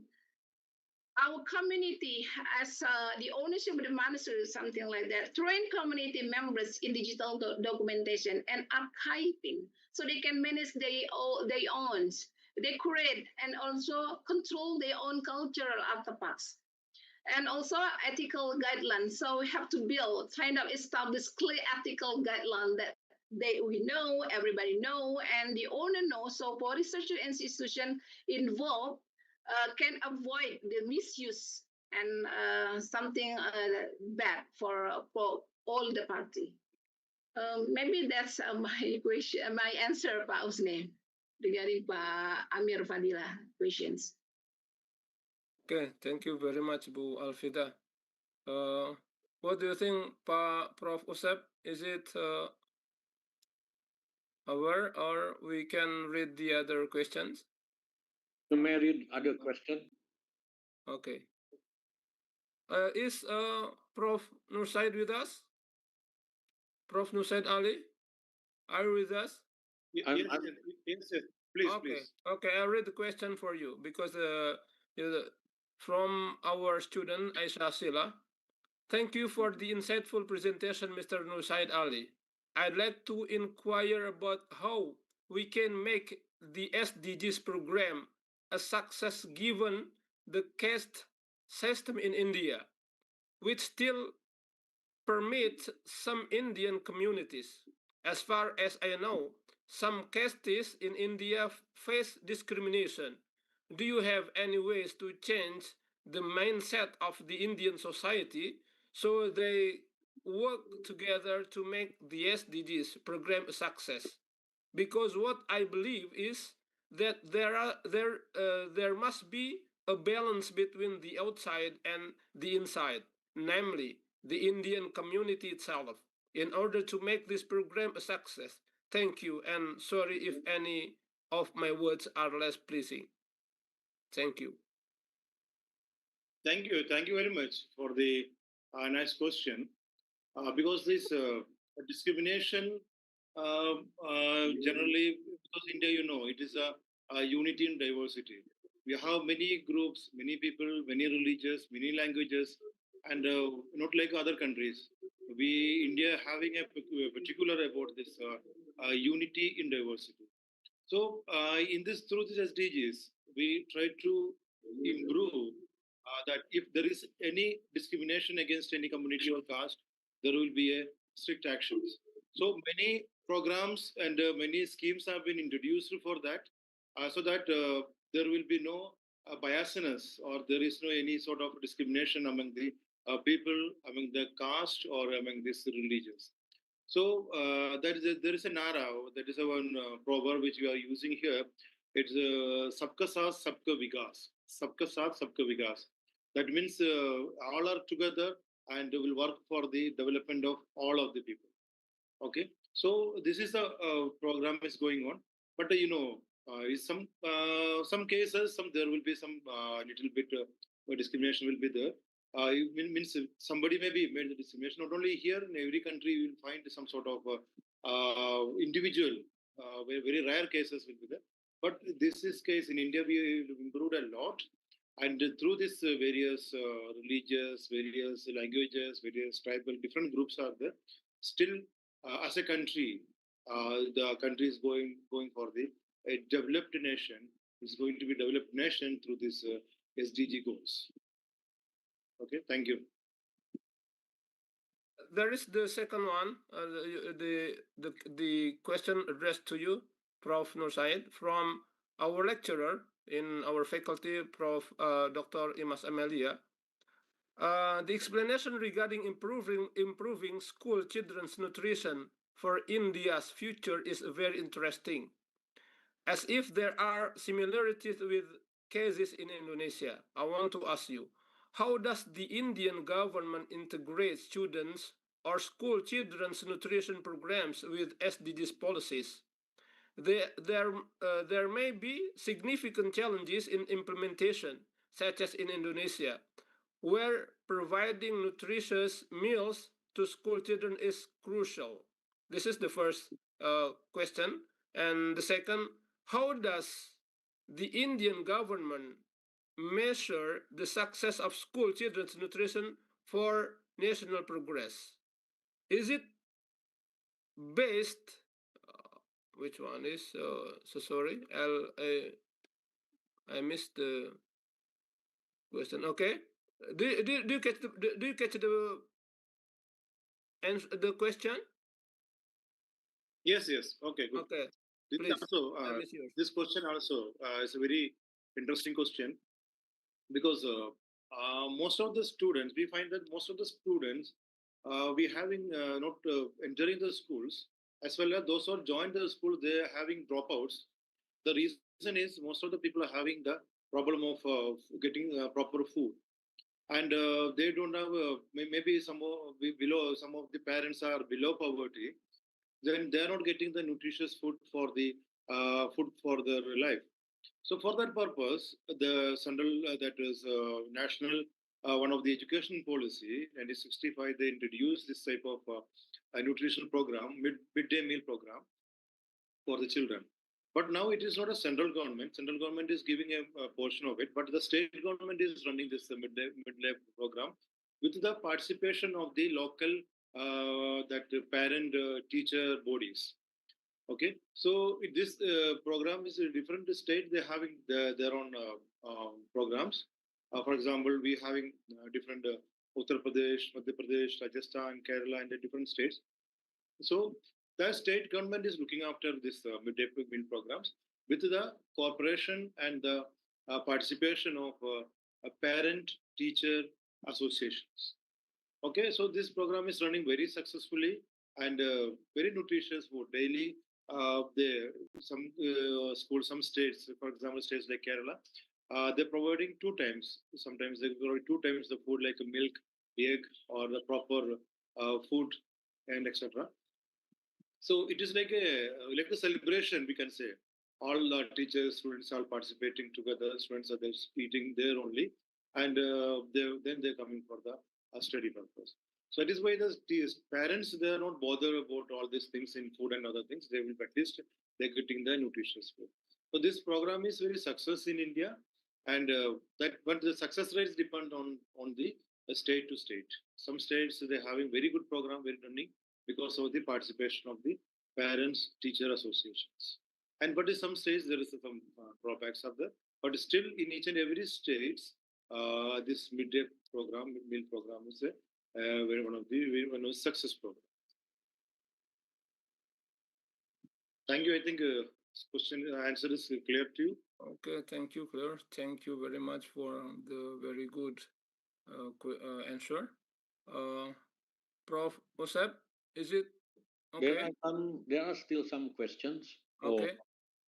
So the next question addressed to Miss Mither from Jacinta Mulawarman University. Thank you very much, Miss Smith, for the presentation. I am intrigued by how you link silent legacies with youth identity. My question is, in global collaborations on digital humanities, how can we ensure that innovation?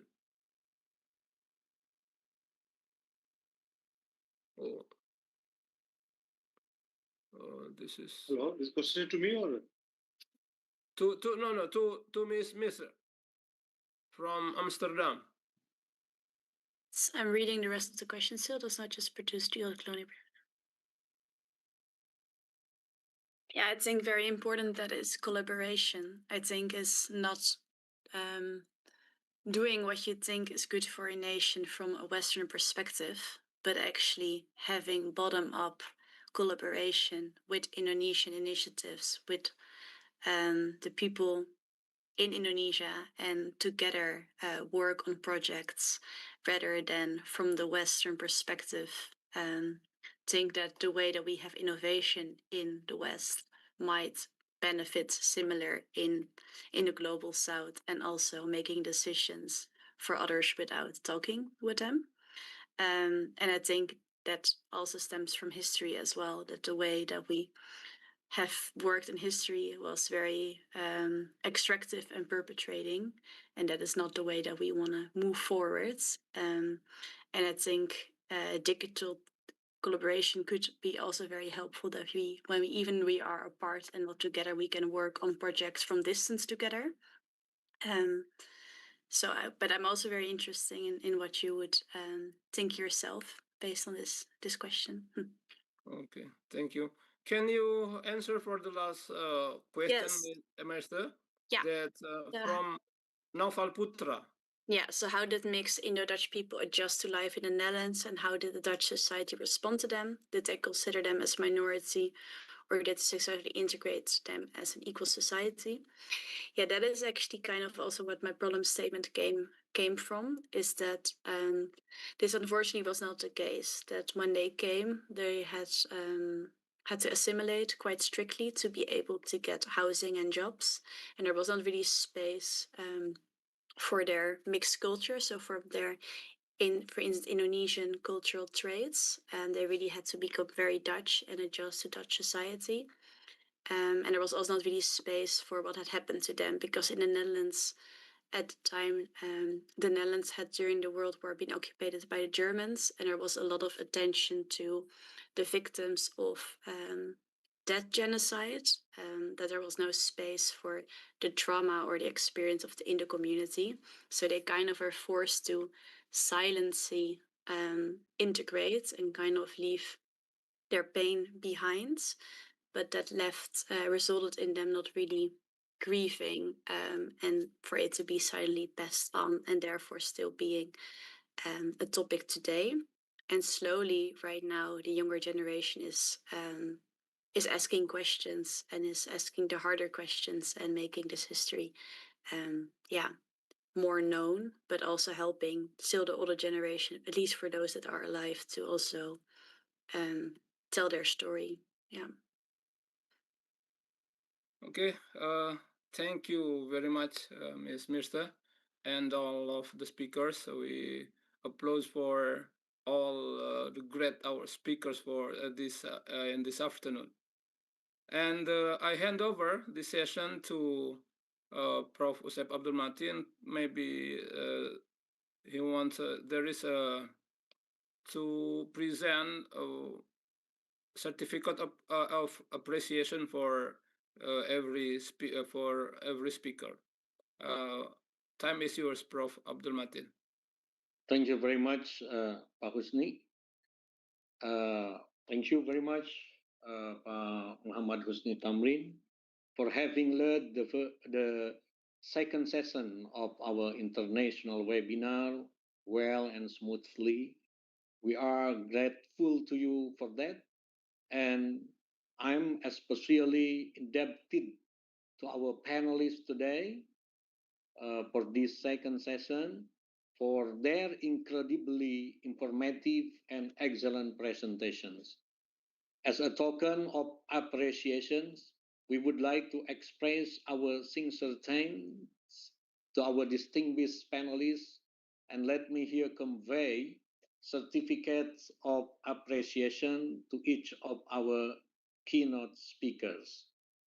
First, I would like to convey our certificate of appreciation to Professor Naushad Ali PM of Aligarh Muslim University in India.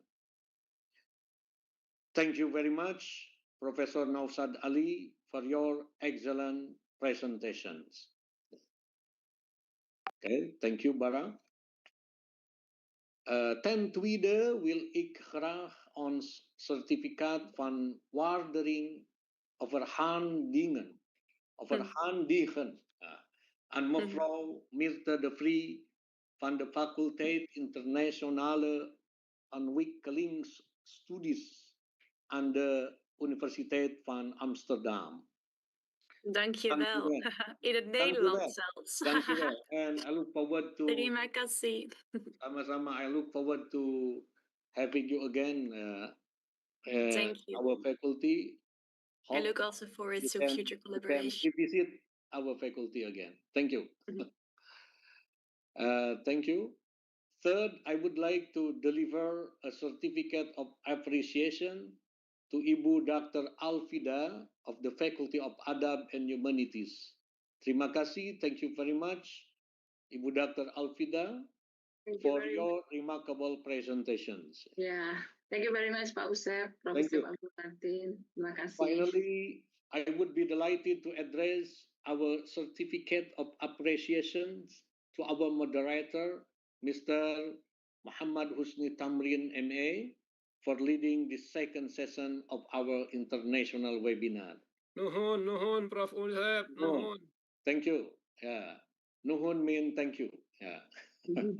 And for the participants, you may fill the link of the attendance in the chat to obtain the certificate of appreciation as participants. Ya.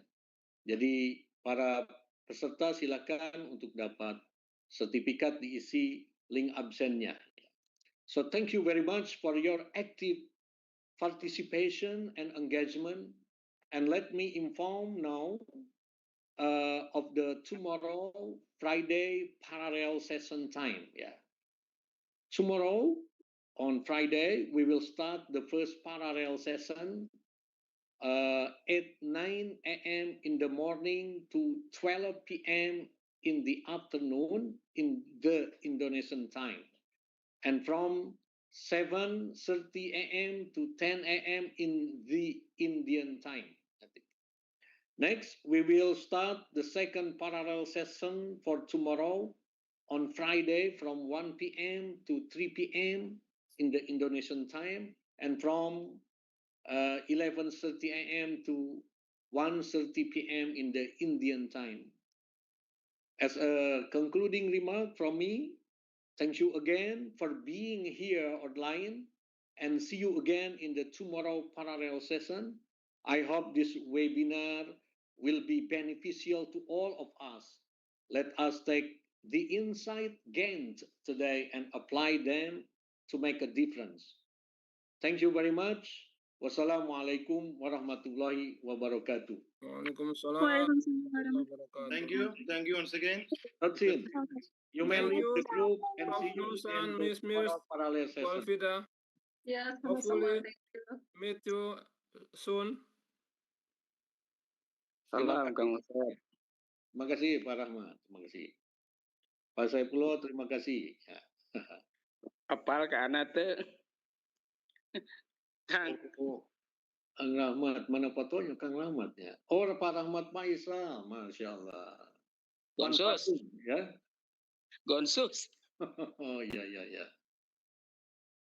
Silakan datang lagi besok ya. Jam 9, Pak Rahmat. Insya Allah.